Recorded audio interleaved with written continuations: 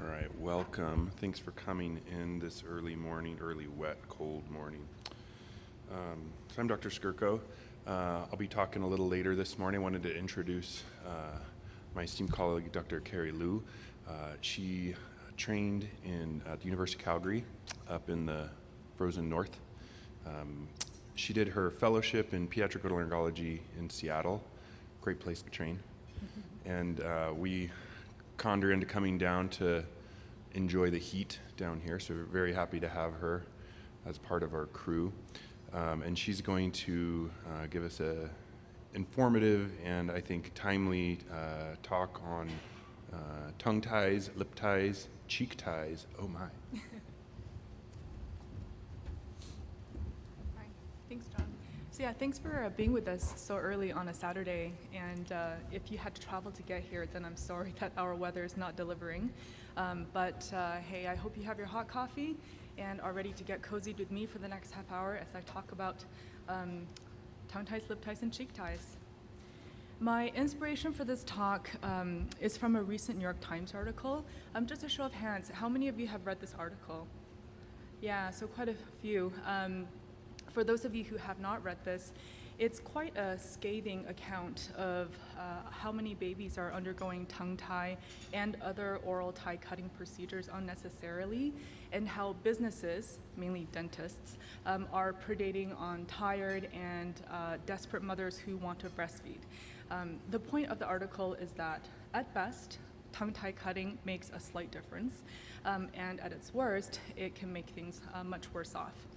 They highlight, of course, some of the most dramatic cases and the most severe stories where babies had to be hospitalized after surgery for poor oral intake, and they even highlighted a couple of babies who needed an NG tube.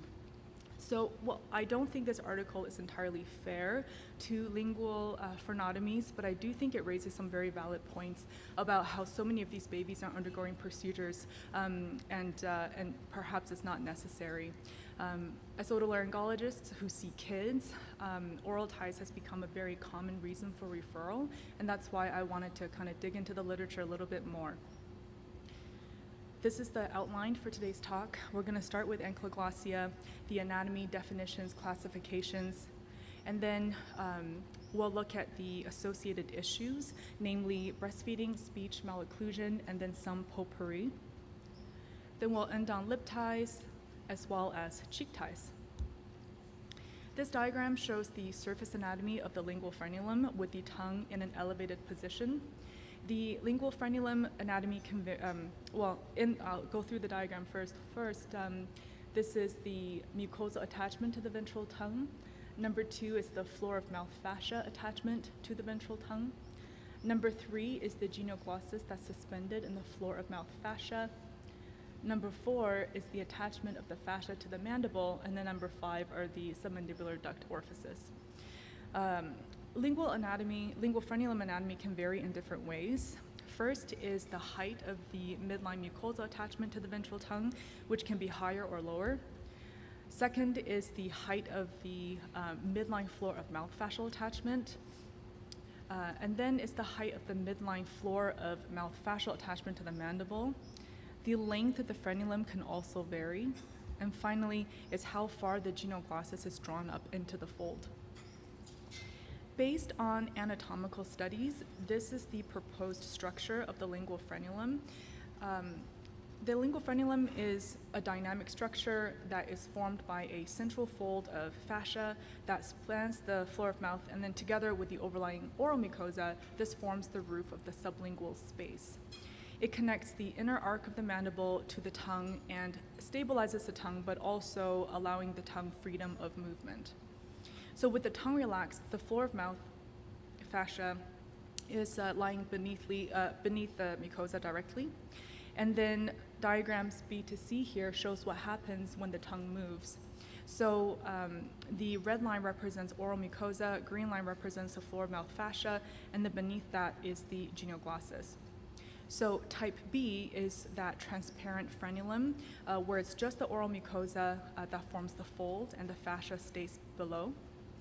Type C is a more opaque frenulum where both the mucosa and the fascia are drawn up. And then type D is that kind of thick frenulum where the genoglossus is also drawn up into the fold. So again, these anatomical studies suggest or show that unlike what a lot of studies say, the lingual frenulum is a dynamic structure rather than a static submucosal band. The classic tongue tie is when the lingual frenulum is attached close to the tip of the tongue, and this is what now is often referred to as an anterior tongue tie. A posterior tongue tie is used to describe when a frenulum attaches lower to the ventral tongue so that a midline fold is not necessarily visible, but there is tension and restriction of tongue movement which can be palpated.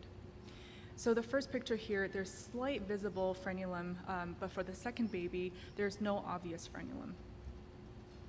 There are a few grading systems that are proposed for ankyloglossia.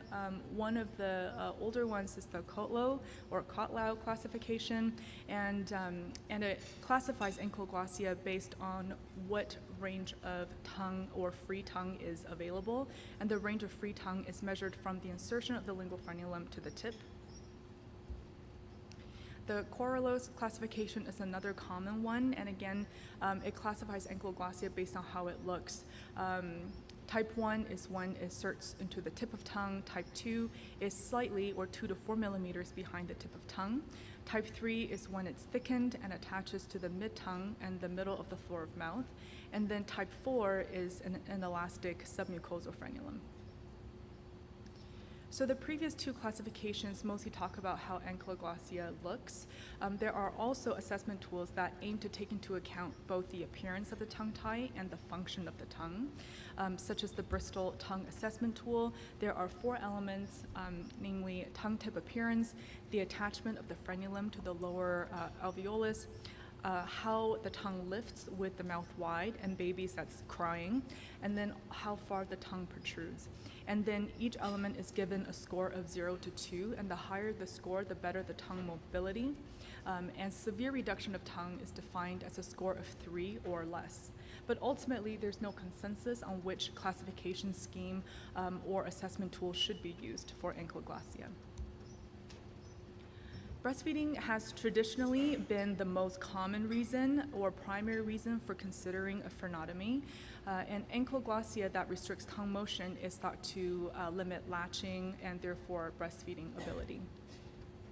And pertaining to breastfeeding, there is a consensus statement from the Academy from 2020 that talks about how caregivers should be counseled and the indications for tongue tie division. Specifically, caregivers should be counseled on the fact that there are non-surgical options like observation, lactation consultation, or SLP consultation.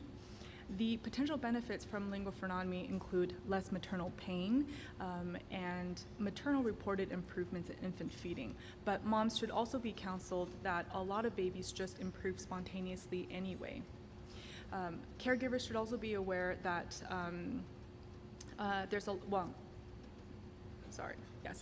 we already talked about that. And then they concluded that lingual frenotomy should be performed in infants with ankyloglossia that's not responding to conservative management. But in these guidelines, there's a lot of room for interpretation and a lot of different providers. I'm sure you've experienced by the time the patient comes to you, they've seen their pediatrician, lactation consultant, occupational therapist, and often they're given conflicting information, which can be very confusing for the families. So first, let's look at the symptoms of ankyloglossia that can cause in terms of breastfeeding. This systematic review looked at the prevalence of breastfeeding difficulties in infants with ankyloglossia, and they found that in all infants with ankyloglossia, the prevalence of abnormalities or difficulties with breastfeeding is just under 50%. And of those babies who have difficulties, the most common issues are poor latch, infant fatigue during feeding, constant feeding, fussiness, gastroesophageal reflux, and port weight gain. Often there's also a poor suction or a clicking sound with feeding and possibly milk spillage. And in terms of maternal symptoms, the most common are nipple pain and breast engorgement, as well as nipple damage. And then less commonly are a low milk supply and mastitis. So the next question is, does frenotomy actually lead to improvements in breastfeeding? This is a meta-analysis from 2022. They looked at 4 randomized control trials and 2 studies that did not have randomized designs. And this forest plot shows the results of the meta-analysis for changes in breastfeeding scores after a sternotomy. So in the studies that they included, some of them used the infant breastfeeding assessment tool, while others used something called the latch scale. So different studies used different kinds of grading systems for assessing breastfeeding. And what this meta-analysis did was standardize those scores on a 10-point scale, and then they analyzed that. So they did find that there was a significant improvement in breastfeeding scores after a sternotomy. Specifically, there was an improvement of 2.12 points on a 10-point scale. But the challenge here is that it's hard to know what 2.12 points means clinically in terms of improvements in breastfeeding, and we also don't know what this means long-term in terms of breastfeeding longevity or exclusivity. They also found that there was a significant reduction in maternal pain scores, specifically 1.68 points. And then there's also a Cochrane review that looked at the same studies that the previous meta-analysis did, but what they did differently is that they did not combine studies that used different assessment tools because of how much heterogeneity there was. And so the first trial here found that there was a significant improvement in infant breastfeeding. This was a fairly small trial. And then they did combine 2 trials that used the latch score, and they did not find a significant difference in breastfeeding. So it's interesting because depending on how you examine the data, you can actually come to different conclusions as to whether sternotomies lead to improved breastfeeding. What the Cochrane review did find that was the same as the previous study is that there was a consistent decrease in maternal pain scores. And then since the previous 2 meta-analyses were published, there are now a couple of more prospective studies that have come out looking at sternotomy outcomes. This one is a prospective cohort study with 41 mother-infant dyads. They looked at infants who were under 4 months, and the infants failed conservative management with a minimum of 3 visits to a lactation consultant. They administered questionnaires at 1 week and 1 month after the sternotomy procedure was done, and they used the latch scale, which is shown here. And they also administered a visual analog pain scale for the mums. This figure shows the pre and post procedure latch scores. Blue is pre and pink is post.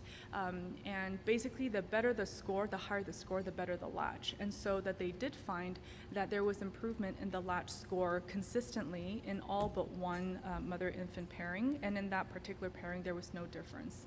And they found that the mean improvement was 3.2 points. And in terms of maternal pain, 90% of moms reported decreased pain with a mean decrease of 4 points. And they did not find an association between the severity of the tongue tie and improvement after sternotomy. And then there's a randomized trial that attempted to look at the same thing.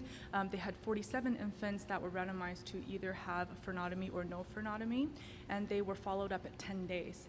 And then this study used this device here, which is an FDA-approved device for quantifying sucking signals. So they attempted to see whether there were any measurable changes in sucking patterns of babies who had a sternotomy.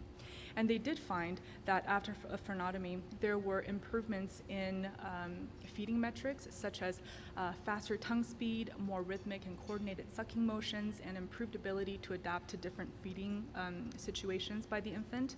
And they also did find decreased maternal pain as well.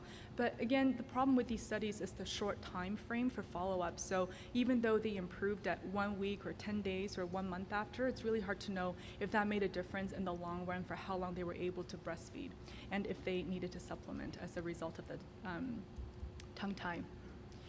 So in terms of takeaways, sternotomies can improve breastfeeding, but the evidence is not consistent.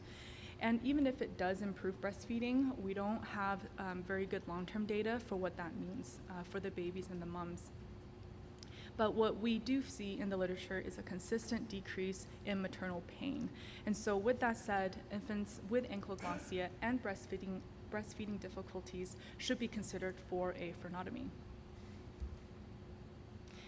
Next is speech, which is another common reason that these infants and older kids get referred to us. In terms of issues with speech that are caused by ankylosing, the proposed symptoms are articulation difficulties, poor intelligibility, mumbling, or lisping, and the most commonly affected phonemes are R, S, TH, T, L, N, and D. But there are some inconsistencies in the studies that look at speech in tongue tie. One of the most robust studies is this trial out of China. They had 341 patients that were aged 2 to 5 years old that were randomized to have a sternotomy or not a sternotomy. And all these kids presented having existing speech issues. They split the kids into 3 groups based on age, 2-year-olds, 4-year-olds, 3-year-olds, and 4-year-olds. As for outcome measures, they looked at how the tongue looked as well as the mobility. And then they looked at phonology scores using a couple of validated tests, and then intelligibility, which were rated by parents and clinicians. And they followed up with these kids at 2 months, 6 months, and 12 months. This slide shows the results for the 2-year-olds. You can see that there was an initial improvement in how the tongue seemed to move. But at 12 months follow-up, there was really no difference in tongue appearance or mobility, and there was also no difference in phonology scores or intelligibility. And what I want to point out here is that regardless of whether or not kids had a sternotomy at the age of 2, the trend was that they both improved. Everybody improved with time. For the 3-year-olds, there was no overall difference in how the tongue looked or how mobile it was, but at 12 months, there was an improvement in phonology and intelligibility in the group that underwent a sternotomy. And then for the 4-year-olds, there were significant improvements in tongue appearance and phonology and intelligibility across essentially all points of follow-up. And so these authors concluded that the optimal timing for doing a sternotomy in a child who has speech issues is age 4, maybe 3, because younger than that, the 2-year-olds, they may just improve on their own over time. And so this particular study looked at children who already had existing issues. A common question that I often get asked from parents is, if I do a tongue tie division in my neonate, could I prevent future speech issues? There are a couple of studies that look at this. So this particular one is a cross-sectional study. They looked at 59 kids, and there were 3 groups. Those who had a tongue tie that was treated as a neonate, those who had an untreated tongue tie, and then a control group where there was no tongue tie at all. Their outcome measures were tongue mobility, which was assessed by a dentist, and speech production, which was assessed by speech-language pathologists, and then intelligibility ratings by parents and whichever clinician, dentist, or SLP that was there. And they found that there was no significant difference in the 3 groups in terms of speech outcome. So they concluded that families should not pursue surgical intervention in the neonatal or infancy period for the sole purpose of preventing speech issues later on. In this retrospective study, they had a similar design in the sense that they looked at kids who had a neonatal diagnosis of ankylosing, some that had a sternotomy, some that didn't, and then those who did not have any neonatal diagnosis of ankylosing. And their outcome was the parent perception of whether or not there were speech issues, as well as how well the tongue moved in the child later on. And they did find that there was a significant improvement in the perception of speech and tongue mobility in the surgical intervention group. And then there was no difference between the surgical intervention group and the control group. So they concluded that there may be improvements, at least in the parental perception of tongue mobility and speech. So we have one RCT that showed that there may have been some speech improvements in 3- and 4-year-olds after sternotomy. And then 2 studies in terms of prevention showed mixed results. And so the takeaways, and this is consistent with the consensus statement, is that ankylosing may not worsen speech outcomes in children. And, but if kids present later on with speech issues and they have a tongue tie, then it may be worthwhile to consider surgery. And then in terms of doing surgery in neonates or infants to prevent speech issues later on, there's no evidence that that would actually help. And then next we have malocclusion. The thought is that having a tongue tie prevents the tongue from reaching its normal high position against the palate. And normally, a high tongue position stimulates intermaxillary synchondrosis and therefore drives maxillary growth. At least that's the theory. So having a short lingual frenulum can restrict the tongue and then causes the tongue to apply a forward and downward pressure against the mandible, and then can lead to a class 3 malocclusion and an open bite. Simultaneously, a lack of upward movement of the tongue means that there is decreased maxillary growth and perhaps a constricted maxillary arch. And this is based on a theory that was proposed back in the 60s, which is the functional matrix hypothesis. And when you look at the dental literature in terms of ankyloglossia and malocclusion, this is a commonly cited hypothesis as to how tongue ties drive malocclusion or dental issues. And so, according to this theory, the needs of the functional matrix, like breathing, chewing, and phonation, is all driven by soft tissues. And it's the soft tissues that therefore drive bony growth, not the cartilage or the bone themselves. But having said that, the evidence for establishing causality is actually pretty poor. There are a handful of studies that are cross-sectional or case control in design, and the findings are mixed. So some report that there is a significant difference in the rates of malocclusion among kids with ankyloglossia, but other studies fail to find a difference. And they also, there are no studies that look at whether or not doing a frenotomy can actually change the course of dental development. So bottom line is, there's no good evidence that a frenotomy could prevent malocclusion or dental issues. And then next we have some potpourri in terms of dysphagia, OSA, GERD. For obstructive sleep apnea, the thought is that having a low tongue position can cause obstruction, and having a low tongue position, as mentioned earlier, could also lead to constriction of the maxillary arch and cause obstruction that way. And there are some studies that show that having decreased tongue mobility may be significantly associated with OSA, and some studies have also shown that frenotomy might reduce OSA severity but not resolve all symptoms, but the evidence is not abundant by any means. Next is dysphagia, and the thought here is that having restricted tongue mobility might impair the tongue's ability to manipulate food in the oral cavity, form a bolus, and propel the bolus into the esophagus. And then having restricted tongue mobility might also prevent the tongue base from reaching the posterior pharyngeal wall, so the entire swallowing cascade might be affected, leading to inadequate airway protection and aspiration. And then finally, GERD, having an ineffective latch might lead to aerophagia, leading to increased stomach volume, increased pressure on the lower esophageal sphincter, and leading to more GERD. But in terms of studies that discuss this or actually examine this in any scientific way, it's like, a handful. So that's why I put it here. We didn't go into detail because really the evidence is just emerging. Moving on to lip ties, an upper lip tie is described to be a low-lying connection between the upper lip and the alveolar ridge. And the thought here is that having a tongue tie might limit the movement of the upper lip and decrease the infant's ability to latch, and then also cause painful breastfeeding.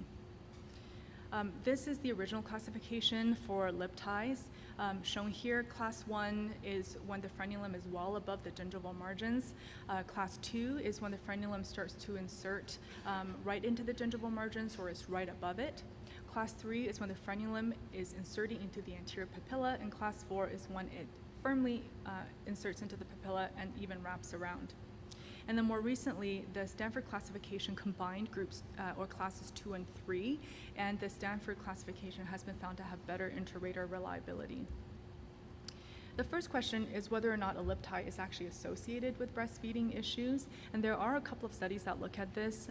In this cross-sectional study, they looked at 161 newborns consecutively that are observed between 24 and 72 hours after birth. They scored the maxillary frenulum using the Stanford classification and also assessed breastfeeding via latch scores, which were assessed by a lactation consultant. And they found that 71% of babies had a maxillary frenulum that attached to the edge of the alveolus, and then just under 30% had an attachment to the fixed gingiva, and less than 1% had attachment to the mobile gingiva. And there was no correlation between maxillary frenulum score and latch scores. So I want to point out that most newborns in their study had a maxillary frenulum, and this is consistent with previous studies that a maxillary frenulum might actually be a normal structure in newborns. This next study in prospective design also looked at 100 newborns, and then they looked at whether or not there was a maxillary frenulum, graded them, and assessed breastfeeding via the infant breastfeeding assessment tool, and administered a maternal questionnaire as well. They also found that the vast majority of infants in their study had at least a grade 2 lip tie, and there was no correlation between upper lip tie classification and breastfeeding success or maternal pain. So the next question is, in a baby who then does have breastfeeding issues and they have a lip tie, could cutting that lip tie improve their breastfeeding outcomes? And that's when the evidence gets a little bit more sparse. There are a couple of retrospective studies that look at this. This particular one looked at 34 infants with upper lip frenotomy, and then a question or a telephone survey was then administered to the families within a 4-week period after the procedure to see if there was an improvement in breastfeeding.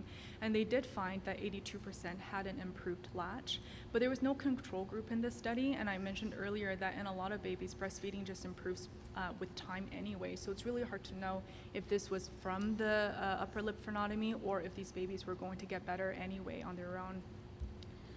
In the second retrospective review, they looked at babies who presented to a breastfeeding difficulty clinic, and in their group of patients, only 2% had an isolated upper lip tie that was divided. This particular study design, they did the tongue tie or the upper lip tie, and then they immediately gave the babies back to the moms for breastfeeding, and then asked the mom immediately then and there if they felt that there was any difference in the breastfeeding of the infant after the frenotomy. And they found that 50% of moms where the baby had an isolated upper lip tie frenotomy reported improvement, moderate improvement, 30% had mild improvement, and 20% had no change, but nobody thought that there was a significant difference.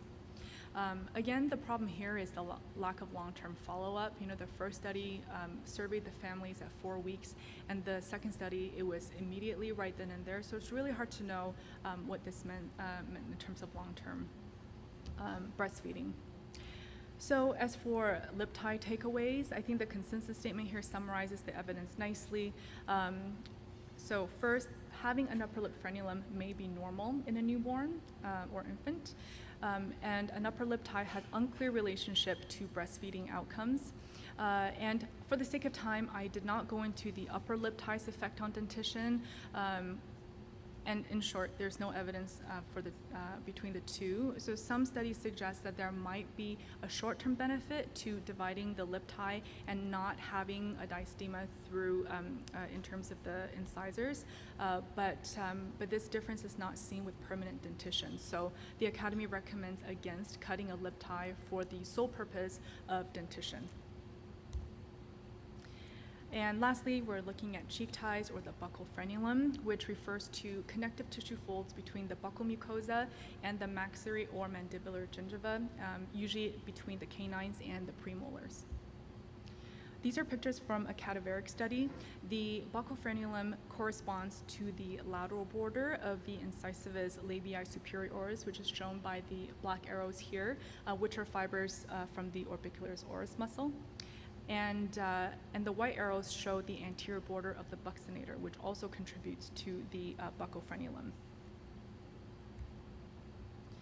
The proposed symptoms of a cheek tie is pretty much everything. In infants, poor latch, poor lip seal, aerophagia leading to gas and reflux, milk spilling, poor mouth opening. And then in older children, cheek ties are proposed to cause difficulties with drinking through a straw, food pocketing, poor saliva management, difficulties with U, O, or ow sounds, and then dental issues.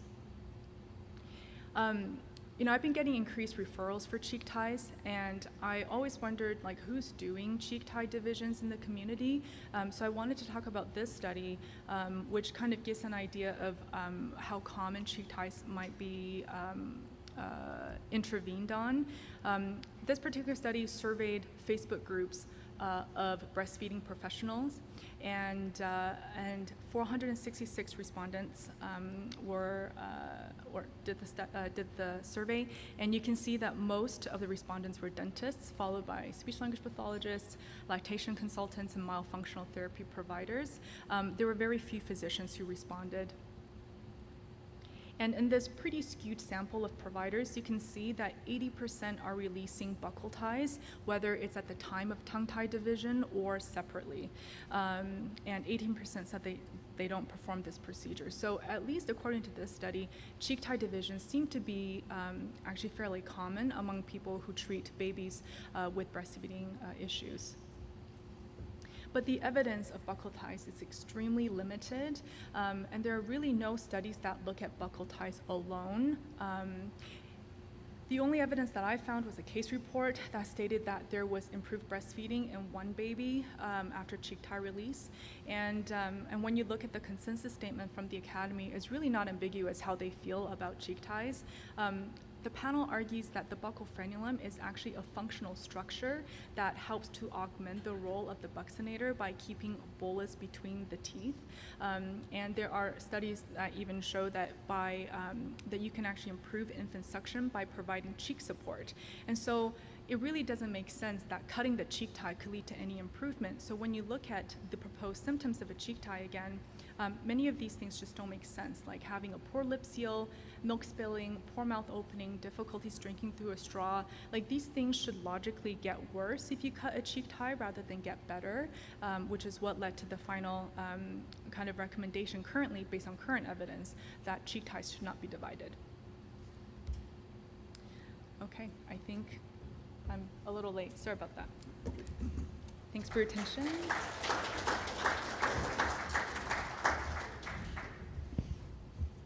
Definitely a timely talk. We'll have a moment for questions at the end. So next up we have Lauren Benton. She is a pediatric pulmonologist here. She did her residency here at the University of Arizona. I think it's on that side. And then she did her fellowship in pediatric pulmonary here as well. We're very fortunate to have her stay on, because we definitely need more pediatric pulmonologists. So if you know any that are in need of a position, tell them to come here. We really need more. Right now, our wait list is way too long. Sorry, we need to move this down. Oh, and I forgot to mention that Dr. Benton also, along with Dr. Liu, is we're starting up a multidisciplinary aerodigestive clinic here, and so she is the pulmonary component of that. Really excited. It's going to start in April, so if you have any patients, please let us know. So pediatric chronic cough is a huge topic, so I'm going to try to get through it all. I'm sorry, it's kind of long and a little bit loggy, but I tried to add some cases in to make it a little bit more interesting. So just to start with definitions, right? Every mom and every daycare thinks that every little cough is too much. And so you have to decide, when is it a chronic cough and when is it something that you should look into, and how do you look into it? So the American Society of Chest, they say a daily cough for more than 4 weeks in a child that is 14 years or younger, that's a chronic cough in pediatrics. The British Thoracic Society kind of said, no, that's still a little too soon. They do it 4 weeks, and then a subacute cough is 4 to 8 weeks. I don't know very many people that aren't going to go to the pediatrician if the kid's still coughing a week out. And then there's different types of cough. So you have your specific cough, and your non-specific cough, and your normal expected cough. Specific cough are coughs that have red flag symptoms, coughs that make you think of a certain very specific diagnoses, whereas non-specific are kind of just isolated and they don't have other symptoms that are going along with it. And normal expected are the coughs that every kid gets. So they've done studies saying, how long do kiddos have coughs and how often do kiddos get sick, right? Kiddos that are in preschool or kindergarten age, they should get on average 5 to 8 colds in a year. So most colds come with a cough. And if you think about that, that's in the winter season. I always tell my families, that's 2 coughs out of a month, 2 colds every month, which then means your kid gets a lot of cough. And I always like to emphasize to all the people, pediatrics really aren't just small adults. And especially when it comes to chronic cough, we have to think of them and follow their own guidelines, not just adult guidelines. And they have their own way to think about a cough, right? So how kiddos present with asthma and a cough is completely different. They tend to get not the cough every day and every night and all that stuff. They tend to get every time they get a cold, man, they just get way sicker and they wheeze, and albuterol helps. So they're very unique little butterflies, and it's also more fun, I think, because you don't have a person telling you necessarily what their symptoms are. So this is, I'm not gonna read all of these, but it's more just meant to be, this is not even an inclusive list, saying cough, pediatric chronic cough is a huge etiology source. There's so many different things that cause a chronic cough. We're going to start with going through sort of what we should do to look at it and how we should start thinking about a cough. And then I have a few specific etiologies that I want to go over that I think are especially important for the ENT doc. So obviously a thorough history and exam. You need to make sure you ask questions about if it's dry or wet. Productive and not productive in an older kid is great, but in a smaller baby, a lot of families won't really know what that means because they think that means they bring up mucus. A kid ain't gonna bring up mucus, they're just gonna sound wet. So really always say, does it sound wet, does it sound dry? If it sounds wet, that completely changes your thought process. That's a red flag symptom. So that means that it's something that's not just in the normal range of cough. And so that makes you think of airway infections, airway aspirations, airway anomalies, upper airway associations, and very specific disease patterns. And we're gonna go over what to do when it has a wet cough and how to think about that. And a dry cough is usually more benign. So things like asthma, obviously, which isn't benign, but then also just post-infectious, which is the #1 cause of a chronic cough. You need to evaluate for any airway pollutants, such as tobacco smoke, or especially here, a lot of people on the nation will have wood-burning stoves, and that can set a kid to have a chronic cough. And the way you kind of ask that is, does the cough get better when they're at school? And then chest x-ray is recommended for all patients with a cough.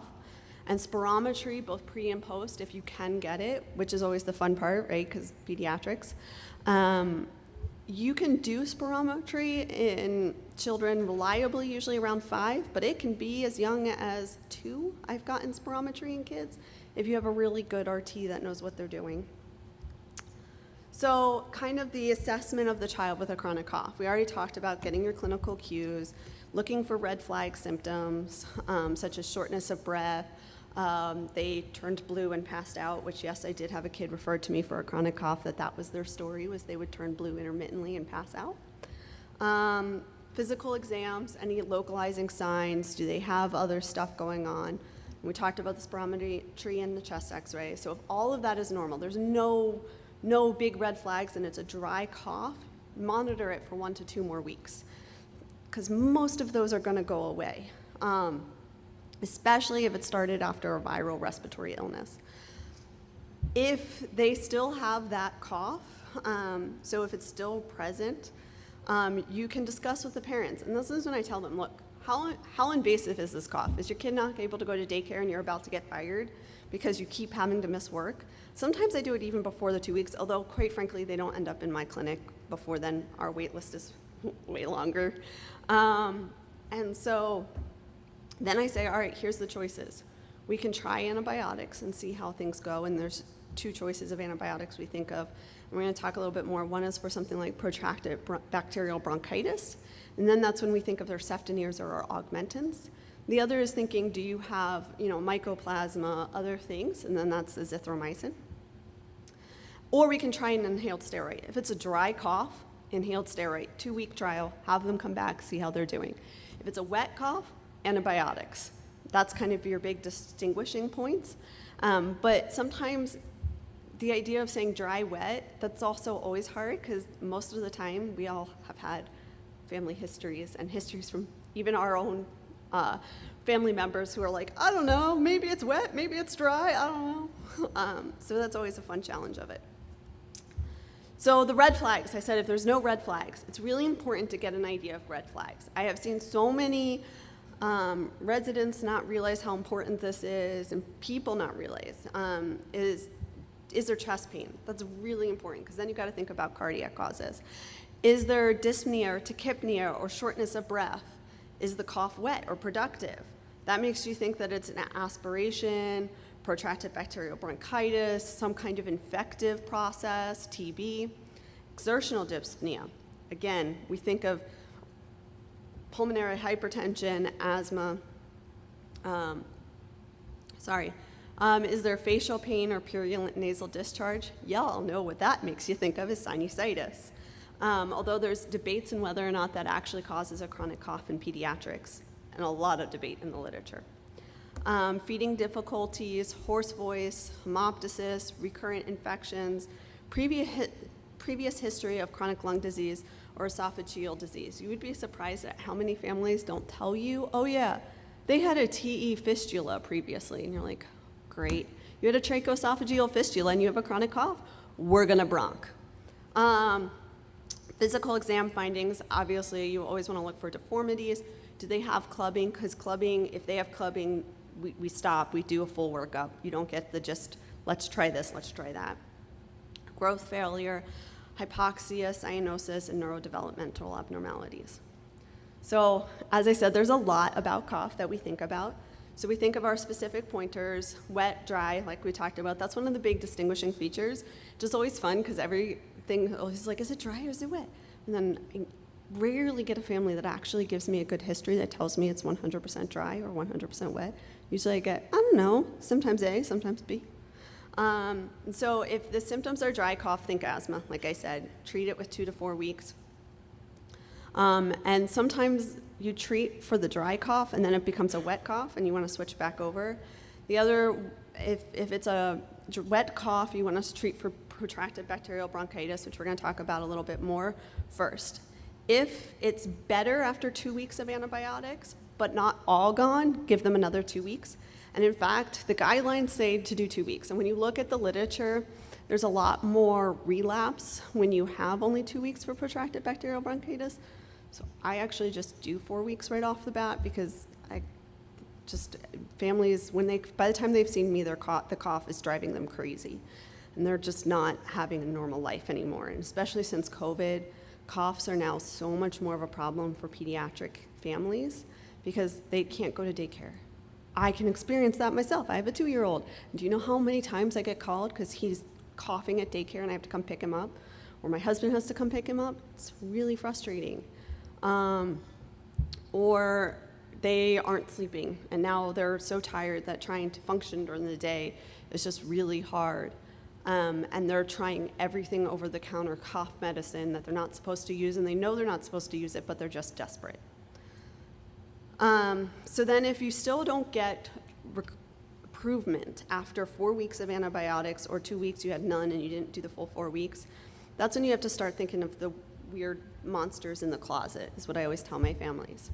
So you want to think about bronchiectasis, which is a permanent dilation of part of the airway where you destroyed part of the structural anatomy of the airway, which leads to recurrent infections and poor airway clearance in those areas. Recurrent pneumonia, TE, and then down here you'll see a lot of stuff, right? So you can have a missed foreign body, which I've seen, TE fistulas, seen, congenital lung lesions like CPAMs, congenital pulmonary adenomatous malformations, or bronchiogenic cysts, structural airway lesions, tracheomalacia can cause a chronic cough. Previous severe pneumonias, because what can happen is you get damage to parts of your airways and it takes a really long time to recover. And in fact, some people never recover because they can get bronchiolitis obliterans. Aspiration is one of the big ones you always think about, and is pretty common. If you look in the literature, they talk about GERD not causing a cough in kids. And like, yes, and not on its own. Like, you don't have just a cough. You would have things like back arching, kids complaining of belly aches. But kids can get used to stuff and they don't tell you it, right? If you've always had it, you don't know to tell a mom that it's bothering you. So you have to ask them directly. Less common infections we think about. Interstitial lung disease is one of the ones that's the scary bears in the closets we always want to think about. You get a CT scan, high res to rule that out. Airway abnormalities, that's when you go with these fools to the OR and you do a bronchoscopy and we look together. And then other common pulmonary conditions, and you can even have cardiac problems, right? Pulmonary edema can cause you to have a lot of cough. So the diagnostic workup you can consider. So none of these are things you have to do. They're all things that you should consider if you're thinking about specific causes, right? So sputum culture and or cough swab. If you can get a kid to give you a coughed up sputum, mwah, take that. Send it for a culture. It's beautiful.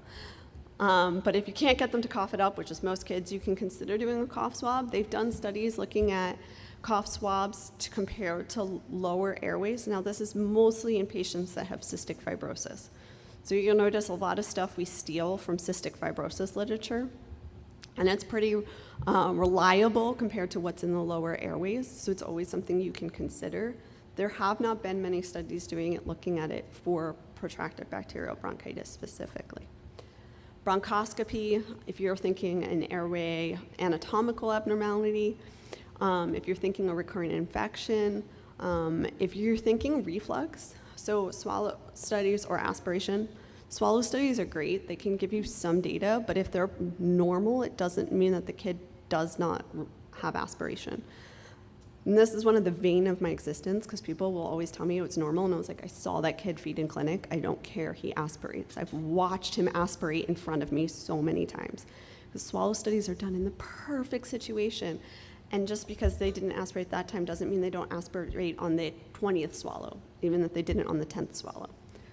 A bronchoscopy, you can do something called lipid-laden macrophages, or a lipid index, which if you have fat in your macrophages, we kind of think either you have a whole lot of bacterial cell walls that have been broken down, and so our cultures will tell us if you have an infection, or really bad chronic inflammation can give you high lipids, or aspiration, which is the most common reason to have lipids in your macrophages that aren't something you see on the rest of your BAL.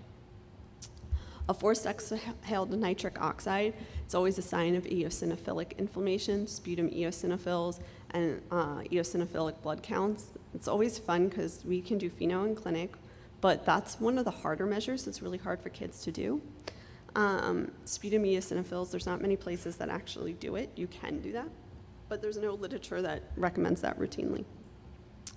A sinus CT is one of the things that you can do, but whenever they look at data, right, anywhere around 60% of patients, if you just get a head CT, will have sinus findings. So yes, chronic coughs, when kiddos had pressure or other things, in the study is up to 80% of kids had a positive CT finding, but was that really positive, or was that just, random? And that's always a problem whenever you look at any of this, the literature for chronic cough, right? We pick kids from clinics that are showing up with chronic cough. We pick data of kiddos from specialty clinics. We pick these kind of already arbitrary cutoffs of patient populations. So it's really hard to generalize that to the general population of just people presenting. An echo, anytime I am stuck and I've tried all the other things, I always send them to cardiology. You do not want to miss a cardiac reason for a chronic cough. Esophageal pH monitoring or multi-channel interluminal impedance monitoring, looking for GERD or reflux. Skin prick testing and aspergillus testing. Allergic bronchopulmonary aspergillosis is one of the reasons that kids can have a chronic cough from asthma that's just not getting better.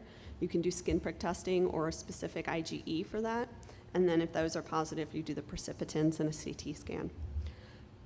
Pertussis, PCR and or serologies, as well as mycoplasma titers or serologies and cocci serologies are one of the common things we will send. If we've done the asthma, we've treated for PBB and you're still in trouble, we send those.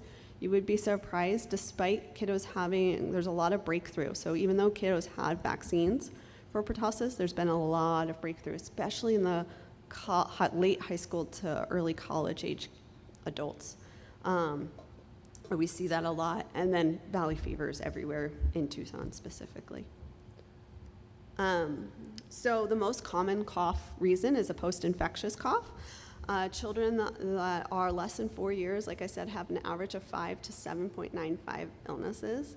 10% of those children with respiratory illnesses have a cough for greater than 20 to 25 days. In one study, 20% of the children coughed greater than 28 days. And so it's really hard to know, is that a problem or is it not, right? So a lot of kids coughed, but did they really have serious underlying problems? So one study looked at how many of the kids that continued to cough, which was 117 children, they were able to review their charts. How many of them had a serious underlying illness, such as bronchiectasis, asthma, PCD, and it was about 36 people out of the 117. So paroxysmal cough, pertussis is another common cause, and that tends to have a paroxysmal cough, is what people say. They have to tell you, in the kiddos that were vaccinated, it's not really that whooping paroxysmal cough. We see a lot of a barking, croupy type cough, and it's just like the cough that never goes away. So I try to put in a couple cases to kind of make it a little more interesting. So this is a 2-year-old that came to me for a chronic cough. The cough had been going on for 3 months. They had been kicked out of so many daycares, and the mom was going crazy. They had not been sleeping. The pediatrician, they have not noticed any triggers for the cough. The cough keeps the family up all night long. The child has no choking or trouble with feeding, no bottle in bed, which you always need to ask if there's a bottle or sippy cup in a bed. I can't tell you how many coughs I have healed by just telling the families to take the bottle or sippy cup out of bed. Breastfeeding, but they are breastfeeding overnight and co-sleep. The PCP has tried albuterol, montelukast, and has stepped the Flovent up to now 220 micrograms, 2 puffs twice a day. Mom does not think any of these things have helped. His chest x-ray just shows some peribronchial thickening and some mild overexpansion. His physical exam in office was totally normal, and there's no family history of asthma or eczema or any allergic type diseases. So this kid had protracted bacterial bronchitis. So this is a wet, productive cough. Tends to be the same types of bugs that cause a sinus infection, so Haemophilus, strep, Moraxella. So the gold standard is a BAL, though the guidelines now recommend not to do a BAL preemptively, is to try to treat first, and then if you still don't get better or you have recurrence of more than 3 in a year, you need to go do a BAL to make sure you're treating what you need to be treating. Also, if you have recurrence of more than 3 in a year, they might need prophylactic antibiotics at that point. I always like to know, if I'm going to give prophylactic antibiotics, what that child has in their airway, and make sure they don't have anything else, and that's when they get the full workup. You get a CT scan, and all the recommendations say that. You get a CT scan, you get a bronch with a BAL, and you get workup for primary ciliary dyskinesia, which we're going to talk a little bit more about later. If you have a wet cough, after 4 weeks of the antibiotics, you get the further evaluation. It can recur, as we talked about. So really, this is one of the things so PBB is kind of in a spectrum, right? So a lot of times people will start with getting a upper respiratory tract infection or a sinus infection or an ear infection, and they're young, and then it just goes on and continues and continues and continues, and then that's when now it's more of a PBB problem. Like, yeah, you got it better so that they don't have the sinus infection or they don't have the ear infection, but now they just keep coughing because now it's an overgrowth. I kind of explain it to my families. It's not like a pneumonia where you think of, wow, you got fevers and everything like that. It's just like an overgrowth of a bacteria that kind of exists a lot of times in your nose. So another case, so a 5-year-old male came to see me with a chronic cough. The cough has been going on forever per mom. She can't remember him never not having a cough. The cough is wet sounding almost always. There's no shortness of breath with the cough. The PCP tried albuterol and Flovent with no relief. Past medical history include no hospitalization. He's had 8 episodes of acute otitis media in the last year. All of them were diagnosed at an urgent care. He has had eustachian tubes placed by our lovely ENT docs. At the time, it was a different ENT doc than either of you. And he was born at term, but needed oxygen after birth for 3 days. So this is like a classical story, and this kid, unfortunately, had gotten missed by multiple physicians before they ended up seeing me. It's primary ciliary dyskinesia. So as you all know, cilia are what our little kind of hair cells is what I explained to my families that line our noses, our ears, our lungs, and if there's an abnormality in how they can beat, you get recurrent ear infections. Anywhere from 30 to 80% of patients with primary ciliary dyskinesia will have recurrent ear infections and eventually end up with eustachian tubes. They get chronic sinusitis and draining, purulent nasal, and they get a chronic wet cough that they never can seem to get rid of. This is because when the cilia don't beat, it's not just now you don't clear the mucus you make. Your mucus layer ends up getting thicker, and then as a result, the fluid, the ENaC channels stop pumping sodium, and so the fluid around your cilia actually thins, and so you start to almost get like a CF type picture for your lung disease.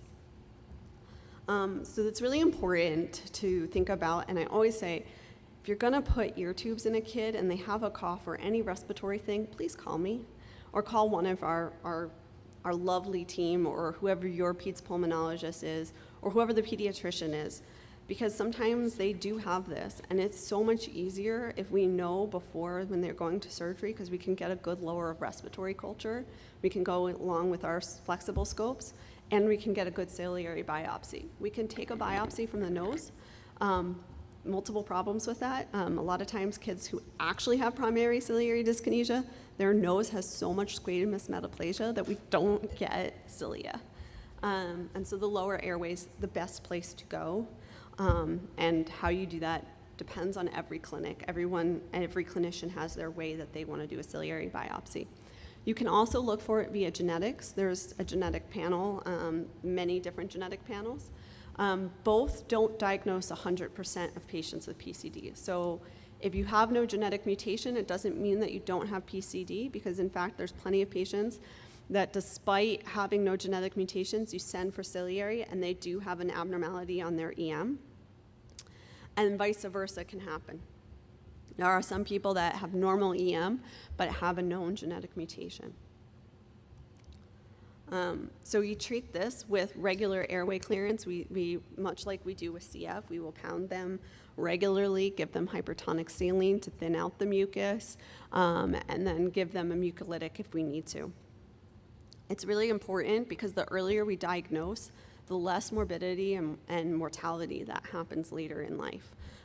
Once you have bronchiectasis, late stage bronchiectasis, it's irreversible. So if we can prevent that from happening, it's important.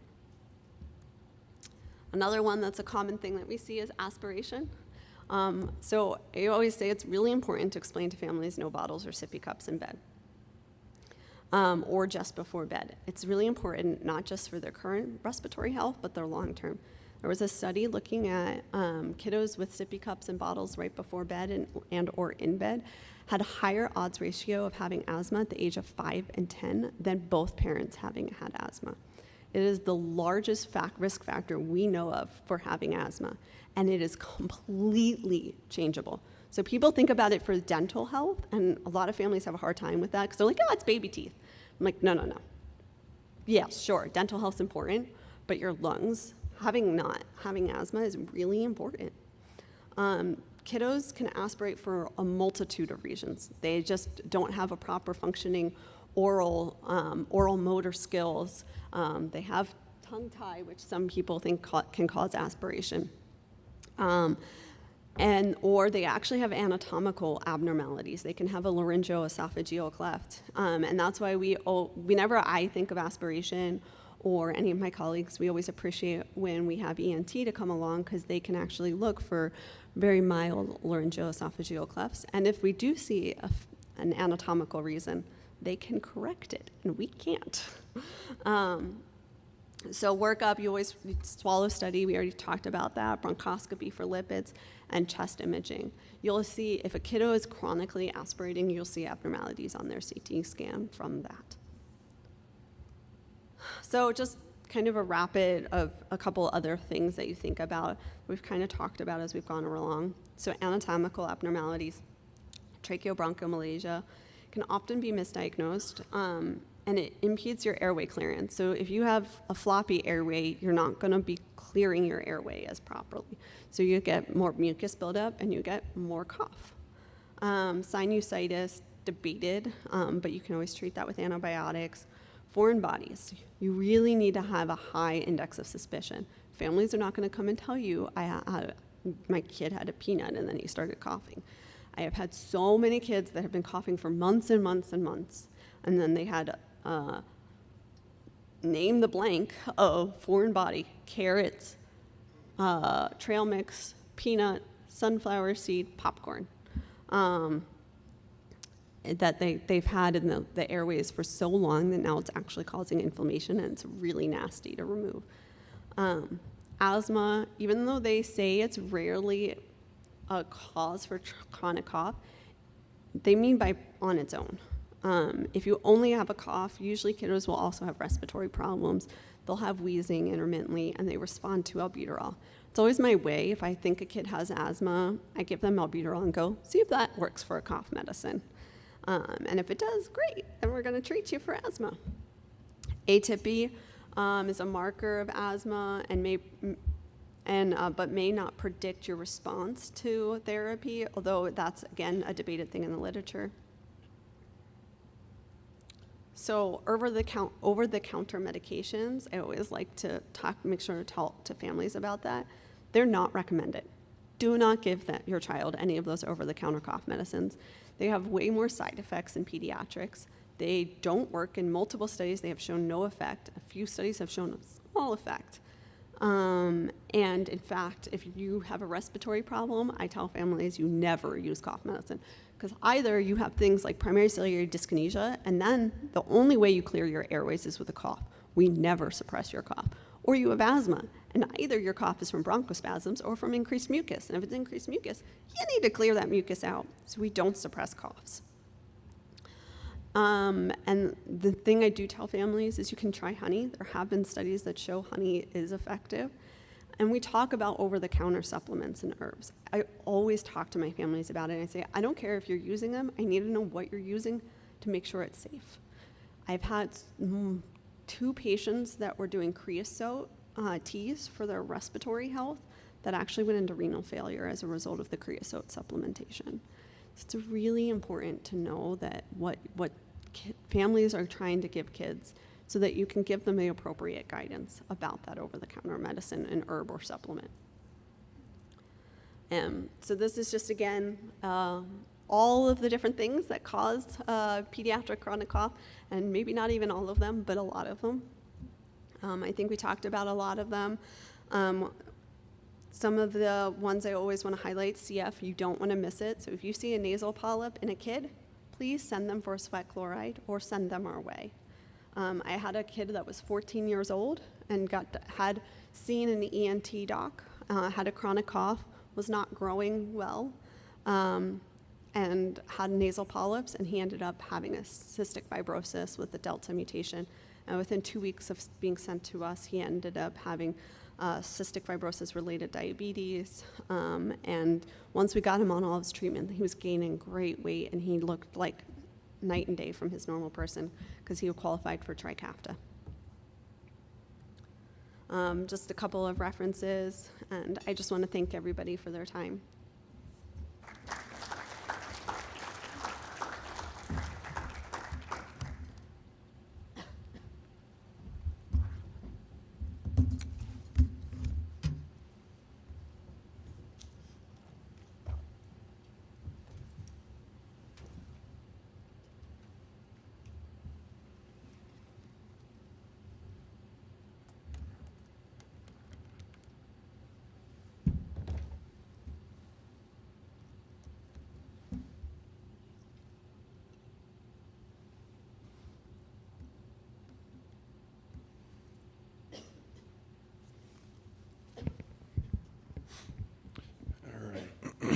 So I'm going to talk about pediatric septoplasty, and specifically I'm talking about evaluation and decision making when we're thinking about the septum in kids.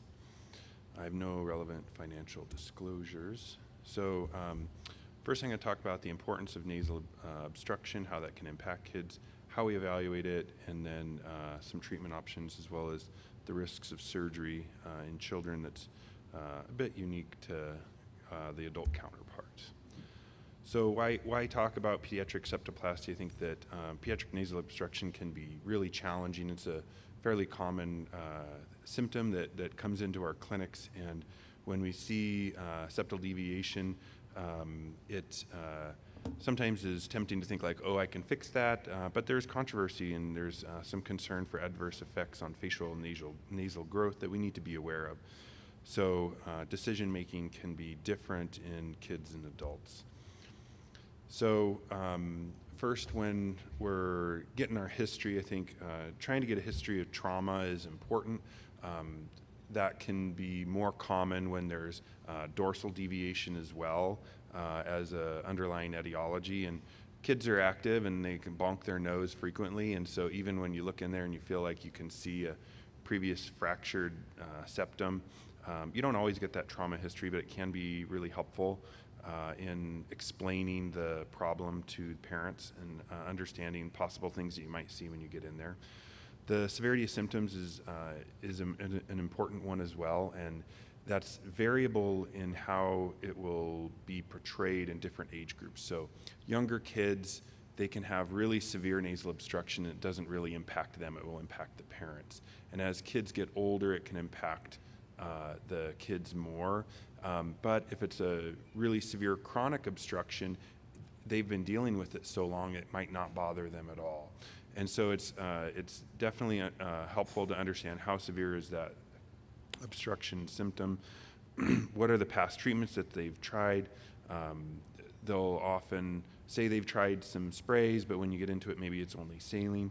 So really understanding what treatments they've failed so you can understand kind of how severe of a problem you're dealing with. So after your history, the next step in evaluation is understanding the internal nasal anatomy of the kid.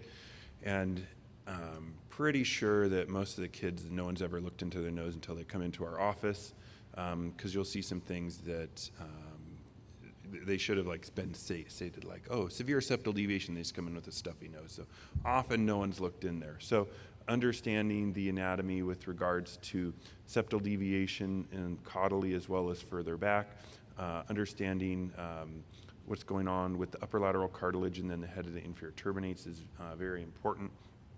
And depending on the degree of symptoms and what you're finding, if the symptoms don't really fully explain the problem, or maybe they've tried some nasal treatments like Flonase, and you would expect from their more anterior exam to have had more resolution, then decongestion first and then assessing again after, and then specifically assessing for dynamic collapse in some of the older kids that are narrow can be helpful if you're thinking that there's a dynamic collapse component.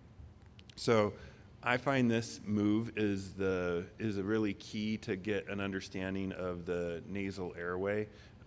You can put your speculum in there, but this really shows this caudal septum really nicely.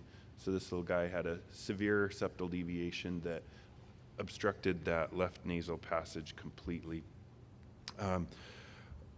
Otherwise, on your physical exam, I think understanding the arch form is also very important in these kids. Looking for a high arch palate, potentially with a ridge, and looking at the dentition is important. And then, sometimes the arch forms that you'll see are very profound restriction here, and this maxilla is all very narrow. And so the ability to correct subtle deviations and optimize this nasal airway is going to be very different than someone with a more normal maxilla. So understanding what's going on there is very important. So as you're evaluating these children, if the etiology isn't really jiving and the symptoms don't really correspond with the anterior physical exam. Nasal endoscopy can be really helpful. Understanding if there's more posterior septal deviation, you can identify unilateral choanal atresia, adenoid hypertrophy, things like that. It's very important to understand what's going on further back, depending on the severity. So when we're thinking of the role of septoplasty in children, and we've excluded other etiologies, and the septum seems to be a major driver, it's always a balance between the benefits and the risks. And it's an interplay between the degree of symptoms, obstructive symptoms during the day and at night. Also, deviation of the dorsum also plays in some kids. It's not as common, but that can also drive some of your decision making. And then the age. So to move forward with the surgery in like a 6 and 7 year old requires a much bigger degree of obstruction and symptoms than in, say, a 17-year-old. So you have to kind of balance all of those things, and often in younger kids try to talk parents out of surgery, which sometimes can be challenging. So where's the controversy in septoplasty? Why don't we just do it on all the kids with some deviated septums? Well, it's really for the concern for adverse effects on facial and nasal growth in children.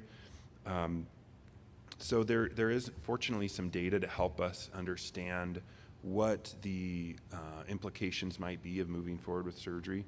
So it's not huge studies, it's not randomized trials, but there is some data. So this first study I'm going to share was 10 children with unilateral cleft lip that had secondary rhinoplasty. Most of these kids were in the first to second grade range when they had their secondary rhinoplasty, septorhinoplasty, and then they had follow-up up to 18 years old. So this is a much longer term follow-up in this population. And the nasal growth on the side of the cleft was unaffected by early primary nasal surgery. So that is helpful. The next study showed in 28 kids that had septorhinoplasty, and then they had follow-up for 12 years. So again, longer term follow-up. You can't look at a study that has like 2 years of follow-up and really know what to do with it when we're dealing with this, and which makes this problem more challenging to understand the data around. And so after 12 years of follow-up, there was no impairment in these 28 kids on nasal growth. And then the last study I'll share is 24 kids that again had open rhinoplasty. Follow-up was less, 3.4 years, and again, no alteration in nasal growth. So there is some data to support that there may be less problems than you would expect. But when you look very carefully at the techniques used, it's uniformly different than you would do an adult septoplasty or rhinoplasty. In some cases, so the perichondrium is left intact, and there was careful dissection of the perichondrium off the cartilage. They all attempted to minimize cartilage resection. In the younger kids, often you can dissect out the cartilage, not leave your L-shaped strut, but leave the entirety of the cartilage intact, and then resect the deviated vomer or ethmoid, and then reconstitute that attachment. And that was very uniform across these studies. So in adults, we don't want to have to go back in there again, and so as we resect the cartilage, we leave our strut, and we try to resect as much as we can so that we don't have to come back. And if it gets too caudal, then you might need to do a rhinoplasty. But in these kids, it wasn't that approach. It was more resection of deviated bone, reconstituting the attachments, and then trimming elongated cartilage was also common. So the cartilage in these kids that have these problems is often too long, and so if you resect a few millimeters and then reconstitute, you can often use their cartilage, leave a lot more of it in place, and then they can have improvement in their nasal obstruction, but trying to minimize some of those risks.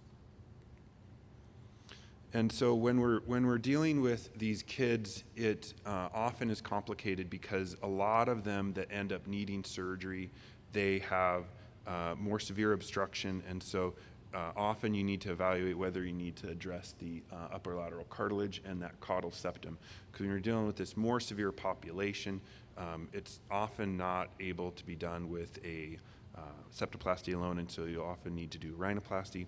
And so understanding, like in the adult counterparts, the interplay with the upper lateral cartilage and whether or not a spreader graft to improve nasal valve collapse is helpful. And it's more challenging in kids to try to assess for this in clinic, trying to do the caudal maneuver and putting Q-tips in the nose. It's more challenging in kids. And so trying to understand how much of that you might need to utilize as you're repairing these kids is important, especially in trauma. So when there's trauma, you might not have as much valve collapse, but you need to be ready when you get in there if there's going to be a fracture here that's deviating the dorsum to reconstitute this and provide structural support. And so supporting the dorsum is important as you're thinking about improving these kids. And then sometimes with the thought of trying to leave as much cartilage as you can, sometimes you can do caudal strut grafts where the caudal septum is very deviated, and instead of resecting and putting a straight piece of cartilage there, you'd want to try to leave the cartilage that's native, trim the excess cartilage, reconstitute that, and then use a caudal strut to help support that so that they can have appropriate growth. And so some of these techniques need to be modified slightly in kids as you're thinking about optimizing their nasal airway.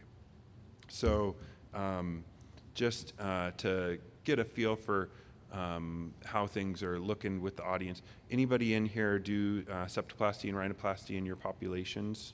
Show of hands. Good. And then any of you do it on children, like say in teenage years? Show of hands.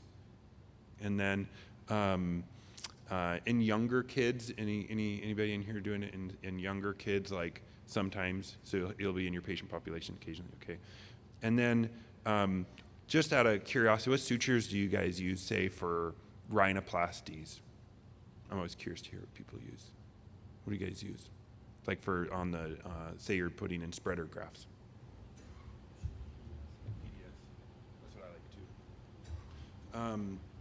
And then how about show of hands on Doyle splints? People that use, that do septoplasty, rhinoplasty, you guys use Doyle splints? Don't use, anybody that doesn't use? Sometimes not. I've found that in kids, trying to get away without Doyle splints doesn't work very good. And so I try to use them just because they're narrower and I'm worried about sneaky A. So sometimes you even have to trim the Doyle splints to fit in the little kids. And removing the Doyle splints is also something to discuss preoperatively. You don't really talk as much in teenagers, but in the littler kids, if you're going down this road because you have a severe enough problem, talking through that with the parents and making sure that you're going to be able to get that out in clinic without too much trouble and trauma is important if you end up going down this road.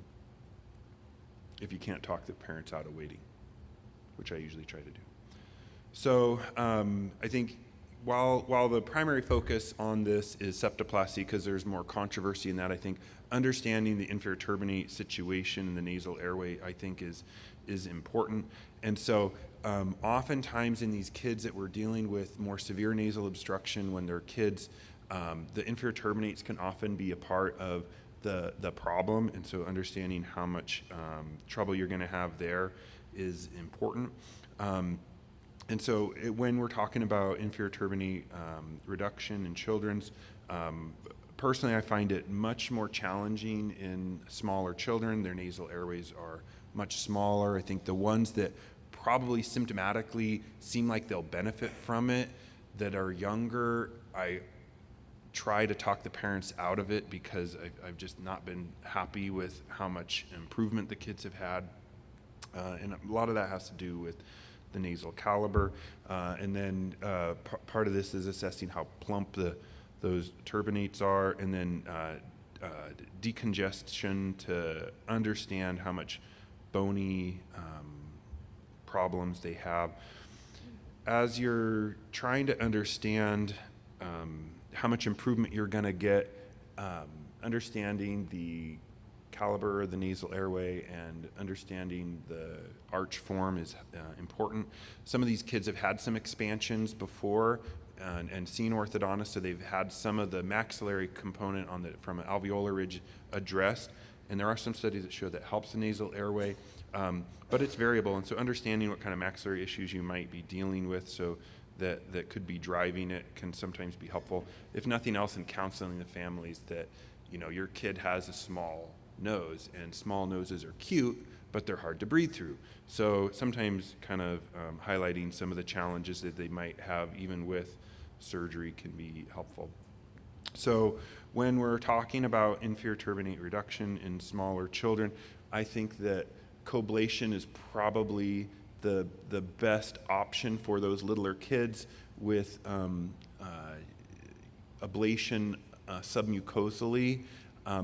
But unfortunately, I found the kids that symptomatically will probably benefit from it have probably more narrow nasal airways, and I've never been that impressed with the improvements that they get. And the parents also similarly, the ones that have had coblation style and other radiofrequency treatments of the inferior turbinates when they're smaller, it produces much less improvement. So my completely biased opinion on that. So just being aware, sometimes it's an option for those littler kids, but can be not as effective. So as you're trying to design and decide on how to do the inferior turbinate reduction, there's a lot of options, a lot of gadgets out there. I think as you're thinking it through and what you might want to use in a specific child, understanding the nasal valve and what improvements you might seek, and understanding the component that the bulk of the head of the inferior turbinate would make is important. And so I think that from this standpoint, decongestion early on in the operating room, if you're going in there, is helpful, because as this tissue shrinks down from a soft tissue standpoint, if you still have a lot of bulk there, addressing the bony component can be helpful. So in the kids that are really symptomatic, that are in that age group where their nasal airway is big enough that you can get in there now and get them healed up, so I feel like personally the soft tissue may not be enough. And so making incisions, resecting some of the bone at the head of the inferior turbinate to make more room at the nasal valve can be helpful. You don't want to give these kids empty nose syndrome, but addressing that component if they're really symptomatic can be helpful. Usually an incision at the head of the inferior turbinate, microdebrider to debride some of this, but the bone often you have to flick out with a caudal and then pull it out. So when we're thinking about inferior turbinate reduction, it's helpful, kind of like some of the other surveys that we've discussed here. Who's doing this? So this was a survey of almost 250 pediatric otolaryngologists, and among those that were doing inferior turbinate reduction, the nasal obstruction was the primary indication in most of the cases. Occasionally it was for sleep disordered breathing, but often, even when that's the primary indication, there was usually nasal obstruction too. It's not just for the sleep disordered breathing, so understanding why you're going down that road. Of the respondents, 71% were satisfied or very satisfied. Failure of the procedure, epistaxis, nasal crusting were commonly reported, and so understanding how you're going to deal with those problems is helpful. And 9% reported major complications, primarily epistaxis. Sometimes if you're doing more resection, you can get bony fragments that you can get crusting that you'll have to remove down the road. So being aware how you're going to deal with some of those issues in the younger kids is definitely something you'll want to think through. So from that standpoint, I'll see if you guys have any questions for this component, and then we'll move on to cases after that. So you can ask questions for this or any of the other talks. For this talk, when you're mentioning like deviated dorsums, setting up trauma or something else, is there any literature on impact of bony osteotomies in that age population on facial growth, or just getting back to the turbinates, just out fracturing the inferior turbinates with growth? Great question. For turbinates, I haven't seen any studies. I might have to look to see if there's any studies out there on inferior turbinate and facial growth. Osteotomies, I also didn't find anything on that, but sometimes I'll offer that in some of the littler kids that have had a nasal fracture, their dorsum is very deviated, the parents are very concerned. I don't really want to go in and do a full rhinoplasty. I've had some success with that. It's fortunately very rare, but going in and doing osteotomy, because it's kind of like creating a nasal fracture. And I think as you're dealing with that situation, you want to be sure you understand what kind of high-risk activities the kids are going to be engaging in. And some of these kids that have really deviated dorsums that have fractured it, they're doing things that are going to put them at risk of having these issues all over again. And so some parents will really try to rush you into doing something, say a rhinoplasty. They broke their nose when they were 10, they're coming to see you and they're 14, mom really wants it, the kid's playing baseball and soccer, and they need a rhinoplasty to fix their problem. But they're going to be in these contact sports, and it doesn't really make sense to put all this time and effort into getting their nose perfect, and then they're going to bust it up again. So I think understanding the risk factors is also important, but specifically for nasal growth, I haven't seen a study on that, but I haven't looked specifically at osteotomy. It's pretty uncommon to do it, so I doubt there's a study out there, but with these other studies being 10, maybe we could find something, or maybe we could do one. Any other questions?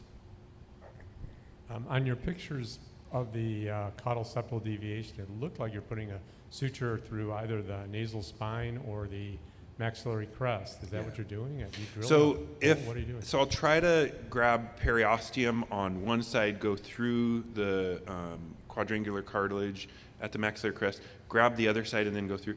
And during the dissection on some of these kids, sometimes those attachments aren't going to help you anymore.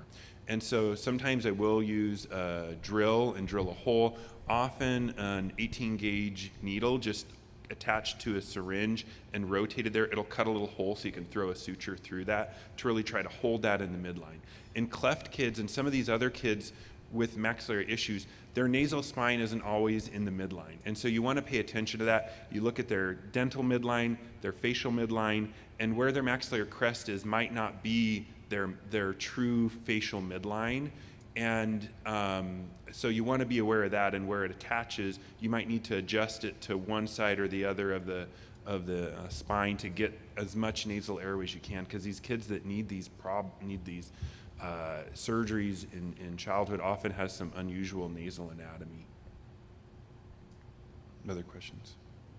Regarding the ankyloglossy and the lip ties, do any of the studies indicate the severity of the ankyloglossy and correlating that with success?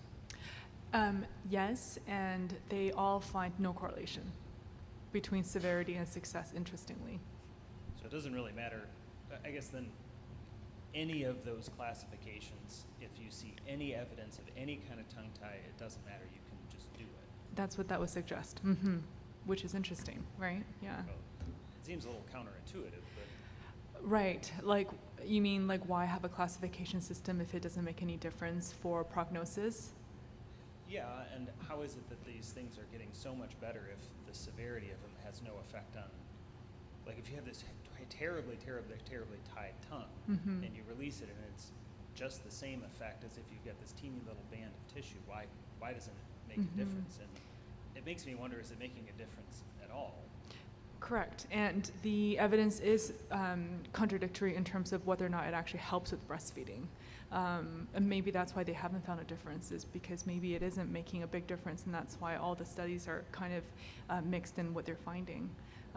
Yeah, you're totally right. And the other thing, I have seen a number of people who have come in just sort of in tears. They've had this dentist has done lasers and it hurts, and they're telling them to push, and is there any evidence that there is? I would think there would be some thermal trauma from those lasers. Yes. there any data on that? There is data on technique in terms of cautery versus cold steel versus laser, and there is one study that said that laser was associated with more swelling compared to cold steel. But when they, but in terms of meta-analyses or systematic reviews that look at improvement after or complications, there seems to be no difference in between the techniques. But there was one study that looked and saw that there was more swelling. So. I mean, I would think that if you use a laser that there would be more swelling, for sure. Yeah, but there's no real technique there's no one technique that's been shown to be consistently better than the other. Yeah, and then I'm sorry to keep belaboring this because I keep getting told that this is important. Is there any evidence of the posterior tongue tie and really getting submucosal and dividing part of the genioglossus and doing all of the additional?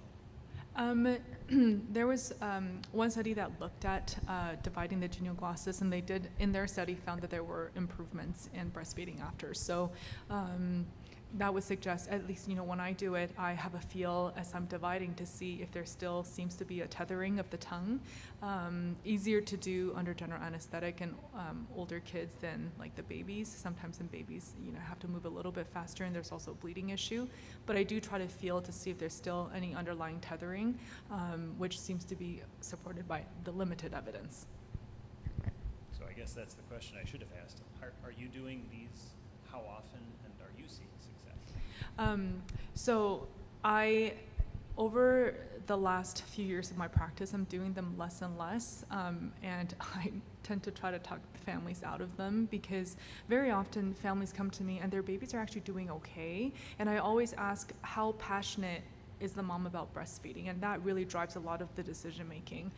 There's some moms who really want to do everything to breastfeed, and in that case, I counsel them on the inconsistent evidence, but it might make pain a little bit better, and then I kind of leave it up to them what they want to do. But I do try to paint a fairly grim picture because when they come to see me, often the occupational therapist is like, yep, you have a tongue tie, you have to get it cut, and that will make everything better. So I try to dial that back a little bit, and if the families want it, then I say I'm happy to do it as long as you know that there might not be any improvement.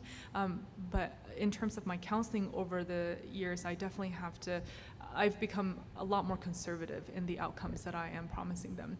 And anecdotally, in my experience, it's honestly about 50-50.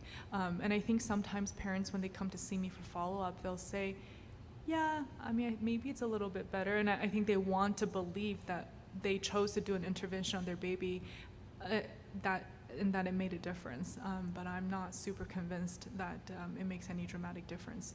I mean, do I have parents who came back and said, like, yeah, like a couple of weeks later, like things are much better and now we're breastfeeding? Yes, but I would say, unfortunately, that's not the majority. I don't know what your experience is. Yeah, I agree. I think patient selection is important, and understanding how old the baby is when they're coming in, what types of services they've already tried to utilize, trying to understand if there's other causes of feeding issues. Just in that patient population that comes in, you'll see babies that can't hardly breathe through their nose because their nose is full of boogers, and you fix that and then they're better. And so I think really understanding the other ways that feeding in babies can be impacted, and if they haven't, they've been told by their pediatrician that they noticed this, you should go get it checked out. Trying to get them with good lactation support is helpful.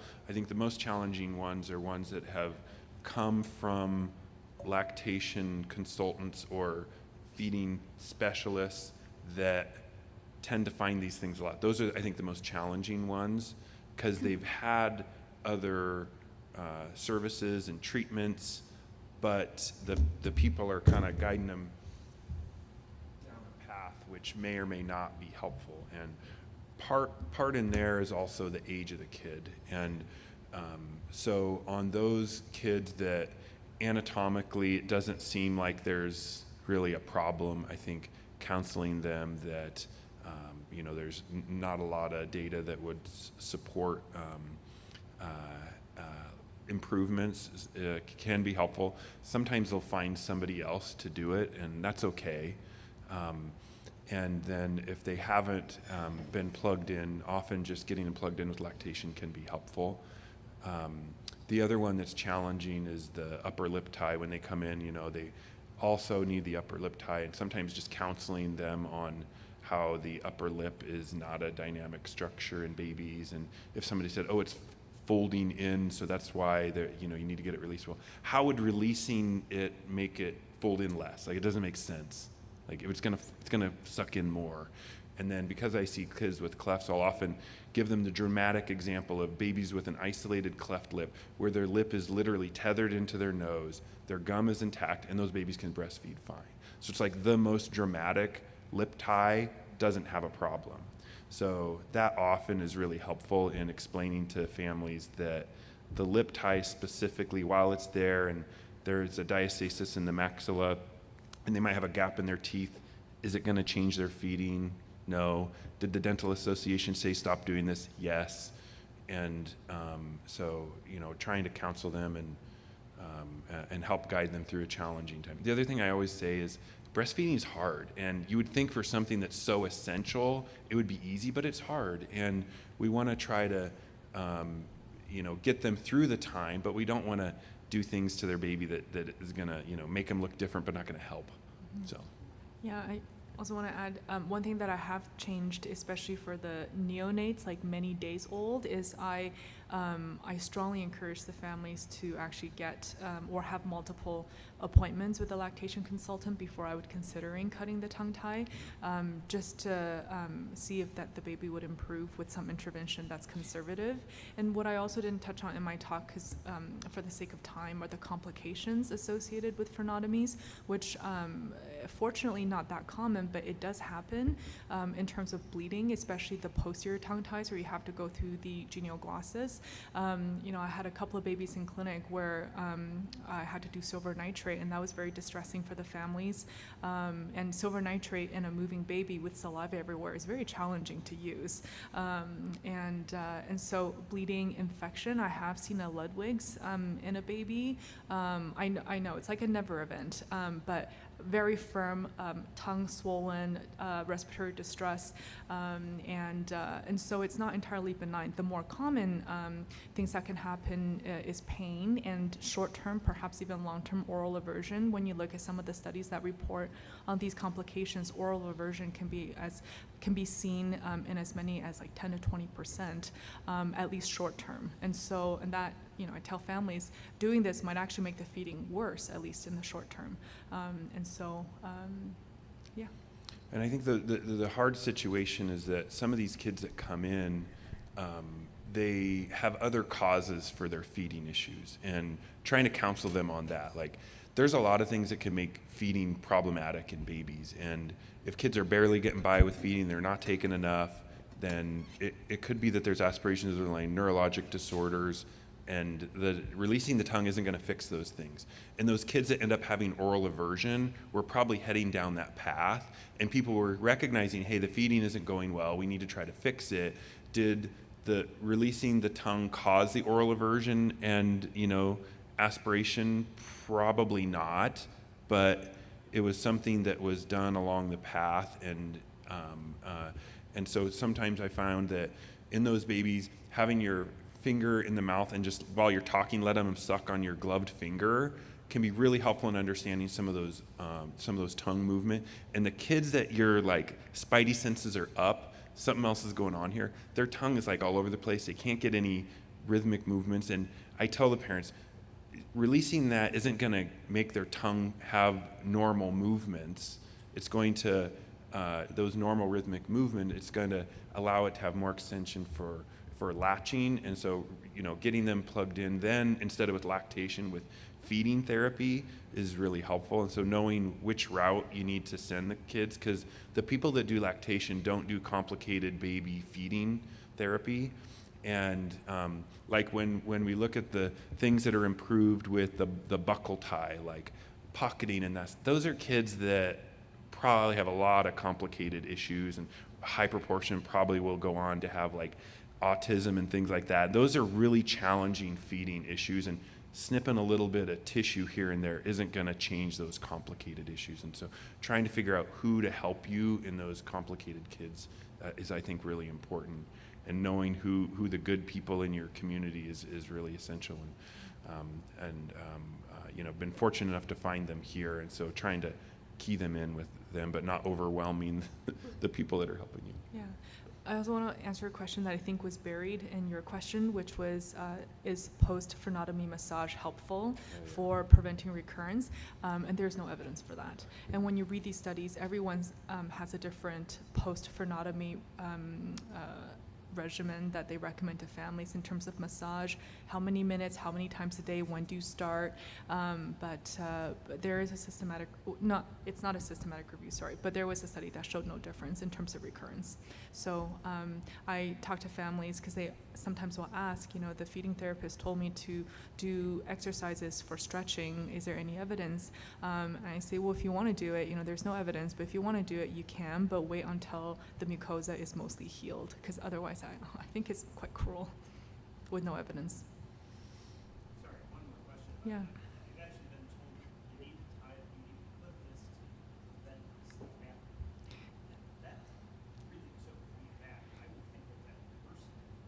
Is there any data one way or the other? Yeah, you would think, because when we think about the Pierre Robin babies, and one of the older treatments is to adhere their tongue to their lip, to pull their tongue forward. So yeah, I agree with you, it's counterintuitive, but there are studies, actually more studies than I would have thought existed, that have shown that clipping a tongue tie in older kids results in lower AHI. And then other studies have found no difference. So the theory is that having a tongue that lies lower somehow, I guess, means that it's pushed more posteriorly, or by improving tongue mobility somehow that allows the tongue to, I guess, get out of the way when they're sleeping. Those are some of the thoughts, but I didn't spend much time on it because there isn't an abundance of data to really make any conclusions. But I do think that there might be something there, even though it's counterintuitive. This question's for Dr. Skirko. Thank you for your talk, everyone. Often I do see children who have both septal deviation and turbinate enlargement, and I try not to. I don't do anything to the septum until they're 16, because that was my classic training, and they're still growing, and they're still going to get whacked in the nose along the way, of course. But I do find that even in the presence of a septal deviation, I will reduce.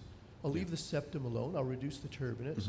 Do you have a lower age limit? Like, do you have a cutoff where you say, okay, this is a 4-year-old septal deviation, turbinates enlarged, but we'll give them a year or two. Do you have a lower limit for turbinates? I've talked to families that are kind of looking like they might end up benefiting from a turbinate reduction, and somewhere around like 7, 8 is where I tell them that typically you'll have enough room. But some of the kids that have real symptomatic nasal obstruction, their nose is really narrow, and so there's been like an 8-year-old. I'm like, your kid's nose is tiny. Their nose looks like a 5-year-old, and so even though typically we'd be able to do it, we need to wait a little longer. But I have a similar approach with like mild to moderate septal deviation. If the nasal obstruction symptoms are bad enough, trying to do inferior turbinate reduction that probably has much less risk is something that I'll do. And even in the cleft kids that have septal deviation, we don't want to go in and do a big reconstruction, want to improve some of their nasal airway, we'll try to do inferior turbinate reduction, and if only to improve nasal airflow on one side. For some of those really severe cleft kids, I've definitely done that, and it can be symptomatically very helpful for them while we're waiting for them to get older. So. In the non-cleft population, do you have an age limit at which you won't go below an age limit? I mean, for turbinate reduction, or turbinates. Thanks. For I mean, I see some weird kids, and so I mean, I've in babies done maxillary expansion where I've come in, they have holoprosencephaly, their maxilla is extremely narrow, they have a central mega incisor, and I've pinned in expanders and expanded their nose because they have no nasal airway. And so I mean, I do some weird stuff, so there's always some weird things that are out there, but I think relatively normal population. I think turbinate reduction before, like 4 is probably not really going to help you because there's other issues going on there, and trying maximal medical management prior to that, and trying alternatives to like different nasal steroids and things like that, and trying to talk them out of it. But yeah, probably like 6, 7 is the earliest, and even at that age, very rarely. So, what's your approach, Dr. Liu, with turbinate reduction, inferior turbinate, nasal airway, and some of those younger kids? Yeah, in younger kids, I have tried to do turbinate reductions in like 5, 6-year-olds, but it's a really frustrating endeavor, and I'm not sure that it made any difference. So now I just, if I can, I have to see if their nose would fit an endoscope and a coblator. Yeah. So probably 7 or 8 is appropriate, and I do not do septoplasties in kids younger than 14, depending on how grown they appear. And then before that, I try to do turbinate reductions to get them, hopefully, enough airway to get them to kind of 14 and above. And over time, I've only become more conservative with that age. Now I tend to wait even longer, like 15, 16. Yeah. And then in males, I wait longer because they tend to, like in females, they mature a little bit earlier. Yeah. Not just And then as I'm emotionally. trying to talk the families through the age, I'll usually show them the height graph, like what's normal height. And so I'll say, we don't have a graph that shows nasal growth, but nasal and facial growth probably goes along with height. So I'll show them where they are, like you're way down here. Your nose is much different than it's going to be when you're 17. And often that's helpful to like show them a visual of how things kind of plateau at certain ages. And then in some of the kids that are like on the 97th percentile, I'll also tell them like, hey, you're at the top of this curve. And people that are going to be 7-footers, sometimes they keep growing. And so we don't want to mess around with stuff sometimes in some of those older, bigger kids until even later. So. This is for you, Dr. Liu. This is a very hypothetical concept. My understanding of tongue-tie release is that the non-tongue-tied kids and the tongue-tied kids have roughly equal breastfeeding difficulties, whether or not you release the tongue-tie. But anecdotally, I've seen the occasional older child who had the tongue-tie released beyond the age of 5 or 6, and they are unable to lick their upper lip with their tongue, with the tip of their tongue. In the way that with amblyopia, if you don't straighten the eye, they won't develop vision. Hypothetically, is it potentially true that if you don't release the tongue tip at an early enough age, they won't develop the ability to lick that upper lip? That's a very interesting question. I hadn't thought of it quite like that. I suppose in terms of like trying to answer that question with existing evidence would be like in the studies that look at dividing tongue ties in neonates and whether or not they have different speech outcomes.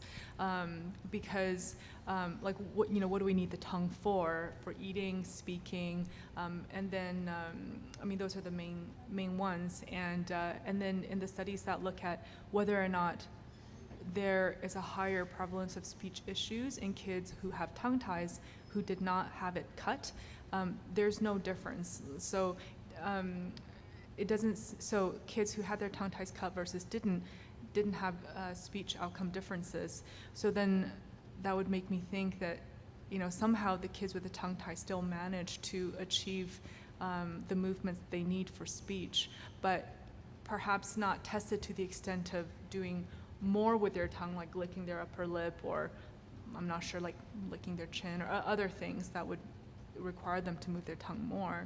But that would be, yeah, that's a very interesting thought. Mm-hmm. I think if the family came in and said, my child can't lip their upper lip, I think trying to talk about, what is the implications of certain symptoms and things. Yeah. Having said that, one of the symptoms of one of the reasons for tongue-tie division that's known is social embarrassment. As kids get older, they're the only one that can't lick an ice cream cone. Like these are described in the literature as reasons to cut a tongue tie. And so you're right, totally, like implications, like you can't lick your upper lip. How much does that really matter? But perhaps in a kid that's actually bothered by it, worth considering, even though it's a little unconventional. Yeah. I think occasionally you get an older kid, like I've had some that they didn't have the speech problems, their feeding was fine, but their frenulum is getting caught between their incisors. I had a couple kids like that. And so I'm like, well, that sounds really painful, and like they'll show you how it gets stuck in there. And so I think talking about, okay, what are we going to make better? What are the risks and the benefits? And it's probably not a dangerous procedure in the older kids where typically you would do it under anesthesia, at least us, because we have that ability, and we don't really have a sedation in clinic, or kids don't usually tolerate local procedures as well. So we have, typically we'll have a lower threshold for going to the OR. But so I think balancing those things in discussions, and it's very individualized, trying to make that decision.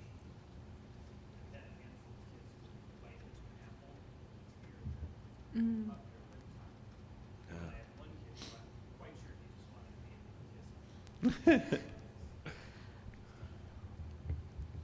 Yeah, that's a hard question to ask and hard history to get. So how is the makeout situation?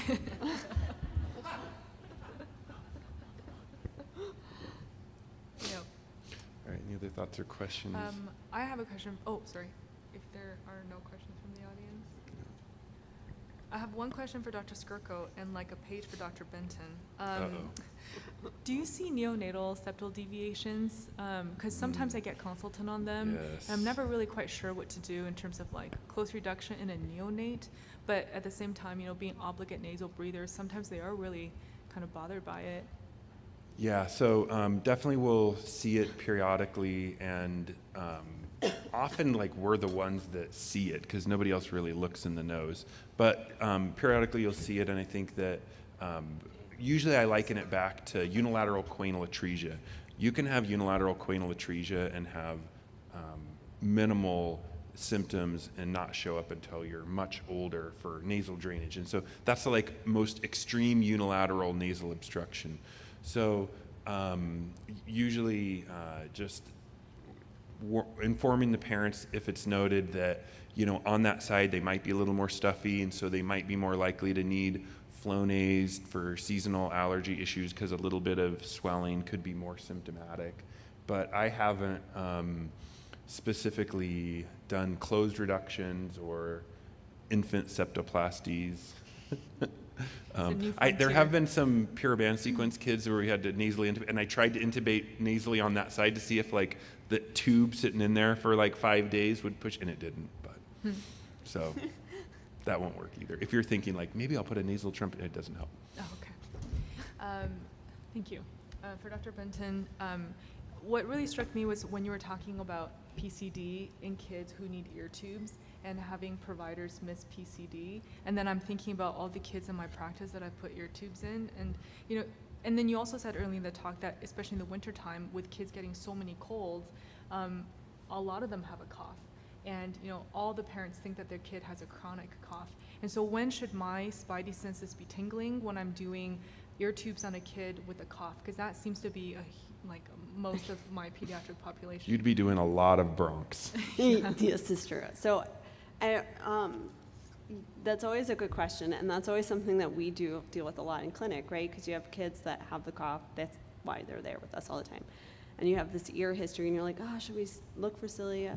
I always say if the cough is to where it's interrupting, and they have tried other things to treat the cough, and it has not gotten better. So it's not just, okay, yeah, he gets a cold, cough goes for 2 weeks, and then he has time without cough, and then cough goes for 2 weeks, and he has time.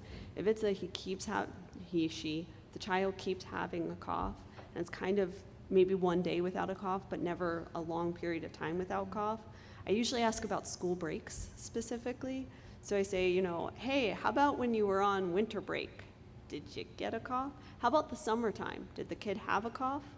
The other thing to ask, so 75% of children that have primary ciliary dyskinesia will have had some kind of respiratory distress in the newborn period. So I always ask that question, right? So did they need oxygen after birth despite being full term? They should get a ciliary. And they have ear problems? They should get a ciliary look. Did they have transient tachypnea of the newborn that just seemed a little bit more? Did they have to temporarily be in the NICU because somebody was a little bit worried about their respiratory status more than just, hey, yeah, baby needed a little stim after birth? So I always ask those kinds of questions because anybody who has that and has ear infections, they should get a ciliary look, whether it mean a biopsy or a genetic look, or just, hey, while you're in the OR, go ahead and grab a ciliary sample because you don't necessarily need us to do a full bronch for every patient. The fun part is in some places that aren't here, you can do a ciliary biopsy in clinic, but in our system, and Banner with all of its wisdom has separated everything. And so all of the ability to do that, so it has to be processed within 20 minutes, is at the main hospital. And clinic is not at the main hospital, so we don't have the ability to do a ciliary biopsy, even with just a nose scraping. It doesn't have to be a lower airway, just lower airways. I tend to get a better sample. If you are gonna do a nose, I always say try to clear out any mucus you can first, and try to pick the time that's the least mucusy, in terms of if the kid's at their most well state. And then the other part, so kiddos that obviously if they have situs inversus, they need a workup for PCD. Only 50% of patients with situs inversus or with PCD have situs inversus because it's random. So actually twins that are identical twins that have PCD, one will have situs inversus and the other doesn't. Just really fun because you're like, ha, this is funny. I don't know why, it just entertains me. Weird things entertain me, guys. But so I always say if it's just ear infections and a cough that gets better, then probably not. But if it's a cough that never goes away, or they have any of the other stuff, so they have purulent nasal drainage, not just a runny nose, right? Clear snot doesn't matter, it's purulent. Then they should probably also get a PCD if they have any of those combo of things along with the ear infection. Interesting. Inferior nasal turbinate. So you can use two ways of doing it. One is a rhino probe. That's what we do, but that's just because that's what we have stocked. And so I always say you want to take a couple passes, so you'll go into the inferior nasal turbinate and you'll do a few passes. The other is with a cyto brush, so the same kind of, we go borrow them from people who are doing gynecology. And you just put that in the nose and same thing, twist, twist, twist, at least 5 times as you pull out. Everyone has their one that they like. And then if you go into the lower airway, really anywhere, but generally the place you would want to do it is just above the carina. Why do we pick there? Is because it's has the least problems of uh-ohs. Some people do it with forceps and some people will do it with brushes. The biggest limiting factor is the size of the kid and what size scope we have. So a lot of our scopes won't fit a brush. The brush tends to, they've done some head-to-head studies looking at the different ones. The brushes tend to give you the most sample that actually has sample and doesn't have crush artifact. But our scopes, the smallest pediatric scope does not fit a brush. Now, if you're with these guys, you can say, hey, can you put a rigid in? And I'm just gonna, which Skirko and I have done a couple times, so. I think the other thing is processing the samples. When I've tried to do the brushes and biopsies without pulmonary there, my yield is much lower. So I don't know what, they got tricks because they do it a lot, like making sure they have the sample and then getting it processed faster. Within 20 minutes. Yeah, and I think if you just say, hey, send this down, you're not gonna hit that. So no, we hand she deliver walks it down. All of us hand deliver it, actually, and we call ahead of time to make sure there's a pathologist there that will be able to look straight away to see if we have cilia. And even if you don't have beating cilia, you can still send it for EM, but quite frankly, a lot of those times you end up being like, But when they have beating cilia, it doesn't mean that it's not PCD. You can have pitting cilia and not have PCD. Other ways are obviously the genetic test, which if you look at the literature, it's anywhere to 80 to 90% of people will be caught with that, that have PCD, that are later diagnosed with PCD, and then nasal nitric oxide, which nowhere does. Yeah. Good. One more question.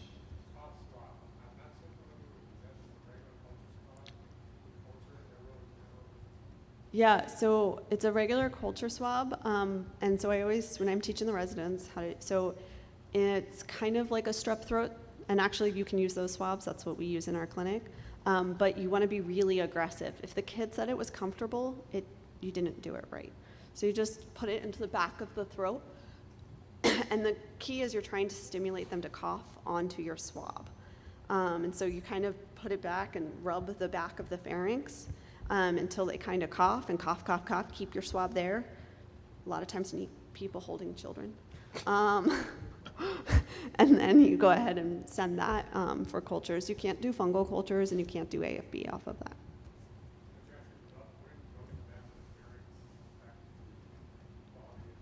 Are you trying to stimulate laryngospasm, or what are you trying to do? Sorry. No, we're just trying, and they do it in CF. That's where it comes from, is cystic fibrosis. Literature where they started doing that. So they get that at every single clinic visit in every patient, which is once every 3 months. And it allows you to know what they kind of grow. So when they get, the idea is that most people probably are colonized with certain stuff. And so once you know what they grow when they get sick with a virus, that is what overgrows for them. And when they've done studies looking at nasopharyngeal swabs and cough swabs compared to BALs, the studies are very small in kiddos with PBB, but it is pretty consistent. But we don't do them routinely. We just treat, and then if we get stuck, we would do it, but I don't routinely do it. And no one in my practice does. So rubbing against the pharynx doesn't interfere? No. Okay. All right. Well, I think any other questions, you find us at the back of the room. Thank you.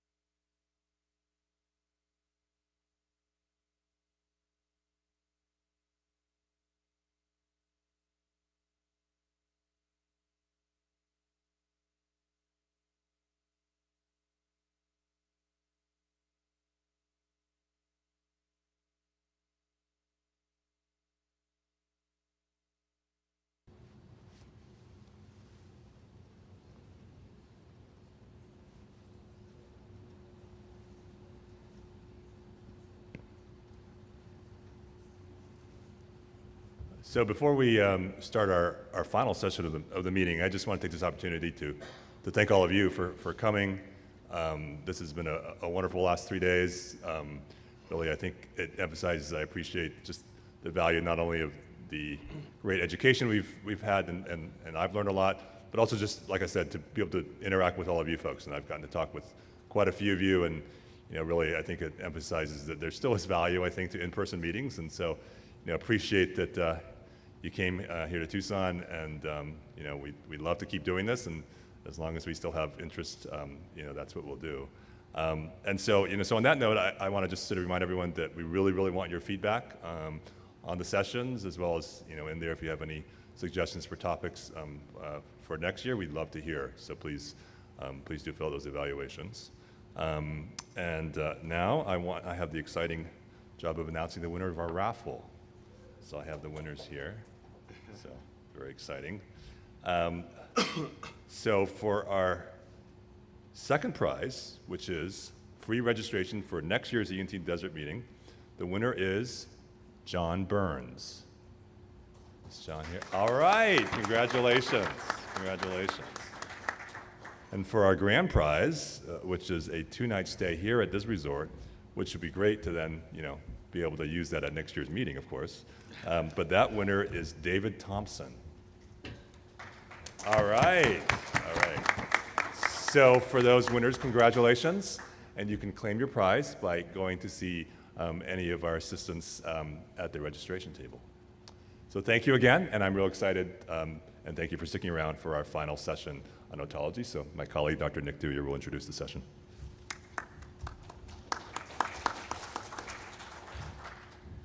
Good morning. Well, you almost made it. Welcome to the final session.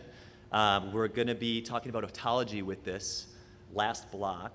And we're starting off with our distinguished guest speaker in otology, Dr. Dave Jung, who's joining us from Mass Eye and Ear and Harvard out in Boston. I think that he came out here thinking he might get a nice break from the Boston winter weather, but I believe it was warmer in Boston these last couple days than it was out here, so sorry about that. But Dave was a mentor of mine when I was a fellow out at Mass Eye and Ear, and so I've had the opportunity to learn a lot from him. He is an assistant professor at Harvard Medical School. He has a robust research program examining inner ear drug delivery and synaptic regeneration, which are very hot topics in the otology world right now. And he's going to be giving us a couple talks today. His first one is on chronic otitis media and tympanomastoidectomy. So, Dave, thank you very much for joining us. Well, thanks for the very kind introduction, Nick, and thanks to the organizers for allowing me the chance to speak with you today. I try to make these talks very, very practical, so please feel free to interrupt me during the session to ask questions or save them at the end, however you like. Let's just get started. So I'm a consultant for Akuos, which is a gene therapy company. It's a wholly owned subsidiary of Eli Lilly, but those are on topics that are not related to the scope of this presentation. So first, to start off with some definitions around chronic otitis media, which I'm sure all of you are familiar with.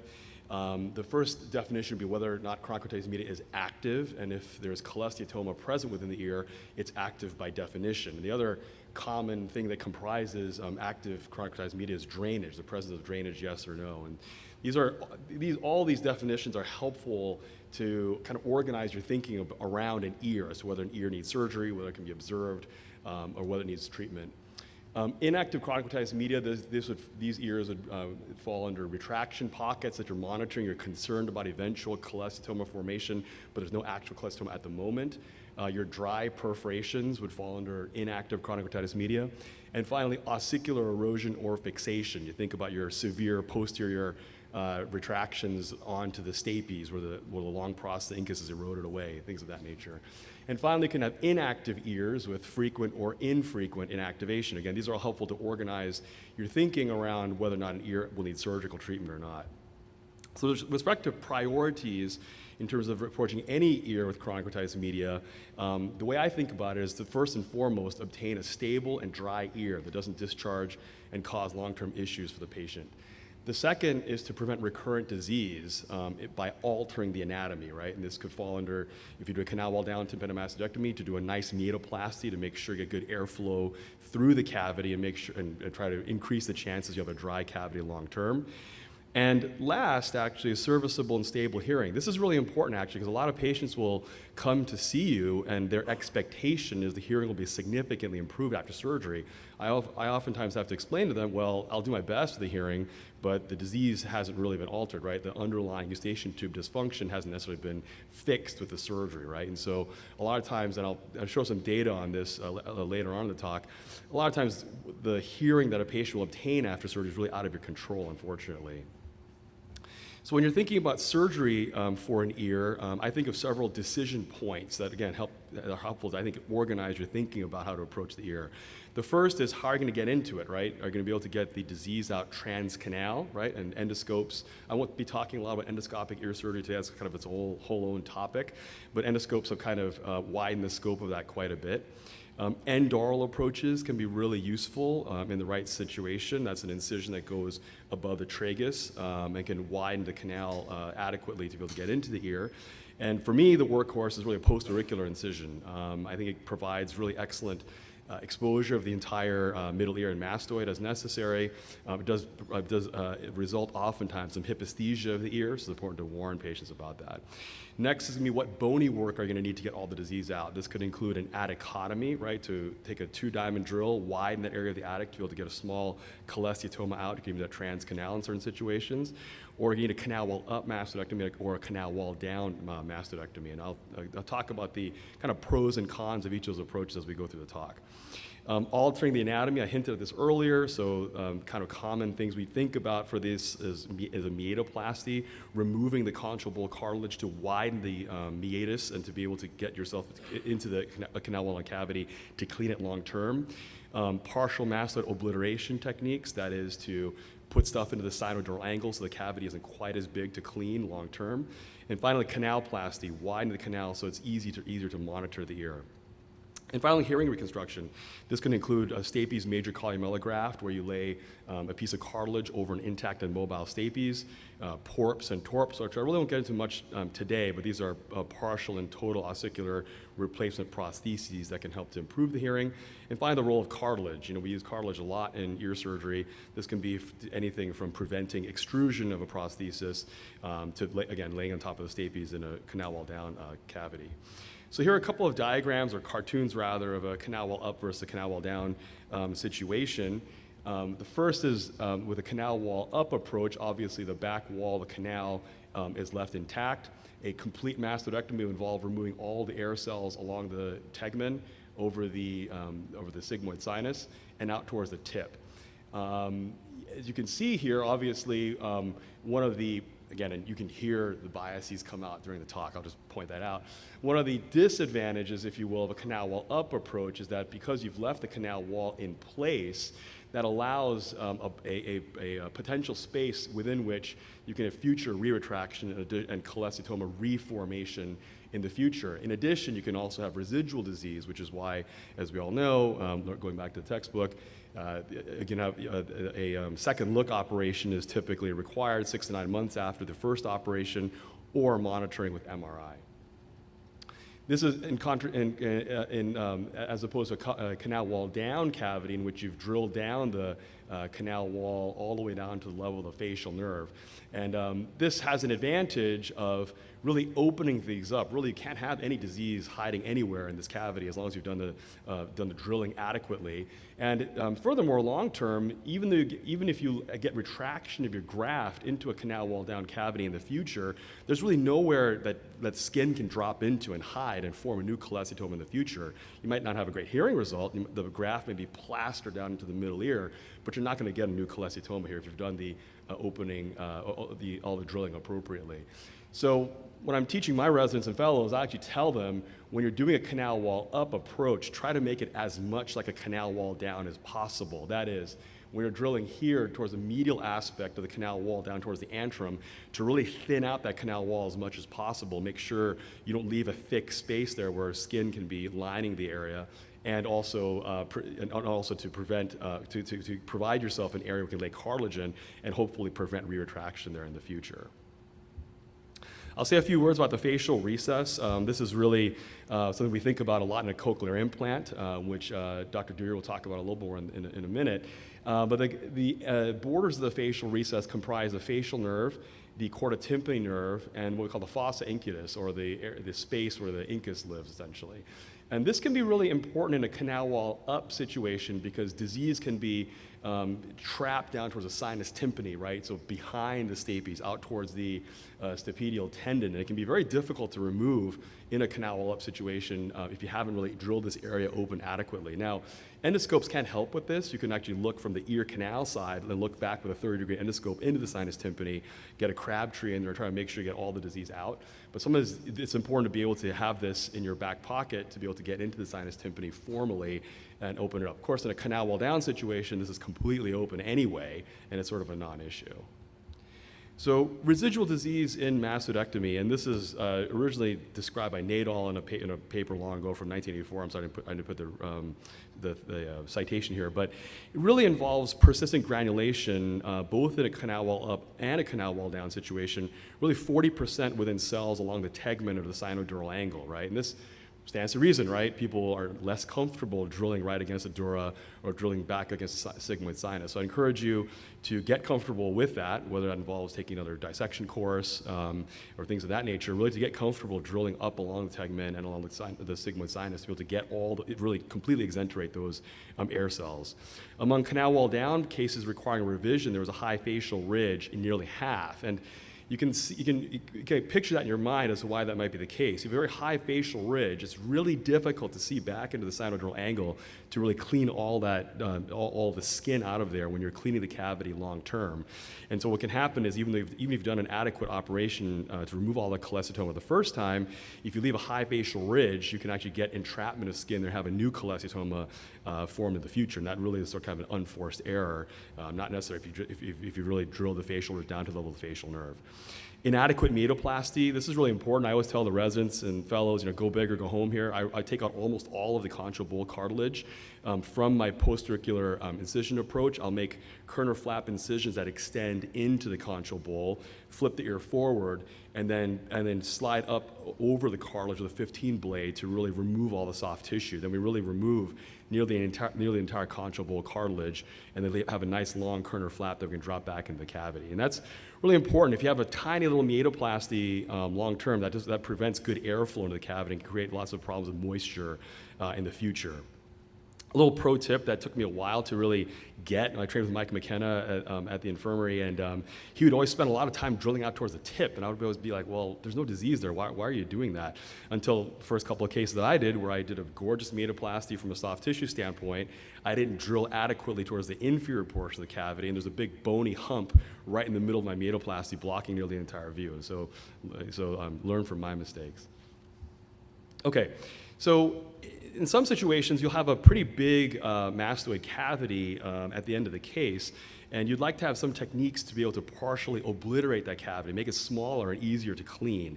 Here's one nice technique. This is taken from the Nadal and McKenna textbook, and it's something called you lay some bone pate into the sinodural angle here, and you lay what's called a periosteal flap over that bone pate. If that bone pate is not covered, the bone pate is those bone chips that are collected during the drilling for the canal wall down tympanomastoidectomy. Obviously, you don't collect any skin into that area, but the periosteal flap really is necessary to cover that bone and keep it alive long term. So how do you get the extension for that? So here's the auricle. You start with the periosteum directly behind the auricle, and what you do is you dive down underneath the temporalis muscle to get what we call a subtemporalis extension. Some people call this pericranium.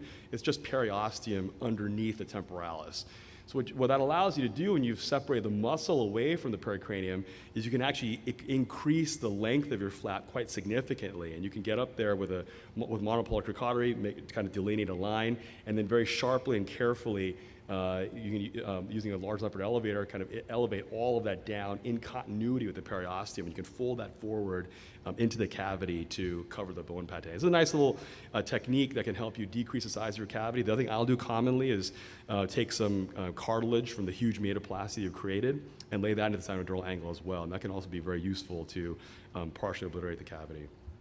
So what are some common problems that we run into during these sorts of surgeries? The first is the lateral canal fistula, which I'm sure all of you have seen at one point in time on a CT scan or in the operating room. Oftentimes the cholesteatoma does this for you. It eats away the bone over the lateral canal, and at the time of surgery, you can see a couple things. First, you can see that the bone is gone, but it's blue line. That is, the endosteum remains intact. Usually in that situation, I'll just lay a piece of cartilage over that area to try to prevent too much transmission of pressure across the endosteum. That can cause a lot of dizziness when you're cleaning the cavity long term, or if the patient is coughing or straining. If the endosteum has been completely eroded away by the cholesteatoma, well, then you can't leave an open canal. So you oftentimes help to put a little tiny piece of bone wax into the canal to help occlude it. And amazingly, the patients oftentimes will not lose hearing with that, but you have to warn patients preoperatively if you know they have a canal fistula. That is definitely higher risk.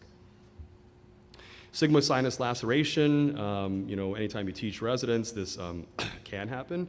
Kind of overzealous drilling towards the posterior aspect of the cavity. This bleeding always stops. What can be helpful is just to lay some big pieces of gel foam with some gentle pressure over the sigmoid, and this bleeding always does stop. You want to be careful not to actually stuff the gel foam directly into the sigmoid. In theory, you could get that going back towards the heart, obviously something you would want to avoid, but just gentle pressure with large piece of gel foam, this will always stop. Dural dehiscence or tear, again, a lot of times you'll be warned about this preoperatively on your CT scan. What you'll see here is this area of eroded tegment with cholesteatoma directly adherent inferiorly, and you can see that the bony tegment is gone, and you see just exposed dura underneath. So as you get little bleeders from vessels that run within the dura itself, these are easily stopped with bipolar cautery at a low power, usually 10 or 20. And sometimes you can actually have a rent in the dura, and this can happen if you are trying to remove disease in the area, or perhaps disease actually eroded through the dura itself. This is, again, relatively straightforward to fix. You can actually lay a little piece of fascia or periosteum up underneath, inferior to the dura, but superior to the bone. So you're not going to stuff it in there with some angled instruments. You can lay a piece of cartilage in there like a keyhole, push it in there and kind of turn it so it locks. I'll often lay some additional fascia over that and probably a little bit of fiber and glue to seal everything down. All right, so what are some results of canal wall up versus canal wall down tympanoid mastectomy? So as I've alluded to before, canal wall up surgery can leave residual disease in up to 30% of the cases, right? And this across many, many published studies, which is what necessitates a second look operation 6 to 9 months down the line, or long-term monitoring with MRI. Canal wall down, I put here 5%. It really should be 0 if you've done the case properly, really opened up everything you're able to see adequately and really drilled everything open the way you're supposed to. Recurrent cholesteatoma, again, you're leaving the party wall intact over the antrum, so you can get retraction to that area, recollection of debris, and a new cholesteatoma forming down the line. Whereas, as I've alluded to here in canal wall down surgery, it really should be 0. You can have severe retraction of the graft just from underlying eustachian tube dysfunction. However, that's not, there's no little pocket in which that can get trapped, and you won't really have cholesteatoma formation in the future. Hearing results is really no difference, actually. This surprises a lot of people because a lot of people will say, oh, canal wall down surgery, you get poorer hearing. That's actually not really the case, and I'll show you some data in that regard in a moment.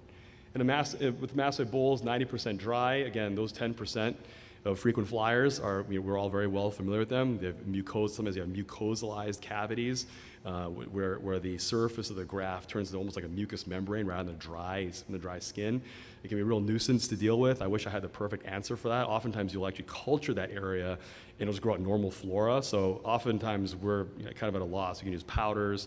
So 50-50 white vinegar and rubbing alcohol irrigations can be useful for that situation as well.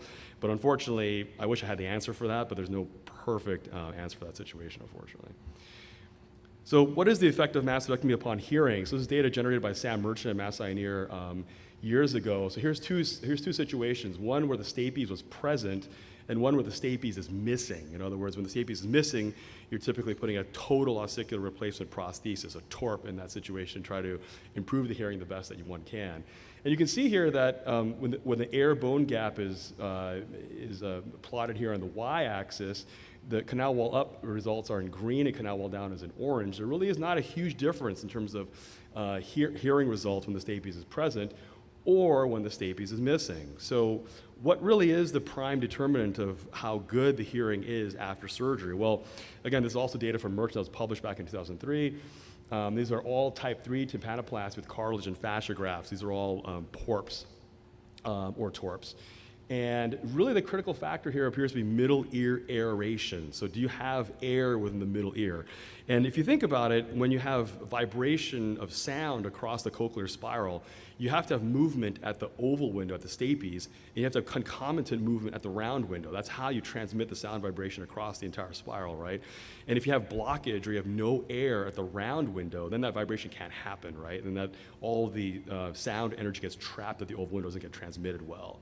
So this is kind of a direct illustration of that. You can see that the air bone gap here, when there's a mobile stapes and an aerated ear, the air bone gap is actually much lower than when we have a mobile stapes and a non-aerated ear. And through work that Dr. Merchant and others did, it looks like about 0.4 mL is what's critical to be able to have adequate transmission of sound energy across the cochlea.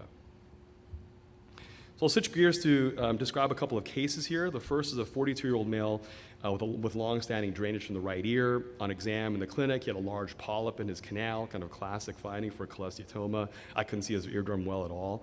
He had normal bone curve on that right side, but he had a large conductive hearing loss. So on these CT scans, axial cuts, bone windows, axial cut here on the left, you can see a rounded opacity here within the middle ear extending to the epitympanum with erosion of the ossicular chain. You can see that the mastoid here is extremely poorly developed, right? Like what we call a cue ball mastoid going in there. But it looks like the labyrinth, at least on this particular cut, I'll tell you on the other cuts as well, the labyrinth was intact. Here on the coronal sections, again, bone windows, you see this rounded opacity. You can imagine it eroding away the bone there. However, the tegmen and the labyrinth do appear to be intact. Again, kind of a classic appearance for a cholesteatoma. And this is a great case for a canal wall down approach, right? He's not going to have a huge cavity. It's going to be a minimal cavity. Sometimes you'll finish these cases and they heal up, and you'll look at them, it almost looks like a normal ear canal because there's so little mastoid there from the outset. So you'd go in and drill this bone away, and it kind of make a shallow cavity there, and he did very well with a canal wall down approach. The next case is of a 67-year-old woman. She presented just with decreased hearing in the left ear. On exam, she had a left pars flaccida perforation with keratin debris, again, kind of a classic finding for cholesteatoma, and she had a mixed loss in that left ear. But interestingly, no real significant history of infection. So once again here, axial cuts in the bone windows. You can right away see the scan looks very, very different. Her mastoid is not well aerated, but it's very well developed. You see these big air cells here. They're full of fluid because of the blockage from the cholesteatoma. But you do see kind of this opacification here of the epitympanum with what appears to be erosion of the ossicular chain. The labyrinth does appear to be intact. Here on the coronal cuts, once again, because underscore that point, you can see these big air cells all around the area of disease, kind of rounded opacification here. Again, classic findings for cholesteatoma, but the labyrinth segment appear intact. So again, this is a great case for a canal wall up approach, right? Her mastoid is very well developed. If you were to do a canal wall down on her, she'll have a huge cavity with a very, very deep sinodural angle all the way out into this area here. And so she did very well from a canal wall up approach long term. This is another an interesting case, a little bit different. 62-year-old man with a history of head and neck radiation from melanoma. He had pain and debris from the left ear, but no significant drainage. And on exam, he had keratin in the medial canal emanating from an obvious posterior canal wall defect. And he had a mixed loss in the ear. And I'll show that to you here on the axial cuts, bone windows again. You can see there's a clear bony defect here right on the posterior canal wall, and the skin has grown straight back into the mastoid. And although his mastoid is very well developed, it is poorly aerated rather. You really don't have a choice but to take the canal wall down in the situation. You can't repair the canal wall. You can't, in my experience at least, there's really nothing you can put in there to make a new bony canal. So you really don't have a choice in this situation but to take the canal wall down. And this is where those partial obliteration techniques can be really useful, to put some bone pate back towards the sinodural angle, rotate that inferiorly based flap towards anteriorly covering that bone pate to make that cavity smaller for yourself and easier to clean in the future. The last surgical case here is a 5-year-old healthy boy with flat tymp and presumed fluid in the right ear. He was sent to see me after he was taken to the operating room by an outside otolaryngologist, and myringotomy found obvious keratin debris in the middle ear, so presentation of a congenital cholesteatoma. He had normal bone curves with a conductive hearing loss. So here on the axial cuts, you can see that the mastoid, again, he's a small boy, but you can see that the air cells are forming well. You can see complete opacification of those well-developed air cells. And you get a hint that the short process may be eroded away here, associated with that area of opacification in the antrum. And so he did well with a canal wall up approach, removing all of the congenital cholesteatoma. I didn't talk about the coronal cuts here, but once again, complete opacification with probable erosion of the ossicular chain. The labyrinth is intact, as is the tegment. So again, he did well with the canal wall up approach long term. So I'll stop here briefly just to take any questions about this first part of the talk. This is a picture of my son. This was actually my shirt when I was 4 years old. My father trained at the University of Minnesota under Dr. Paparella years ago, and I passed that on to him, and maybe he'll be generation 3. We'll have to see. I don't think he's made up his mind on that yet. Any questions for the first part of the talk? All right. Of course.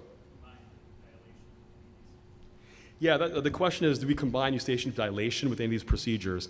Great question. Some people are doing that. I don't. I tend to be, personally, I'm a late adopter. I don't think the data is really there to support that, right? And the balloon itself is quite expensive. So I typically do not dilate at the same time I do a tympanoplasty, but there are other docs at Mass Sinai who do that. So it's a little bit of a gray area. I haven't seen the data yet to show that that works. Yeah, please. How do you manage patients who have an atelectatic drum that's sort of shrink-wrapped over the long process of the incus and the stapes? You know what I'm talking about. Absolutely. So oftentimes those folks, and you all have probably seen this, they'll have shockingly good hearing, actually. And I've also seen patients where the long process of the incus is completely eroded away and the drum is directly contacting the stapes. Oftentimes those guys will have 10 dB air bone gaps. It's pretty remarkable, actually. That's a little, again, controversial point. Many people would go in endoscopically these days, flip up the drum, lay a little bit of cartilage for reinforcement. For me, the vast majority of the time, I'll just leave those alone, okay? If the ear is quiet, it's not draining. I do not see much utility in going in to prevent cholesteatoma formation in the future. In my experience, again, anecdotal, I feel like a lot of those ears just have reached this. They don't look wonderful, but they've reached this sort of equilibrium where they're not really progressing in a bad direction. I do think it's worth monitoring them, but if the hearing is poor, often we'll just tell them to get a hearing aid, actually. Now, if the ear is chronically draining, it's infected, et cetera, that's a different story, and that might force your hand. But in my experience, I feel like less is more with those patients. But that's just my personal opinion. I don't have data to back that up. Please. How did the healing go on that temporal bone radiated patient? They are such a challenge. Yeah, great question. He actually healed up okay, at least initially. I haven't seen him in a long time, so I can't give you, years of follow-up. He was a little bit lost to follow-up, but initially he seemed to heal well. But totally agree. Radiation, that's a big problem. We all have those patients who have, osteoarterial necrosis. Now, he happened to heal well, but a lot of those patients actually don't heal well, and I've been burned in the past too. I don't want to give the impression here that I operate on all those patients with osteoarterial necrosis. I try to avoid operation if at all possible. He had a cholesteatoma, so it kind of forced my hand, right? So if a patient comes in, even if the ear is not good, like wet, yucky, drainage, I will oftentimes just avoid operating on those patients because the healing is really poor. And I've had problems with patients where they formed like post-auricular fistulas afterwards. We put a flap into the head and neck. Even pedicle flaps will oftentimes fail in those situations because the surrounding tissue is so poor. So I do actually try to avoid operating on those patients as much as possible, to be honest. Please. Chronic eustachian tube dysfunction, that he had a pretty big perforation and you're going to fix it. May or may not. Yes, let's say they have a eroded long arm of the incus and you're going to do a PORP. And the long arm of the malleus is really medialized. I mean, I've seen some talks where otologists will talk about doing some maneuver to lateralize that to improve hearing or something. I have never done it, but do you have any opinion on that? I don't have a strong opinion on it. I guess if the situation you're describing where the incus is already eroded, you're putting in a PORP anyway, in some ways that's how the sound is going to get transmitted. And so I think it's still valuable if you're doing a total drum, for example. I'll talk about lateral graft tympanoplasty in my second talk. It is useful to have some length to that manubrium. If the manubrium is super short, if you chew it back a little bit, it can be difficult to anchor the graft around the remaining nubbin of the manubrium, actually. And so I do like to leave that long, even if it is medialized. And so I can't, if it's touching the promontory, you can't even get your graft in, then yes, I will sometimes chew that back a little bit very gently with the small cups. Yeah, just so I can get my graft in there. And that's a little bit of a judgment call. And I can't say that I've done enough to give you clear data on what the hearing results are, pros and cons. All right, so I'll move on here to some complications of chronic otitis media. This is, by definition, a spread of infection beyond the pneumatized spaces of the temporal bone and the mucosa, and this can be either intratemporal complications or intracranial complications. So in this relatively old review, but I think it's still relevant, there's an intracranial complication rate of 0.36%. So what are some important signs to keep in mind of chronic otitis media? Really, the big ones in my experience are going to be pain and headache. So if a patient with a chronic ear comes in and says, this hurts more than any other infection that I've ever had, or I have a severe headache in the same location, you have to take that very seriously. I have a very low threshold to get either a temporal bone CT with contrast or MRI with contrast. On the other hand, these are findings that you read about in the textbooks, but in fact, these are actually very very late findings. So I don't think it's really helpful to hang your hat on any of these, because by the time you see these things happening, it might be too late. These are things like fever, nausea, altered mental status, nuchal rigidity, right, where the abscess is actually, popped, if you will, intracranially, seizures or disequilibrium. Again, these are relatively late findings in my experience. It's really important to be sensitive to things like pain and headache in patients with a chronic ear problem. So where can these go? These are all things everyone here is familiar with. So this is the ear, right? So you can have it going this way, become a subdural abscess. You have a temporal lobe abscess, an epidural abscess, even a cerebellar abscess in very rare situations. I don't know if I've ever seen that personally. Complications around the mastoid, so Bezold's abscess, right? The soft tissue abscess where the infection is broken out of the mastoid cortex, or lateral sinus thrombosis. You can also have facial nerve weakness related to the infection. Just helpful to have a list of those in your mind of what to be looking for. So here's one case of a complication of chronic otitis media. This is a case of sigmoid sinus thrombosis. There's a 33-year-old woman who had long-standing right ear problems since childhood, but she came with worsening pain and drainage from the ear. And this is an MRI that was done on admission. You can see an rim-enhancing thrombosis with no flow within the right sigmoid sinus. So this is an interesting management problem. At the outset, what you have to do is get rid of the infection, right? So I think less is more in these patients. I would never recommend going in and doing a complete mastoidectomy. Once you pop through the cortex, it'll just be a huge mass of granulation tissue all the way onto the antrum. It'll be almost impossible to see the nerve, and it's just a mess in there. So I think it's best to just kind of get in there, drill open the cortex, maybe leave a Penrose drain, and then put a tube in, right? You want access for your antibiotics coming in through the ear as well. You can't achieve any higher concentration than literally, right, pouring the antibiotics on top of the bacteria. And the interesting management question here is, what do you do about that thrombosis? And there's actually no clear data either way. And we'll always get hematology involved, and it's 50-50. They'll recommend anticoagulation versus not. For her, we didn't, and actually we just left it alone, and the infection cleared, and you saw recanalization of the sigmoid sinus over several months. So it is a little bit of a judgment call there. I don't think there's any data to tell you to drive that decision-making process. Here's an interesting case of a temporal lobe abscess that I saw several years ago. It was a 46-year-old male. He had intermittent left ear drainage, and he had attempted tympanoplasty in that ear that had failed. So he came to see me. We talked about surgery. We agreed on a canal wall down approach because he just had so much chronic drainage from the ear, and I actually was concerned that he might have had a cholesteatoma in that ear as well. So on the day of surgery, he was complaining of severe headache. We talked anesthesia, went back and forth about it. I did not get repeat imaging before going to the operating room. Maybe I should have.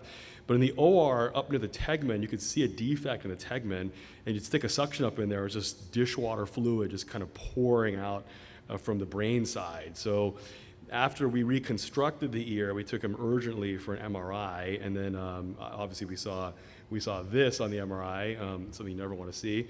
And then we consulted neurosurgery, and then the abscess was drained via a burr hole, actually, and saved this guy's life, quite frankly, because that was just a really bad thing. And remarkably, he healed really well with no neurological deficits, which is pretty amazing after having IV antibiotics, because the mortality rate from this problem is not zero. Okay, so in summary, again, just to emphasize a few points, top priority in my mind is always a dry, trouble-free ear. There really are no differences in long-term hearing results between canal wall up and canal wall down tympanomastoidectomy approaches. A few tips for canal wall down surgery that I found to be helpful over the years. Again, large metaplasty, that thing is always gonna scar down a little bit, so you wanna make sure that you overcorrect initially. I tell patients it's gonna look hideous initially, and give it some time, and it'll always scar down to a smaller size. Take the facial ridge down all the way to the level of the facial nerve, again, to help facilitate your cleaning long-term into the sinodural angle.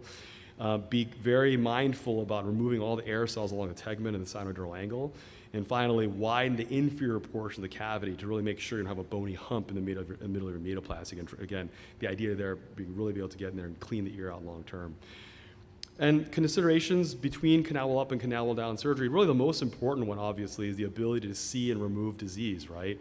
If you can't see it, you can't remove it. And so oftentimes that's really what drives my decision-making process in terms of whether I proceed with a canal wall up or a canal wall down approach. Again, to emphasize, endoscopes may change that a little bit. These days, anytime I do a canal wall up tip mastoid, I will always look with an endoscope around the corner, try to make sure I didn't leave any skin up underneath that party wall within the antrum. Size of the resultant cavity is important, right? If you have a huge cavity after a canal wall down, that might bias you a little bit more towards a canal wall up approach. I didn't touch on this too much, but patient follow-up, it comes up every once in a while.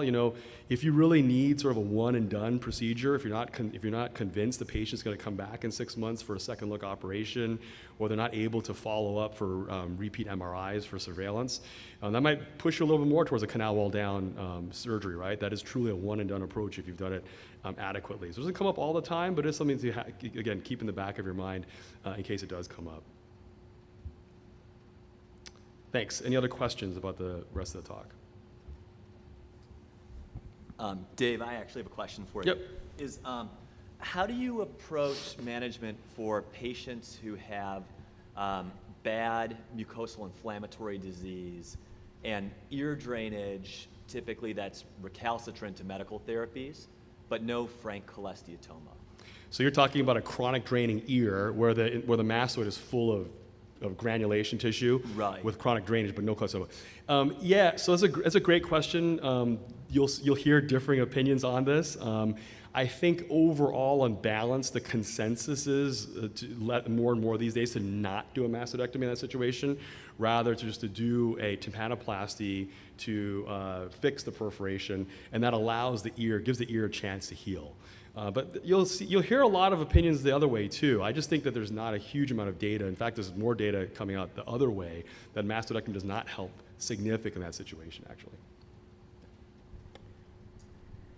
I've always found that recovering from the canal wall down takes quite a bit longer, and I think that has been one thing that has pushed me away from that. I mean, every case you showed is clearly a canal wall down. But that would be my one hesitation. How long does it generally take for your mastoid bolus to reheal? Yeah, it takes a while, and you always have to baby those ears along for a while. So my typical post-op would be, I do put in something called a rosebud dressing. I'll show a video of this in my second talk, but it's a dressing that really holds all the grafts in place. I leave that in for 2 weeks. I have lateral wicks that I put in to stent the meatoplasty open. That comes out in 1 week. So in 1 week, I remove the wicks, have them continue drops. I'll remove the rest of the what we call the rosebud dressing. I'll show you show you a video of this later. I'll remove that at week 2 and continue on with drops at that point for 6 more weeks. And at that point, at the 8-week mark, it's about 50-50 in terms of whether patients are dry versus not. So some patients are still kind of wet in that scenario. I'm personally convinced that a lot of times what ends up happening is that the steroids start working against you at some point. You need the steroids and the drops initially because you want to prevent webbing or constriction of the meatus for sure, particularly in kids. It's a much bigger problem in kids. Kids just heal so exuberantly that it can really become an issue. But my feeling is that at some point the steroids themselves, because they inhibit inflammation, inhibit wound healing, start working against you. And so sometimes at 6 weeks, at the 8-week mark, I'll just have them stop the drops and just to kind of see how they start to dry up over time. But it is a very good point that it can take a long time for those cavities to heal, and so a lot of times just patience and waiting. How often are you having to do revisions of previous canal wall down? I mean, I have from people that were in town before, they do canal wall downs and they leave, retrosigmoid cells all the way up to the tip, and there's this big, and they're coming in all the time. I have a couple people who I've ended up having to take that all down, reform it. Are you seeing that a lot? Do you have to do that? We see it, yeah, we see it. Obviously try to avoid putting the patient through another operation as much as possible, but it will sometimes force your hand in that way. Yeah. And again, that's really, the key there is really, again, I've seen it over and over again. It's really not removing those air cells out towards the sinodural angle, up towards the tegment, and really leaving the facial ridge high. That's really the biggest thing. Again, it stands to reason, right? You're naturally more nervous drilling closer to the facial nerve, so people don't like to get really aggressive in that area. But those are really the problem areas that we see. Yeah, the thing that I've always seen people leave, or when I've had these people, it's they leave the cells over the digastric ridge. So they've got like a big bowl going way back, and that is kind of tenting the cavity open. Right. So just like removing like everything from the ridge all the way out to the tip, and that all collapses that all in. But yep. It takes a long time. Yep, it does. It definitely does, for sure. Thanks. Thank you. The temporal lobe abscess was quite frightening. I'm just wondering if you could comment on pre-op imaging, like does our standard non-contrast CT of the temporal bone miss something like that? Yeah, I think a non-contrast CT would miss it. I didn't show this image here, but he had come to the emergency room actually before surgery because of worsening pain. And the on-call resident very astutely actually got a contrast temporal bone CT.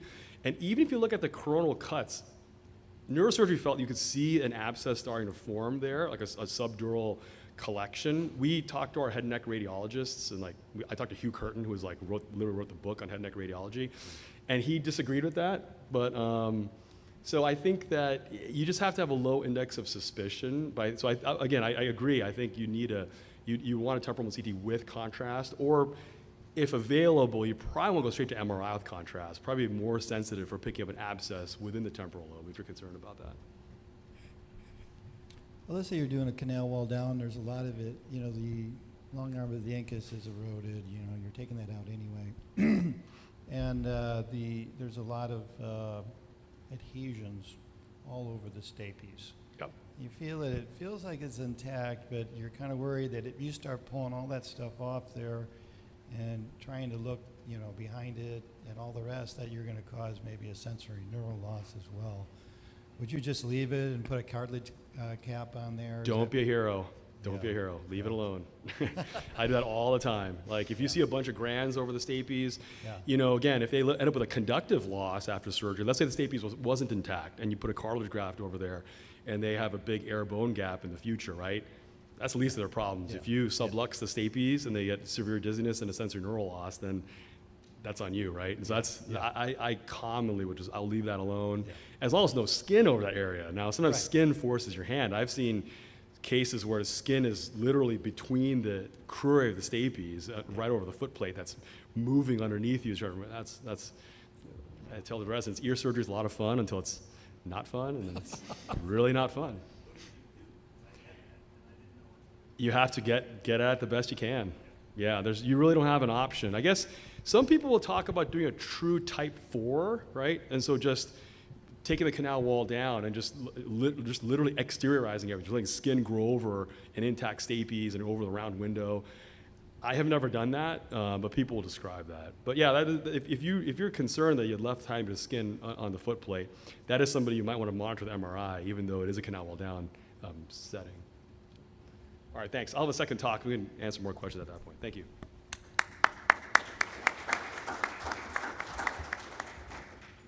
Thanks, man.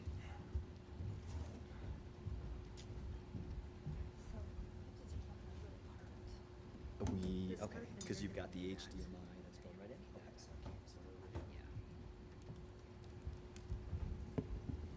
Was this my pointer? That is your laser and slides back. All right, next up, we have Heather Kaufman, who is an otologist with us here at the University of Arizona. And the program says otologic emergencies. But she changed the topic to fluctuating hearing loss, which I think is a great topic because I think that it's a very difficult situation for a lot of patients. And so, Heather, I'm expecting a bunch of definitive answers for how to take care of all these folks. 100%. Yeah, thank you. Thank you, Nick. Yes, I did a last-minute switch to fluctuating hearing loss after having a few patients recently where I just didn't feel as confident as I wanted to be. And at the end of this talk, I'm probably still not as confident as I would like to be with this diagnosis, but I think we can go through some of the differential and some of the treatment options. So fluctuating hearing loss is defined as a shifting sensorineural hearing loss that you see on audiogram. Significant fluctuations would be greater than 10 decibel change in air-bone gap, pure tone average, or greater than 12% change in word recognition score. The etiology is pretty extensive. Perilimb fistula, enlarged vestibular aqueduct, infections, Meniere's, migraine, autoimmune problems, ototoxicity, and neoplasms. I'm going to go through the bolded topics today. So we'll start with Meniere's disease. As we know, Meniere's is defined as 2 definite episodes of vertigo, hearing loss, tinnitus, and/or oral fullness. And then specifically, cochlear hydrops is all the same, but not the vertigo. So just the hearing loss, tinnitus, and oral fullness. And this is caused by the pathognomonic distension of the endolymphatic space. Most patients experience vestibular symptoms and hearing loss, both, but the treatment tends to be focused just on the vestibular symptoms and controlling the vertigo since it's so debilitating. A brief overview of Meniere's treatment. We like to start with lifestyle changes, vestibular rehab, and possibly medications such as a diuretic or a beta-histine, and most patients will have improvement with this. I have found that if you really, really force that low-salt diet, I can get a lot of patients to have improvement, but they're really resistant to start. When that doesn't work, intratympanic injections of dexamethasone is an next option that's pretty easy and well tolerated. And then from there, depending on the hearing loss, we're going to go to gentamicin or endolymphatic sac surgery, and finally ending up with a neurectomy or labyrinthectomy. In the hearing prognosis for Meniere's patients, progressive hearing loss is seen in 55% of patients, and most of this happens initially, and the fluctuations can be seen in half of the patients. And in a retrospective review of 480 patients by HOA, they found that unilateral Meniere's patients exhibited more hearing fluctuations, a quarter of these patients, than in patients with bilateral disease. But the hearing fluctuations was not associated with changes or end results of the sensorineural hearing loss being worse. So the most common diagnosis of patients with fluctuating hearing loss is Meniere's. This was stated in 1975 and also in 2015. But if we look at the prevalence of Meniere's disease, it's approximately 200 patients in 100,000 people. And if 25% of these patients have fluctuating hearing loss, the incidence of fluctuating hearing loss in Meniere's is about 54 in 100,000. So I did a little math today, and there's approximately 1 million people, that live in the Tucson area. And if they come in with their Meniere's and their fluctuating hearing loss, that's 500 people. Now, maybe they're all in my practice, but this is not a really large number. So we have to keep this in mind when we're diagnosing it. The treatment for hearing loss is not that helpful. Fluctuating or progressive hearing loss has been pretty resistant to treatments. There was a study of patients going Meniere's treatments like endolymphatic sac surgeries, vestibular nerve sections, and intratympanic gentamicin. And although there was some vestibular improvement in some of the patients, the hearing loss was not altered by these treatments and instead had the same the natural history of Meniere's not treated. So we're going to change directions a little bit, but this is a public service announcement. We're all here and enjoying Tucson, but we all have to go back to reality, and Valentine's Day is coming up this next week, so don't forget. All right, now I'm going to switch to autoimmune inner ear disease. This is a rapidly progressive hearing loss that occurs over weeks to months. Most often it's bilateral, and it's thought to be an immune-mediated process. The diagnostic criteria was established many years ago as the bilateral progression plus not responsive to Meniere's treatment, and then the audiometric or symptomatic improvement with steroids. So there's the primary disease, which is just immune-mediated dysfunction within just the ear, and then secondary disease are the ear manifestations of a systemic disease. This can be 1/3 of our patients that have autoimmune inner ear disease. And these would be like Cogan syndrome, granulomatosis with polyangiitis, and lupus. So the presentation is that bilateral hearing loss. It doesn't always start out bilaterally, but you'd expect there to be a bilaterality over time. The hearing loss may fluctuate at any point in the disease, and patients may have oral fullness, tinnitus, and vestibular symptoms as well. On exam, for primary autoimmune inner ear disease, it's very rare to find anything. Secondary, you might have the symptoms of the systemic disease. So we might be seeing the middle ear effusions, we might be seeing sinusitis, vision loss, chondritis. This is also very rare. It affects less than 1% of patients with hearing impairments, but for all comers, 15 out of 100,000 patients. The pathogenesis, historically we thought that the ear was immune privileged, so we couldn't have an immune response, but that's been shown to be wrong, and the inner ear can mount a local immune response, and it's thought to come from the endolymphatic sac. The cells mediating the response will gain access to the perilymphatic space, and which is the scala tympani, down here.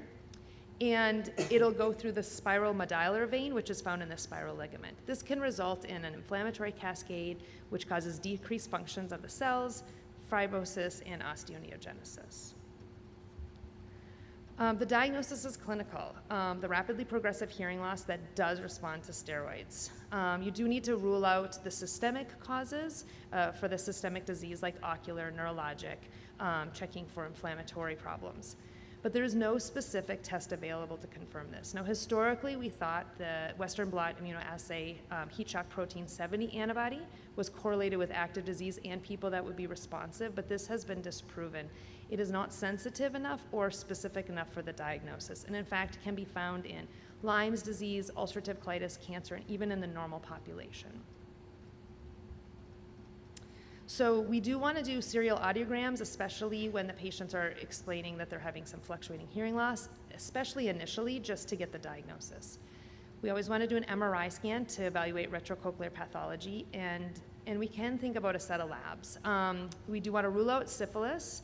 Lyme's disease, I found it's interesting. The type of species of Lyme or Borrelia in Europe can actually cause fluctuating hearing loss.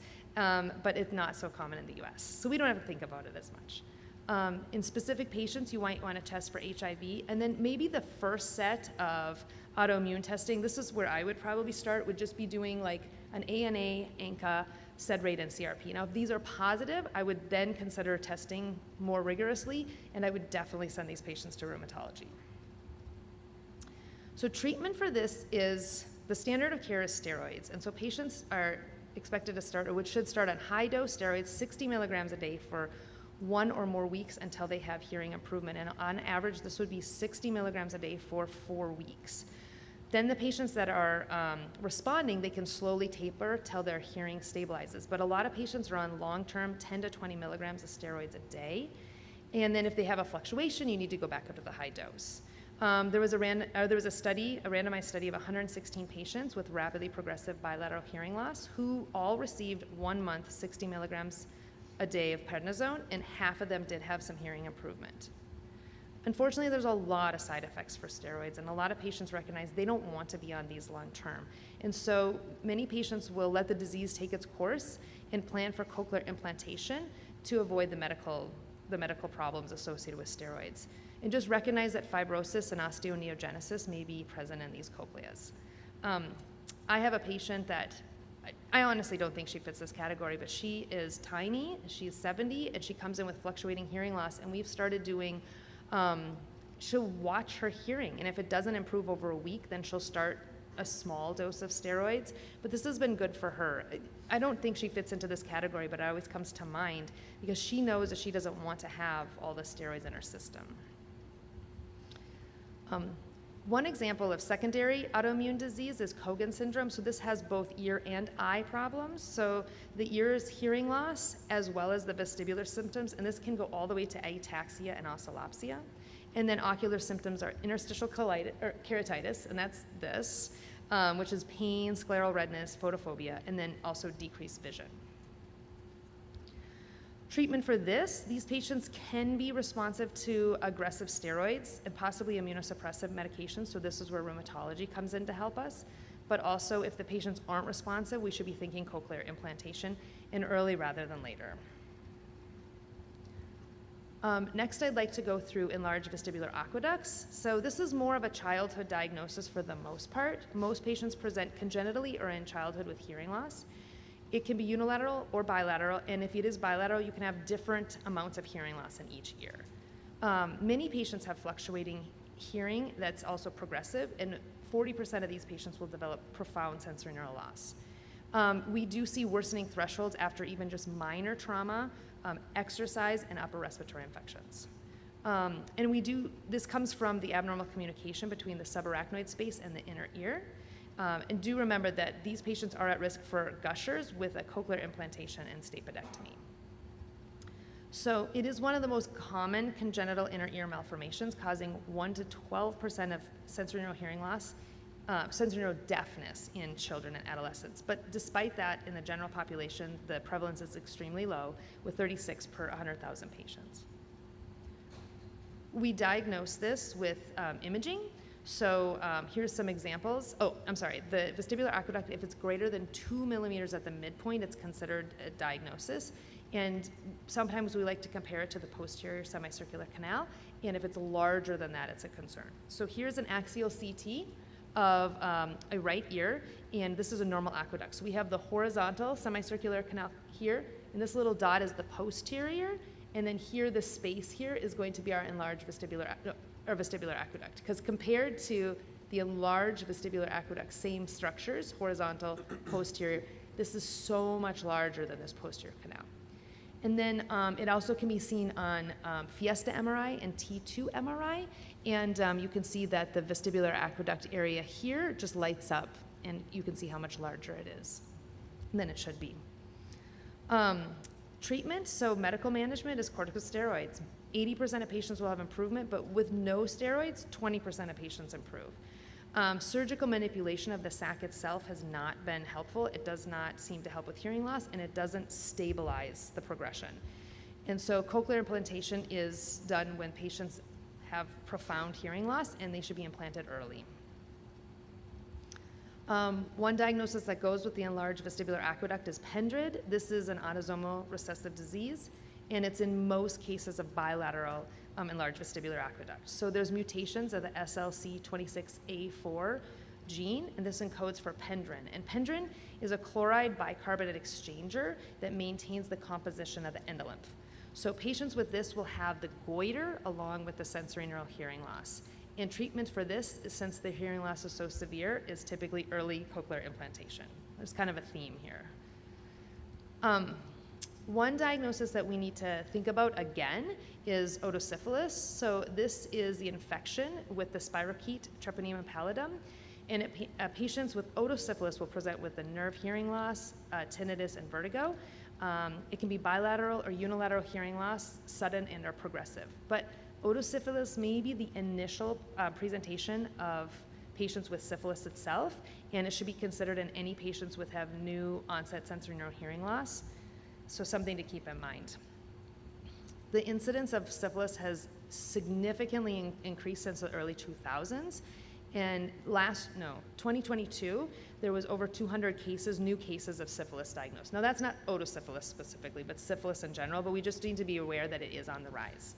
So the screening tests are the RPR or VDRL, and then there is a confirmatory test as well. Treatment is penicillin, IV or IM penicillin, and then 40% of patients who have otosyphilis, when treated with penicillin in a timely fashion, actually can have improvement in their hearing.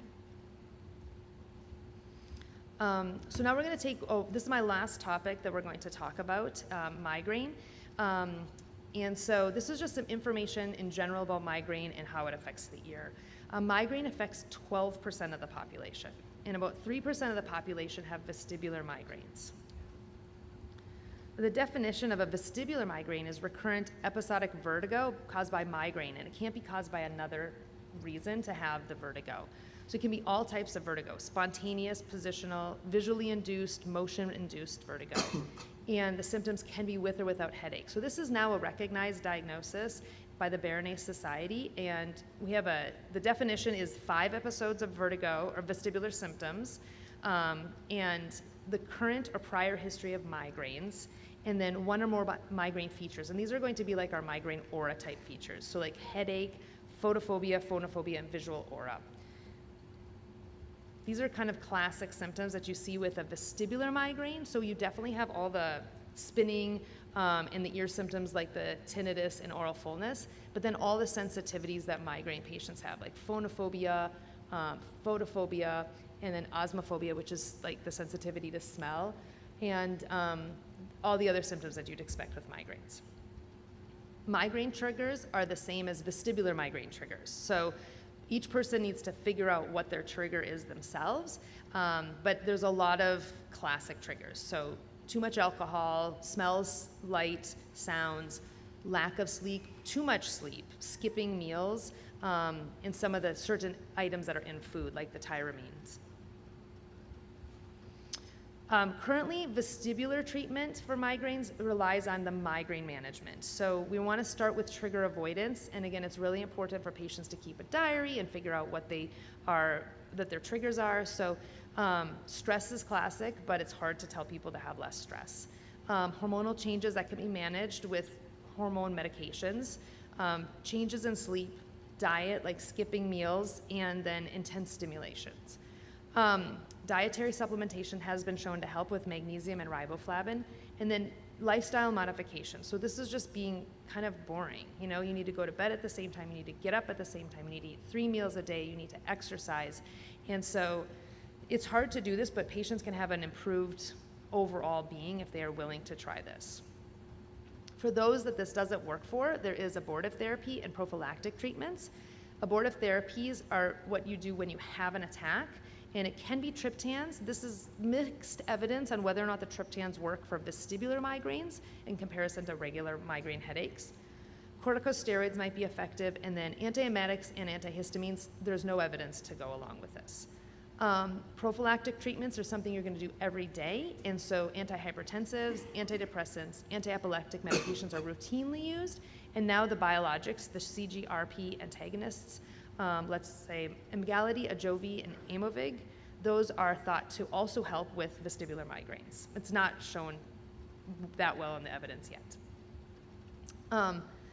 Some patients with vestibular migraines need vestibular rehabilitation, and so these are the patients that between episodes feel off balance, they feel like they're going to fall. They're going to have benefit for just a short period of migraine vertigo. I don't know that they're going to have a lot of benefit from vestibular migraines. And some people feel that this triggers their vestibular migraines, so those should not go to vestibular rehab. I did see a little bit of information about surgical interventions. This is controversial right now and whether or not this helps with vestibular migraines. So migraine is associated with hearing loss. It's a risk factor for developing sudden sensory neural hearing loss, progressive hearing loss, and tinnitus. Wong compared over 1,000 patients with migraines to 4,000 patients without migraines and found that the migraine diagnosis was twice as likely to develop a cochlear symptom than the patient without migraines. And something we should consider, in patients with sudden sensory neural hearing loss, if you add those long-term migraine treatments like the beta blockers or the anti-epileptics like topiramate to steroids, either intratympanic or oral, when the patients have sudden sensory neural hearing loss, there's been an improvement in hearing results. Migraine associated with Meniere's disease. There's an association that's pretty strong between these. Up to over 50% of patients with Meniere's disease have migraine versus 12% in the general population. So Chen compared 300 Meniere's patients. So half had Meniere's alone, primary Meniere's, and half had Meniere's with migraine feature. The people with just Meniere's actually tended to have worse hearing loss over 5 to 10 years. But the patients with Meniere's and migraine symptoms, they tended to have more fluctuations in their hearing. In the long run, they sometimes had high frequency hearing loss, but in general, their hearing tended to be less severe. And so here's an example of 2 of these patients from this study. The first patient, this is a patient who had a 20-year history of Meniere's disease only, and they watched his hearing over 5 years, where he had low and high frequency hearing loss. Then he developed sort of across the board loss, and it seemed to sort of progress slowly. Versus a woman who was in her 40s who had 5 years of Meniere's with migraine, and she kept on having hearing fluctuation. So she had some hearing loss here, and then she went down, then she got better, and in the end, at the end of the study, she had normal low and mid-frequency hearing, but she kept that high-frequency loss. So something to keep in mind. Treatment of patients who have Meniere's disease and migraine, you can add on migraine treatments to their Meniere's treatments. So in addition to the low-salt diet, they may want to focus more on hydration. You could do the prophylactic everyday medications such as like nortriptyline or topiramate. For acute attacks of hearing loss or vertigo, we can try the steroids. And if these patients are sensitive to barometric changes, consider a tube. I had a patient many years ago when I was treating her, and we had her diagnosed as Meniere's disease, but she drove a huge difference in elevation to and from work. And once we figured out she would do better with a tube, she would come in just whenever the tube fell out, and sure enough, every time she came in, we needed to replace that tube, and she instantly felt better. So I wonder if she was kind of in this group, but I didn't recognize it. So cochlear migraine, which is kind of what I'm coming to in the end of all of this information. This is a new diagnosis that's been proposed but not accepted. It was proposed in 2018 by Lei and Liu, and the major criteria are unilateral, recurrent, or fluctuating hearing without a vertigo. And the minor criteria is you need that migraine history, like the aura, the personal or family history of migraines, the photophobia, phonophobia, some of those triggers. If the person develops vertigo, they might be eligible for Meniere's or migraine, vestibular migraine diagnosis. But it is different than cochlear Meniere's disease, which is characterized by long-term progressive hearing loss without recovery. And we're seeing more of the fluctuations in this migraine classification.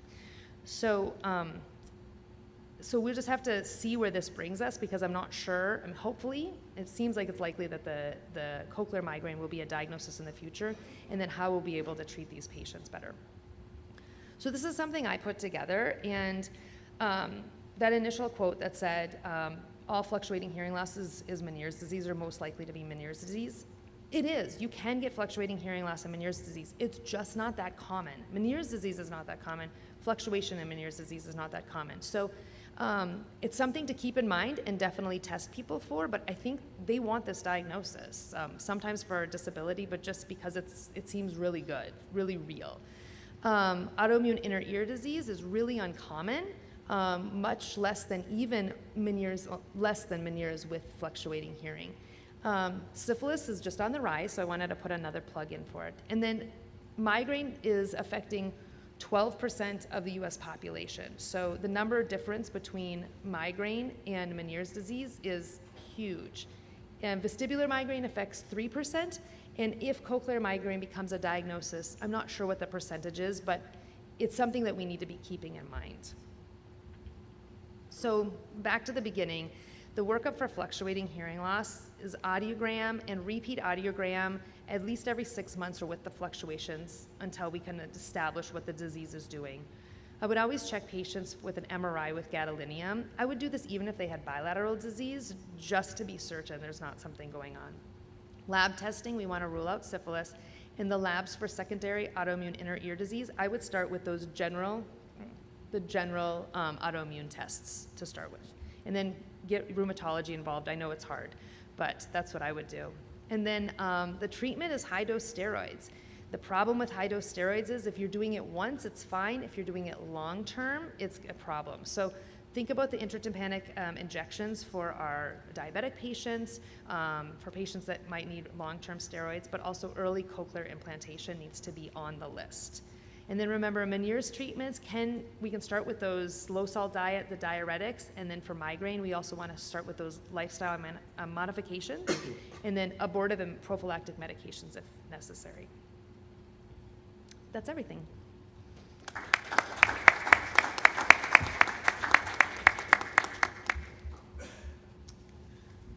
Any questions for Dr. Kaufman?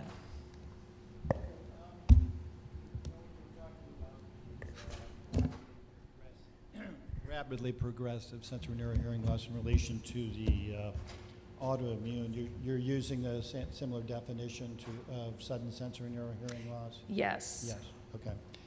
And then in the enlarged vestibular aqueduct, I think we were always taught to have the patients avoid, rigorous sports, right, weightlifting, and know. such. I think there was some data I saw that said it didn't make any difference. I don't know if there's any update on that. Maybe. What I saw was that even an upper respiratory infection can put you at risk for that, but that's what I saw. So there might be some updates, but I didn't see that.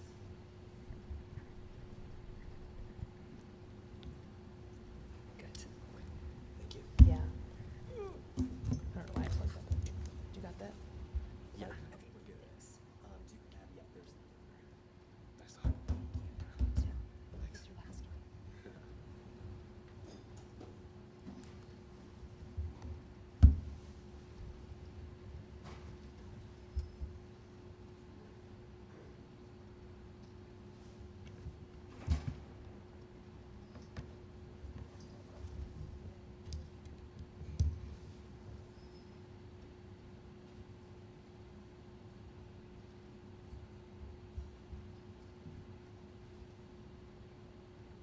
All right, great, thank you.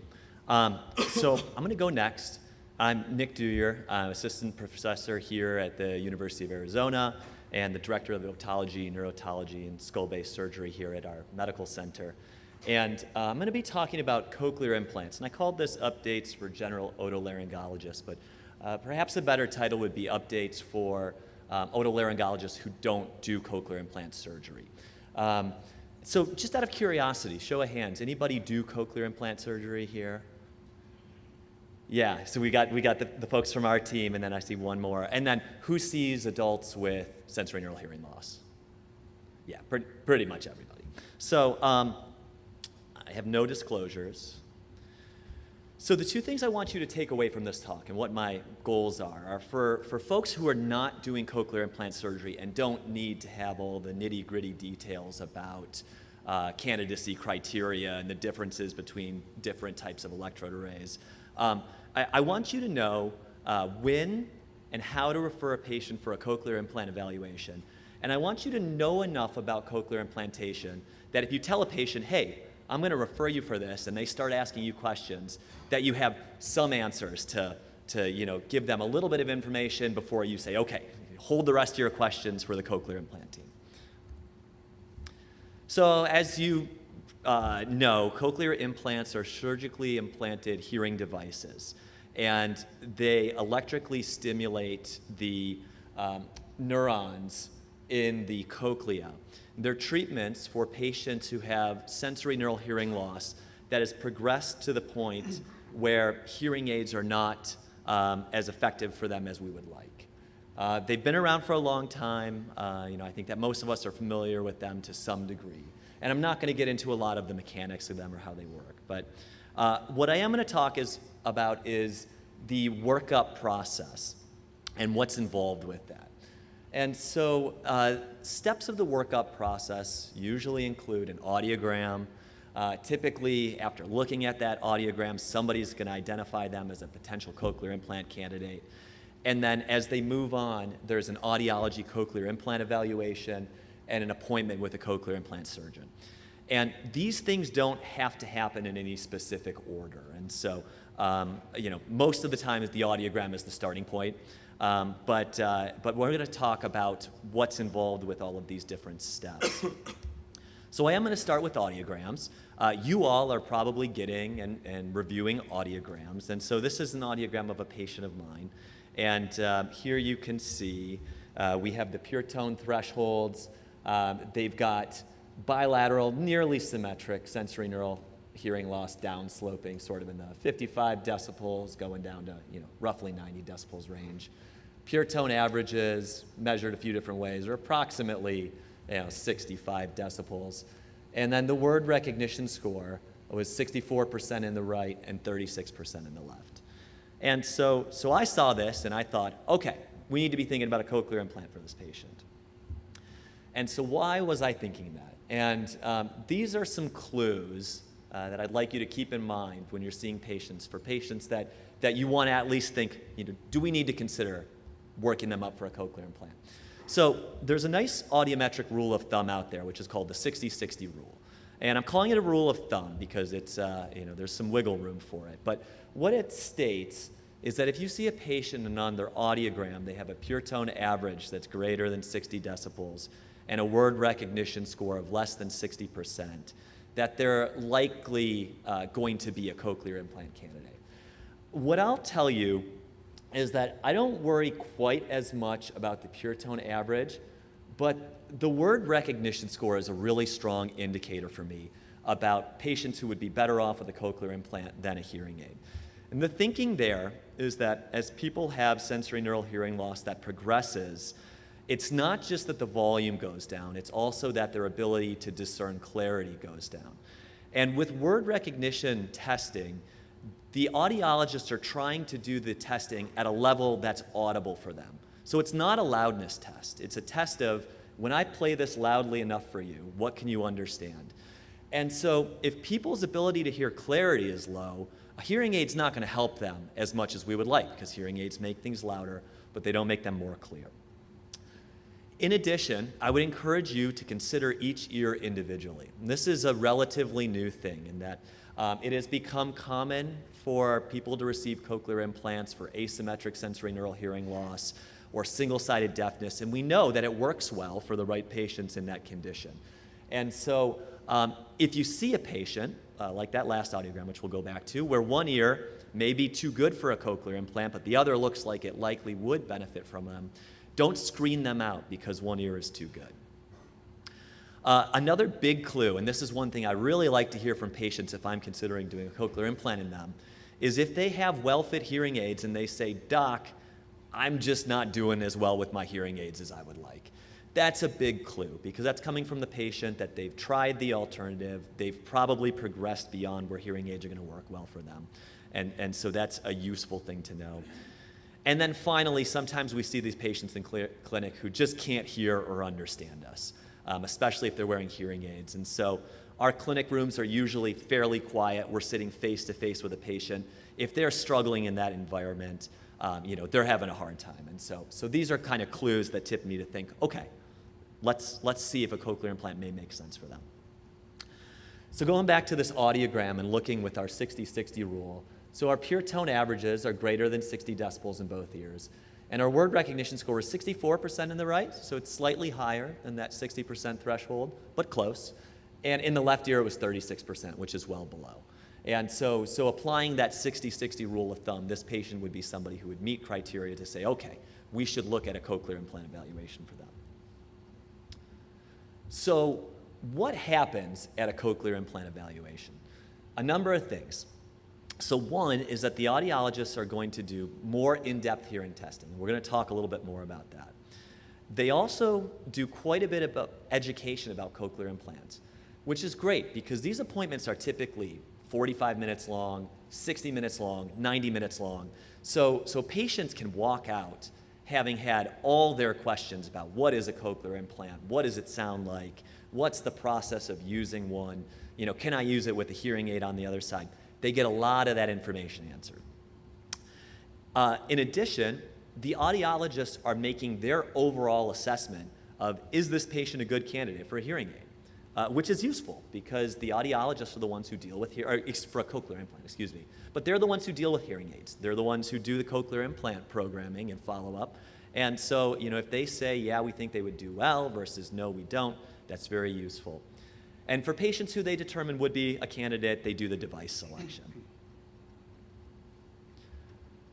So let's talk a little bit about audiometric criteria for cochlear implants. I am not going to do a lot of the, go through the specific numbers with you because it's actually very complicated and there are different criteria. So the FDA has set criteria that they have developed when the device manufacturers got their approval, and that's one set of criteria. There's also insurance criteria, which many times differs from that, and different insurers also use different criteria. And so Medicare, private insurance, VA, Medicaid, all have different bars. And then in addition, there's special situations. I'm sort of saying the routine situation for adults is bilateral, progressive, age-related hearing loss. But there can also be asymmetric sensory neural hearing loss, single-sided deafness, ski slope sensory neural hearing loss. So really, what I think the most important thing is the determination from the medical doctors and the audiologists about, is the cochlear implant the best thing for the patient and their hearing loss? But let's take a look at Medicare and their criteria as an example. So Medicare updated their criteria in 2022. They actually made it a little bit more inclusive, which was great. And I'm going to read this to you, and it's pretty jargony. But what they say is that part of the criteria is that patients need to have bilateral, pre- or post-linguistic, sensory neural, moderate to profound hearing loss in individuals who demonstrate limited benefit from amplification. And then they go on to define limited benefit from amplification as test scores of less than or equal to 60% correct in the best aided listening condition on recorded tests of open set sentence recognition. Now, I've looked at this a bunch of times, and I still have a hard time following it when I read it. So what does this really mean?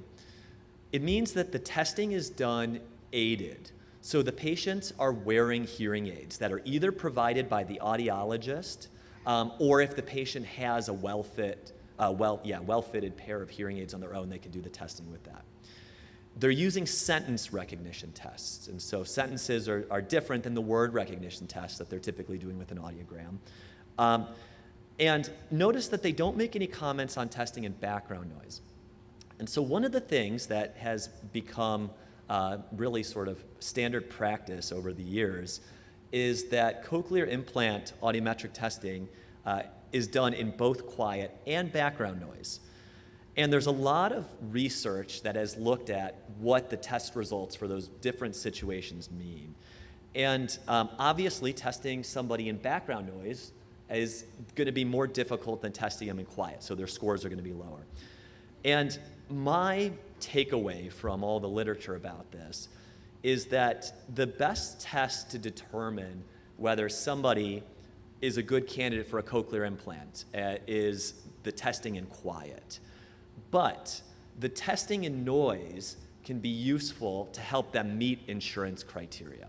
And that's a common thing that we see when people have some asymmetric sensory neural hearing loss, and one of their ears may be too good for a cochlear implant, but you know that their bad ear would likely benefit from one.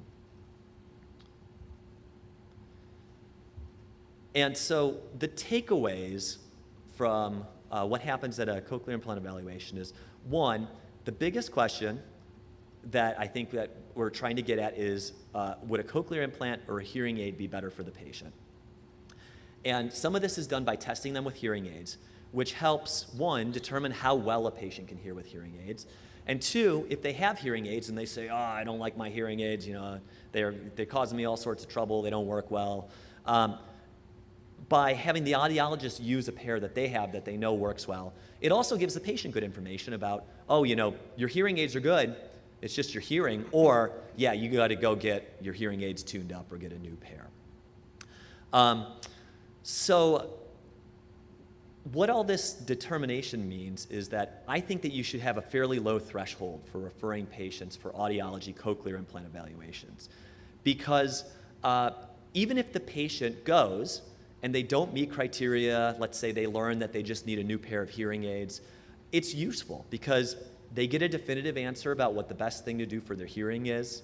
They get some education on cochlear implants because down the line, if their hearing loss continues to progress, they may be talking about that anyway. And I feel like a evaluation that determines that the patient is not a cochlear implant candidate is far from being a wasted visit. I think it's still very worthwhile. So I routinely send patients who then come back with the audiologist saying, you know, they're going to try hearing aids for a little bit longer. And I would say, great, that's the answer to the question that we're looking for. If it's determined that a cochlear implant is the thing, testing and noise can help meet insurance criteria, and then we talked about the education aspect. So I'm just going to show you some of these special situations that I mentioned earlier. And so these are things to be aware of. I'm not going to go through the criteria because they have different criteria in some of these situations, and it's a lot to memorize even for us who are dealing with cochlear implant patients all the time. So this audiogram here is showing single-sided deafness, and what that's really defined as is normal hearing in one ear and essentially a profound or severe to profound sensory neural hearing loss in the other ear. A difference from that is asymmetric sensory neural hearing loss. And so this patient has some sensory neural hearing loss in their better hearing ear, and then they've actually got a mixed loss in their worst ear, but you can see that the bone lines are asymmetric here. And if you look at the word scores, this is where there was a lot of asymmetry, and that their left ear, they had a word recognition score of 96%. So that ear is clearly, you know, way too good for a cochlear implant and would do well with the hearing aid. But the poorer ear, they said could not test. So basically the hearing was so poor on that side that they couldn't get any worthwhile testing results from it. And then this is a chart that shows the range where patients meet pure tone threshold qualifications for what's called a hybrid implant. That's a device specifically from one of the companies from Cochlear Corporation. But what this shows is that some patients have fairly good hearing in the low frequencies, and then they have this very steep drop-off to very poor hearing in the high frequencies. And so there's actually a separate set of qualifications for these patients. And what I would say is for some of these patients, particularly if they've been wearing hearing aids and they say that they're struggling, or if they have very poor word recognition scores, they may meet criteria for cochlear implants that are different than your typical binaural sensory neural hearing loss criteria. So it's coming across your mind with the patient you're seeing that maybe they need a cochlear implant. You're going to use a low threshold for referring. And what I would say is if your practice or center doesn't do cochlear implants, refer them to a cochlear implant center. And don't get hung up on whether you need to refer them to audiology or the cochlear implant surgeon or both. Just get them referred to the center, and the center, the audiologists and the surgeons work closely together, and they'll make sure the patient goes through and they see who they need to. So the cochlear implant surgeon appointment, what happens there, the surgeon will oftentimes review the audiometric data, assess their candidacy, so make their own determination about whether they think an implant makes sense, plan for complicating factors like chronic ear disease, imbalance, medical comorbidities, order and review imaging, discuss the risks, benefits, and alternatives to cochlear implant surgery, and if the patient decides they want to move forward, advise about pneumococcal vaccination to reduce the risk of meningitis. Let's talk about medical contraindications to cochlear implantation. There are very few. So the surgery tends to be very well tolerated. There aren't big physiologic shifts or blood loss. Risks in the operation are actually fairly low for experienced surgeons. And general anesthesia is very safe and well tolerated. And so most patients, if it's found that cochlear implants would make sense for their hearing, we're able to get them a cochlear implant medically and surgically. In some extreme cases, cochlear implants are even being done under local anesthesia for the patients who are so sick that they can't get general anesthesia. And the other point that I would make is I see a lot of older folks, and a lot of times they'll say something like, I'm in my 70s or my 80s or my 90s, does this make sense? And what I tell them is that age is not a reason not to do a cochlear implant. Sorry, that's a double negative. But don't rule somebody out strictly based on age, in that if they're healthy enough to have an operation and have anesthesia, they can get one. So I'm a little short on time, so I'm gonna skip sort of my spiel about what I tell patients in the consenting process, because you've heard a bit of it. But I am gonna cover sort of with broad strokes insurance coverage for cochlear implantation, because this is another one where a lot of times patients will think, well, I know these things are expensive. Is my insurance going to cover it? And again, the coverage is fairly complicated, but if I had to sort of sum up my experience with it, what I would say is that here in Arizona, Medicare, private insurance, VA, they all cover cochlear implants for binaural sensory neural hearing loss. The VA doesn't use noise to qualify patients, so patients with asymmetric sensory neural hearing loss, where one ear is too good, unfortunately sometimes get disqualified from getting the bad ear implanted. But with Medicare and private insurance, usually those patients can qualify. Medicare does not cover single-sided deafness, whereas a lot of private insurance does. And hybrid cochlear implant candidates, private insurance is probably your best chance. Medicare, they may meet criteria depending on their specific audiometric results. Medicaid is state dependent. And so in the state of Arizona, unfortunately, Medicaid does not cover cochlear implants for adults, which is a real shame. And we're working on it, but it's a slow process. But in some states, they will cover that.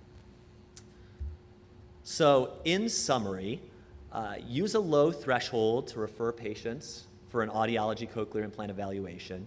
Keep in mind that 60-60 rule.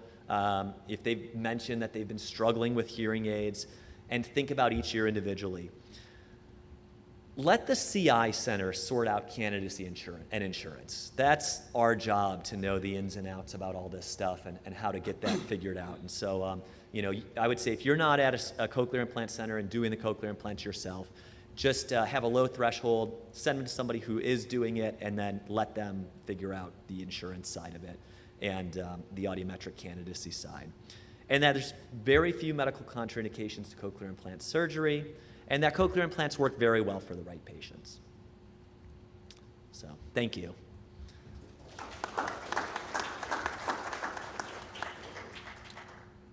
Yes?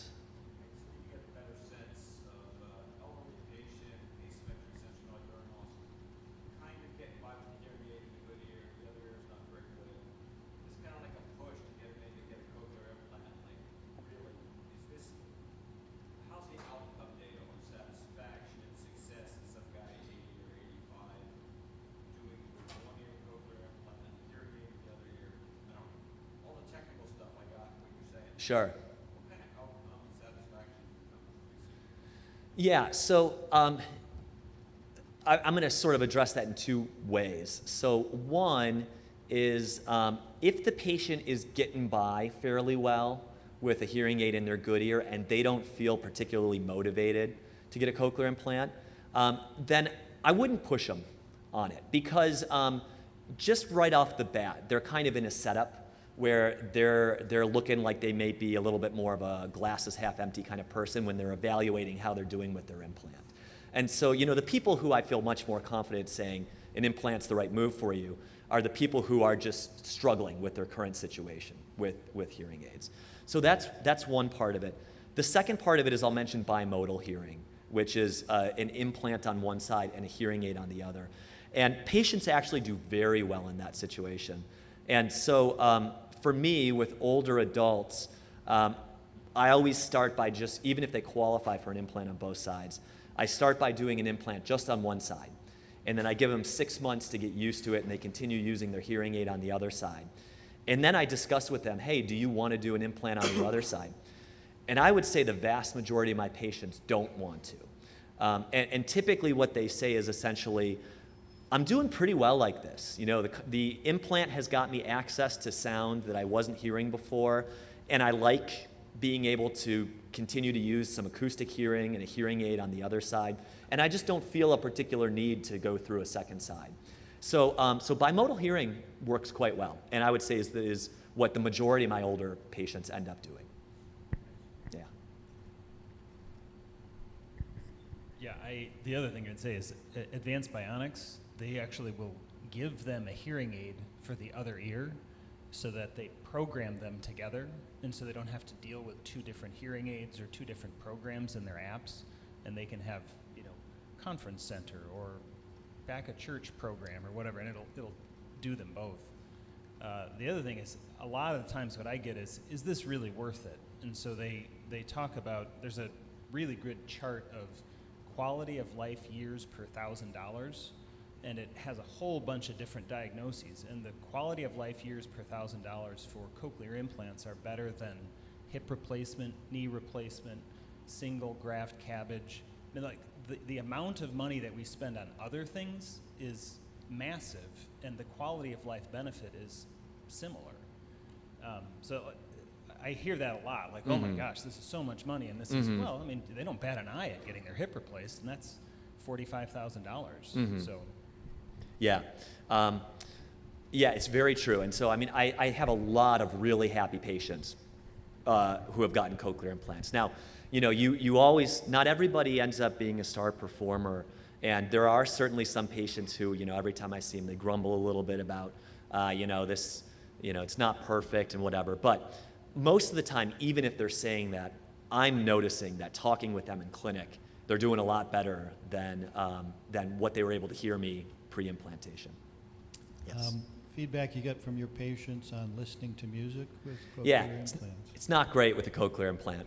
And I tell them that. You know, there's academic work going on with that, and the implant companies are all trying to improve the abilities for that. But, you know, what I tell them in general, it's true about music and speech, is that it's not like having the good hearing that they had 30 years ago. You know, it's better than what they have now, but it's not normal. And so I try to set some realistic expectations. And the audiologists work very hard to do that too with their appointments. Okay, thank you. So thanks. So we're gonna have Dr. Jung come back for our final talk, where he's gonna cover lateral graft tympanoplasty, which is a technique near and dear to my heart.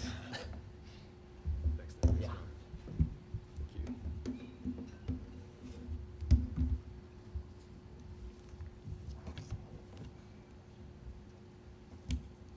We're plenty good on time, so. Yeah. Cool, thanks. All right, so thanks again, everybody, for sticking it out towards the end here. I hope that'll become clear in this talk why I'm willing to spend so much time on one technique, because I do feel like this one technique, if you have it in your back pocket, can be really, really useful for a lot of different situations, and I'll try to make that clear as we go along. You've seen this before. So why do we care about lateral graft tympanoplasty, right? So I think what I'll try to convince you of here during this talk is that it really is extremely versatile. So with this technique, you don't worry about large anterior perforations or even subtotal perforations. It's really very, very straightforward to repair all of these with this particular technique. Similarly, large plaques of meringosclerosis are also not a concern, right? So oftentimes if you're thinking about putting an underlay graft in and you have an immediately adjacent large plaque of meringosclerosis, you're often worried if that underlay graft's going to adhere to that sclerotic area, and oftentimes you end up excising that to get good graft take, which leaves you the much larger perforation. And again, I think it's just helpful to have this in your toolkit along with all the other tools that you use to fix holes in eardrums. So in general, what are the indications for tympanoplasty? You all probably know this already. It's a persistent perforation for more than 3 months with hearing loss and or recurrent ear infections. You can also have what we call unstable perforations. These are perforations that are marginal. In other words, the hole extends right up to the annulus or can even involve the annulus itself. Or if you actually see epithelial ingrowth starting to happen into the ear, obviously that's a very unstable situation, essentially an early cholesteatoma. And finally, the patient motivation for surgery, right? So if somebody comes in, even if it's a large perforation, it's been there for years and years. They learn to live with the hearing loss. They don't really get ear infections. They're not particularly bothered by it. Obviously, it's something they can watch over time. So I'll say a few words about medial graft tympanoplasty. This tends to be the technique I think that people are a little bit more familiar with. It's obviously easier technically for reasons that will become clear as I go through the talk. It's really straightforward for posterior perforations, and an endoscope may extend your reach somewhat in terms of getting it more towards an anterior perforation. So the steps that you all here are familiar with, so you will classically raise a tympanomeatal flap. This is a right ear. Here's the perforation.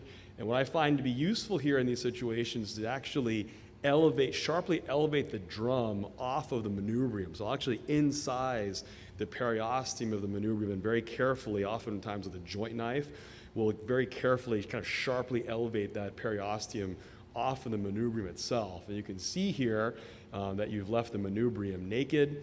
And again, that is really helpful, I find, to kind of help provide some support for your graft.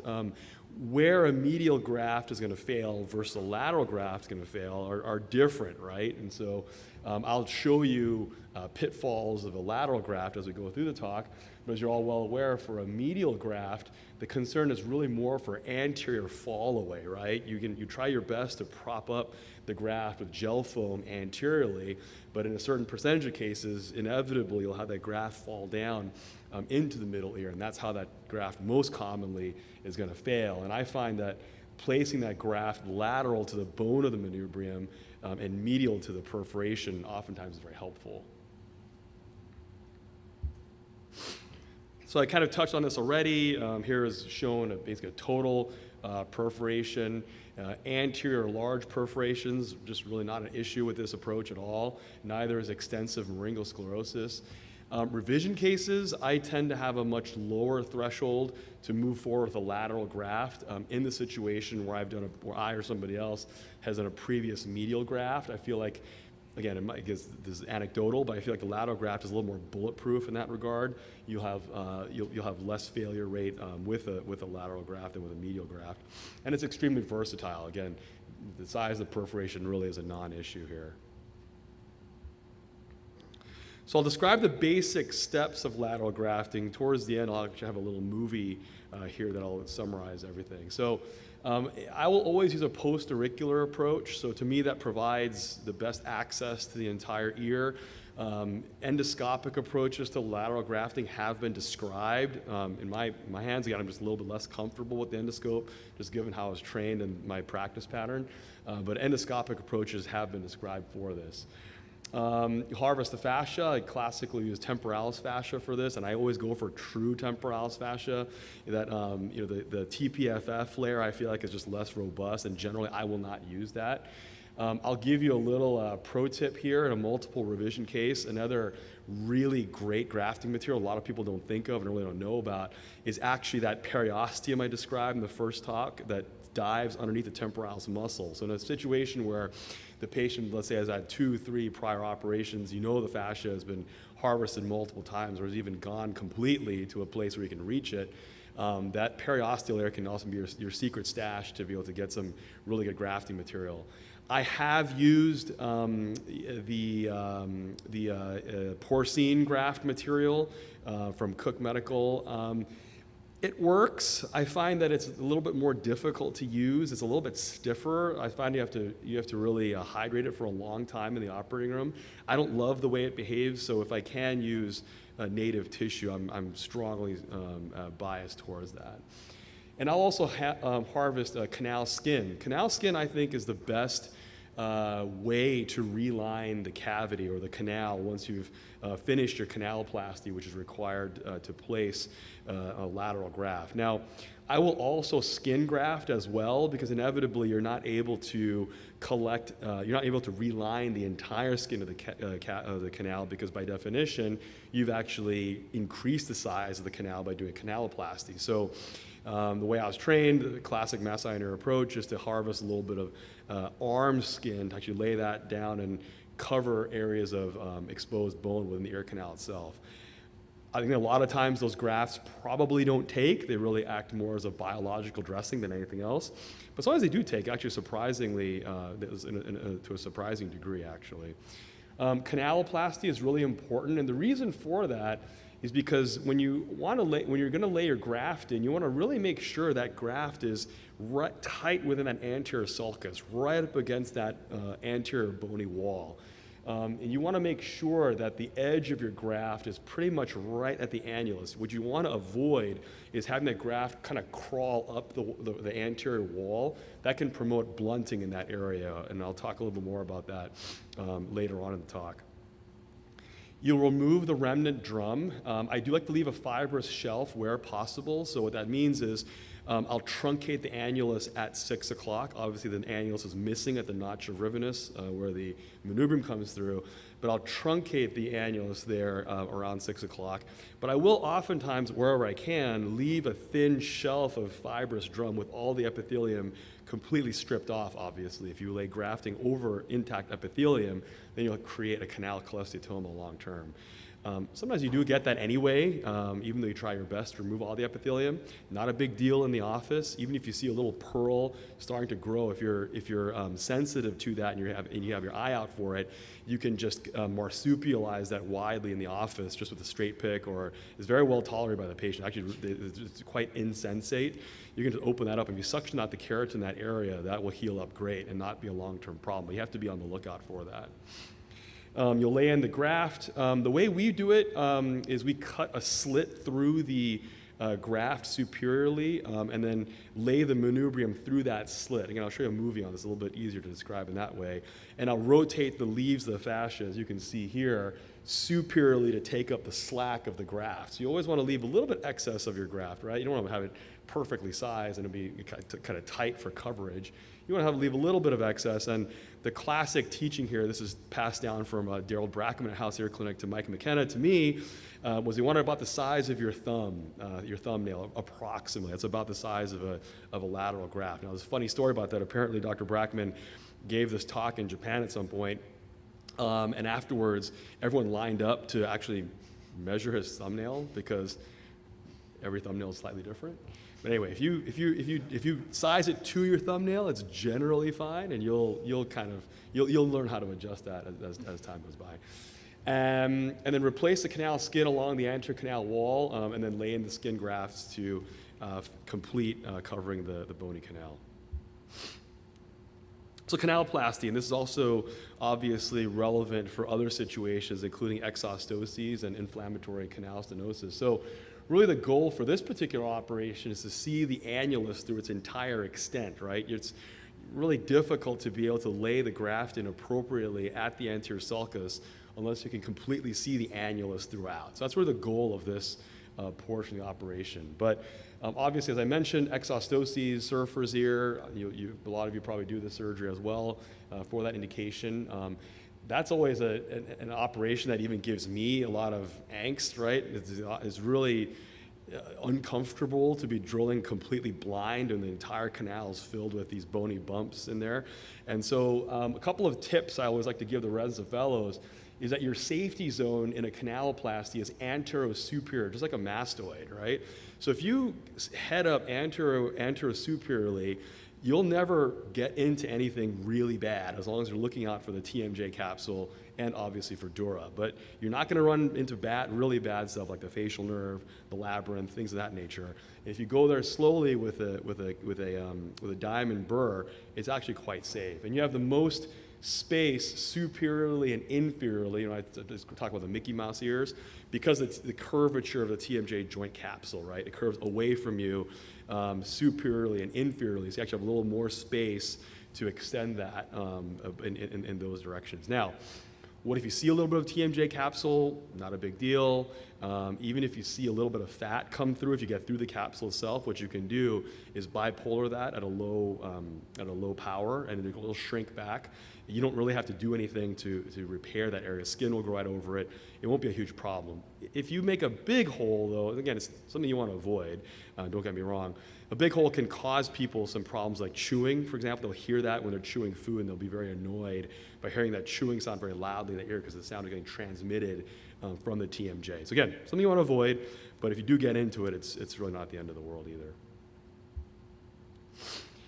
So I've alluded to, problems with a lateral graft are always going to include blunting, which is scarring along the anterior canal wall. And here's a temporal bone histopathology slide where the ear is cut kind of in cross section. So you see the manubrium cut in cross section here, and you can see this is the anterior bony wall, and you see all this fibrosis right in the anterior sulcus in the tympanomeatal angle. That's called blunting. That gives a really, really poor hearing result. And there are ways to mitigate that, and I'll talk about what we like to do here in a second. And the other thing that we can see with lateral grafting is lateralization. So that's where the graft kind of lifts off and heals lateral to the manubrium. Again, that gives a really poor hearing result. It'll give you a stable dry ear actually, but the hearing is typically very, very poor, and patients are very unhappy about that. So I'll talk about ways we can avoid that as well. So unlike medial grafting, where the primary cause of failure is going to be medial fall away of the graft, here with a lateral graft, you have problems with lateralization of the graft, kind of the opposite problem, as well as blunting towards the anterior aspect. So I mentioned skin grafting. Not everybody does this. For example, I know the House Ear Clinic, I think my understanding typically does not do skin grafting actually for this, although they do a ton of lateral grafting. The way we do it at the infirmary is we harvest a little graft about the size of a postage stamp from the inner aspect of the patient's upper arm. We'll take that, we used to take it with a little dermatome, a little battery-operated dermatome until it was all broke, and so now we just do it freehand, actually like really old school, like 1960s style. I just take a breakable blade, essentially a big razor blade, and harvest a split thickness graft using that. It's actually fairly easy to do once you've done it a couple of times.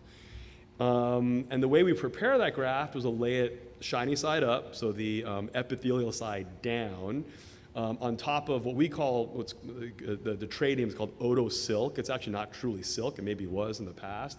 It's actually very, very thin polypropylene.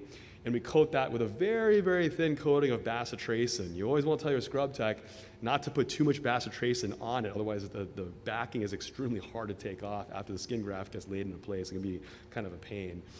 And right, you lay it down with the epidermal side facing that Odo silk.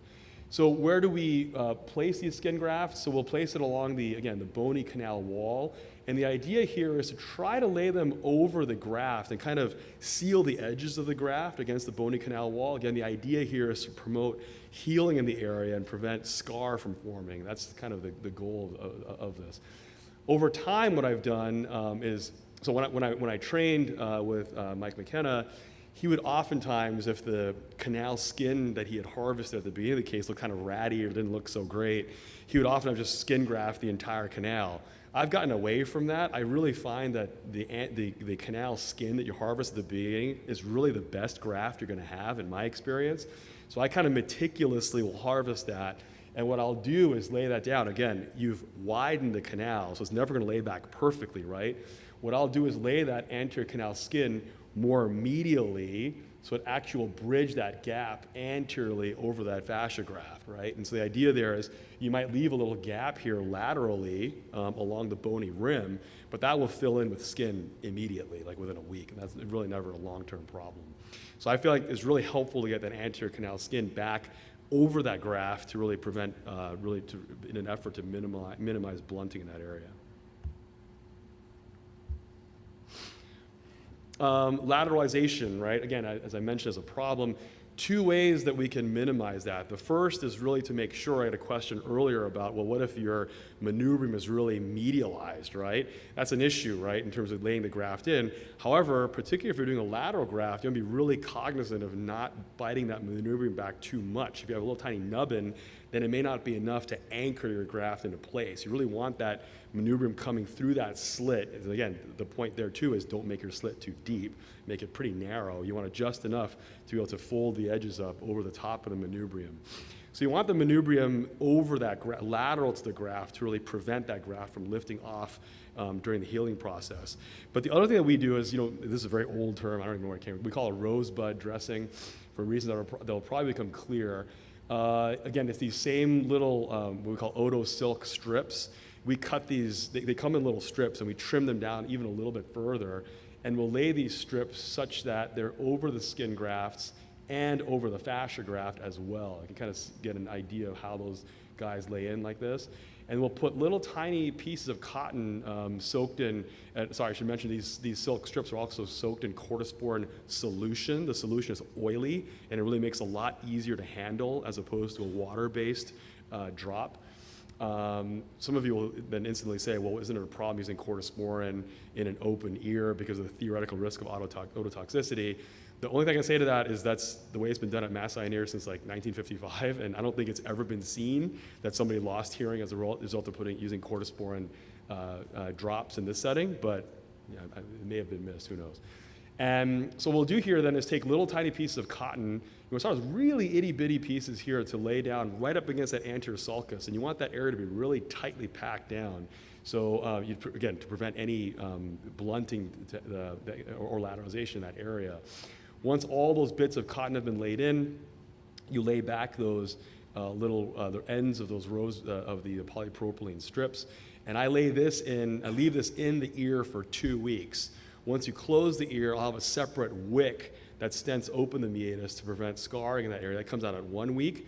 I keep them on drops, and then this rosebud dressing gets pulled right out in the office at 2 weeks. Again, I'm always amazed that all the grafts don't just lift off when the rosebud comes out, but it miraculously does not.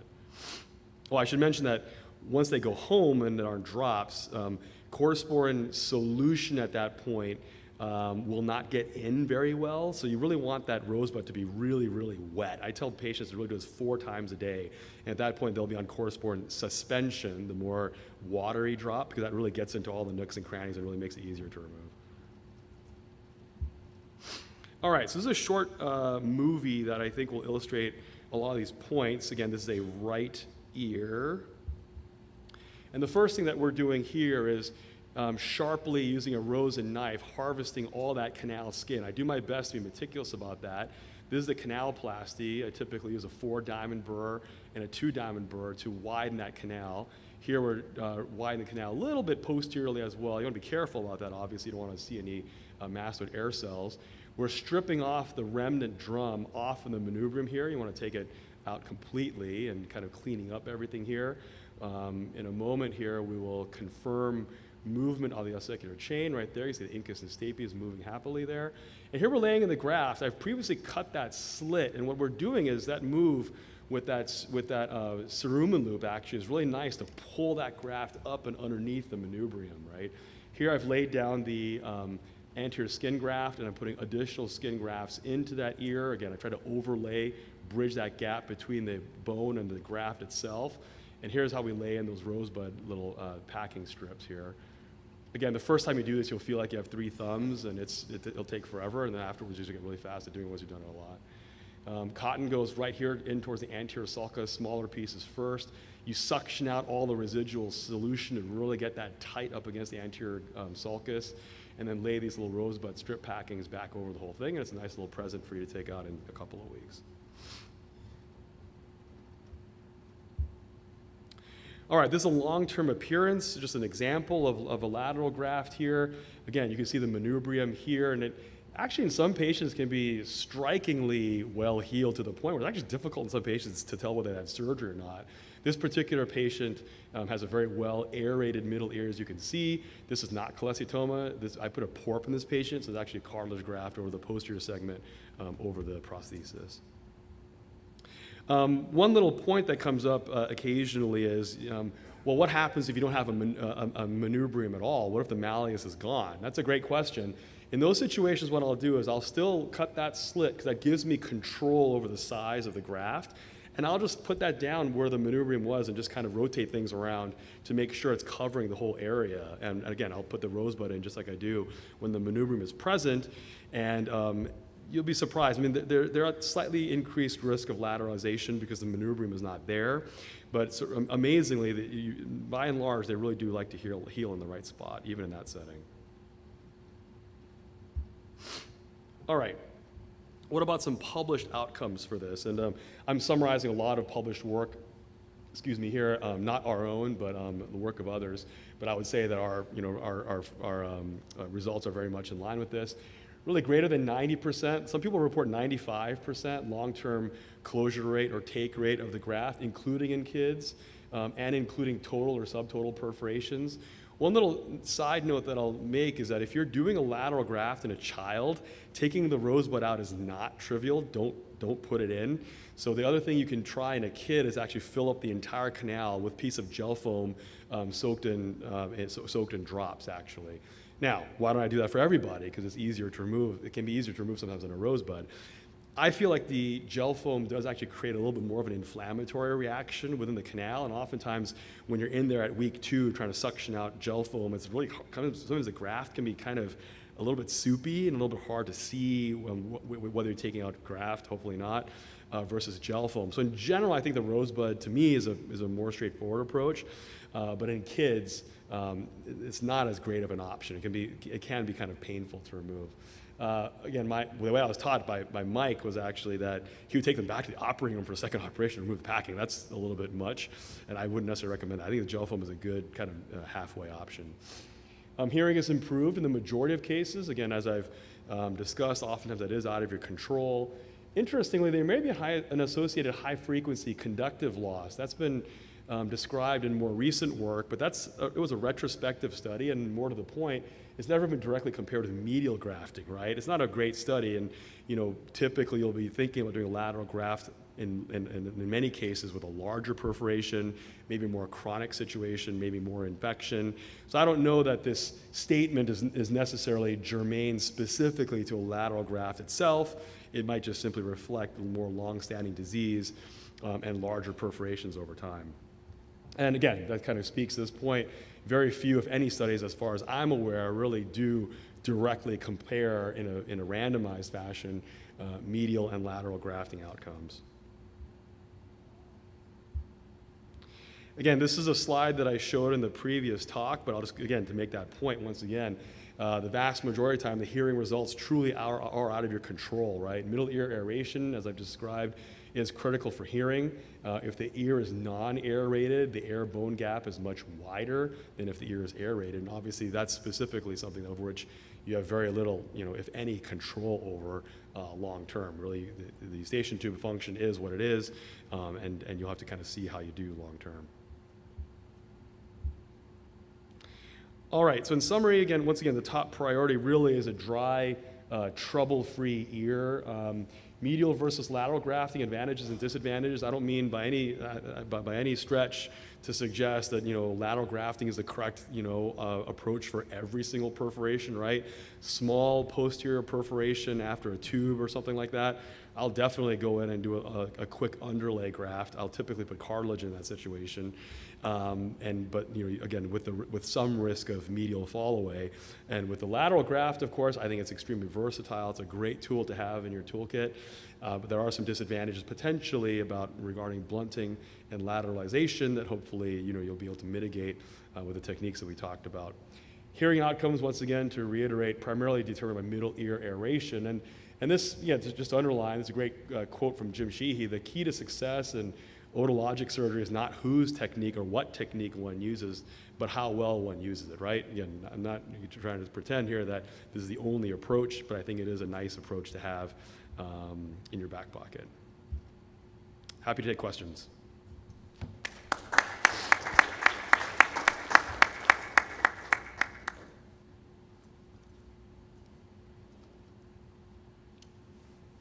Please.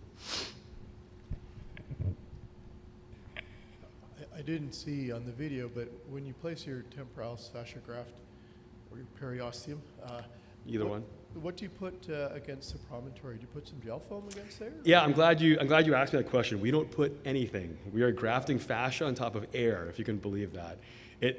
I tell the residents and fellows all the time, this is a weird operation. It should not work, but it does. Just like any other graft in the ear really shouldn't work, you know. And the other thing I'll say about that is we're drying out that fascia on the back table under a heat lamp for 45 minutes while we're doing all the other work with it. That thing is dead, and it's just, you're laying in a dead piece of tissue on bone and air. Should never work, and yet the take rate is as high as it is.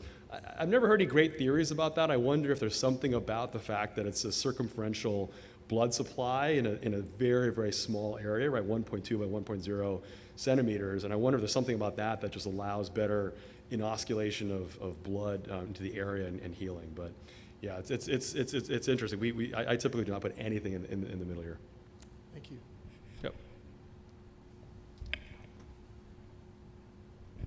Go ahead. I remember I've done a couple of temporal bone courses over the years at the house, and when John House first described this operation, he talked about taking the EAC skin right out. And then when he described it the second time, probably about 15 or 20 years later, he said he left it as a pedicled flap instead of completely taking it out. Any thoughts on that? Yeah, that's I've heard that described as well. I think a couple thoughts about that. For me, it's more difficult to back elevate the skin, right, to make a medial cut, and then you're elevating it up and back over the anterior hump, right? And that's, to me, technically more challenging. The other piece of it, as I mentioned, I really like to lay that anterior skin more medially, right? So I'm leaving a gap laterally on purpose in order to get that skin directly over the fascia graft itself. So I really like that approach. Again, that little exposed bit of bone laterally heals really very, very quickly. It's never a problem. But certainly that has been described. The other piece of it, I would think that if one were to do that, you might have to lay your graft a little bit higher up along the wall in order to get underneath the skin that you're laying back over top of it. And that would make me a little bit concerned about blunting in that area as well. Again, not wrong. Other people have described that too. For me, it just seems like a more technically challenging approach to it.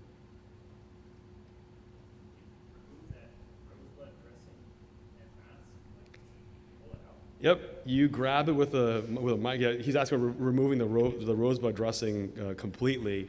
What you'll do is under the microscope, actually grab it with some small alligators in the clinic, kind of gently wiggle it out. But you'll always see who's been good about the drops and who hasn't, because that thing can stick in there pretty hard, and it can be it can be painful to remove. I'm not gonna lie about that.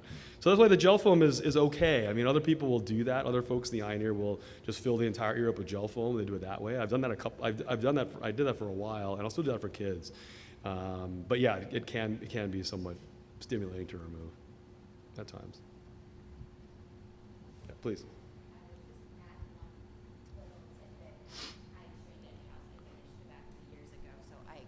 Everything you said.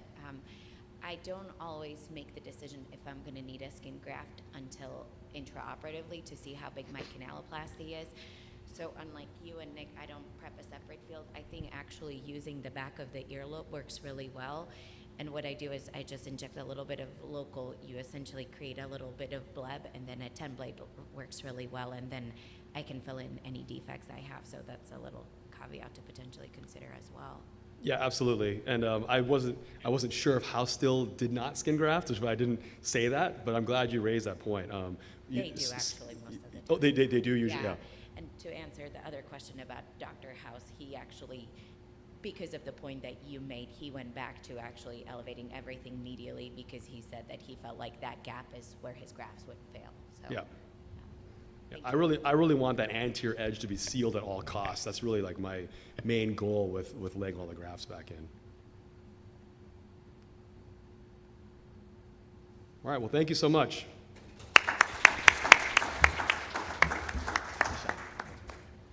All right, well, that concludes ENT in the Desert 2024. So thank you all for coming out. And Sonia, any housekeeping announcements we should tell them? Make sure you turn in your CME forms.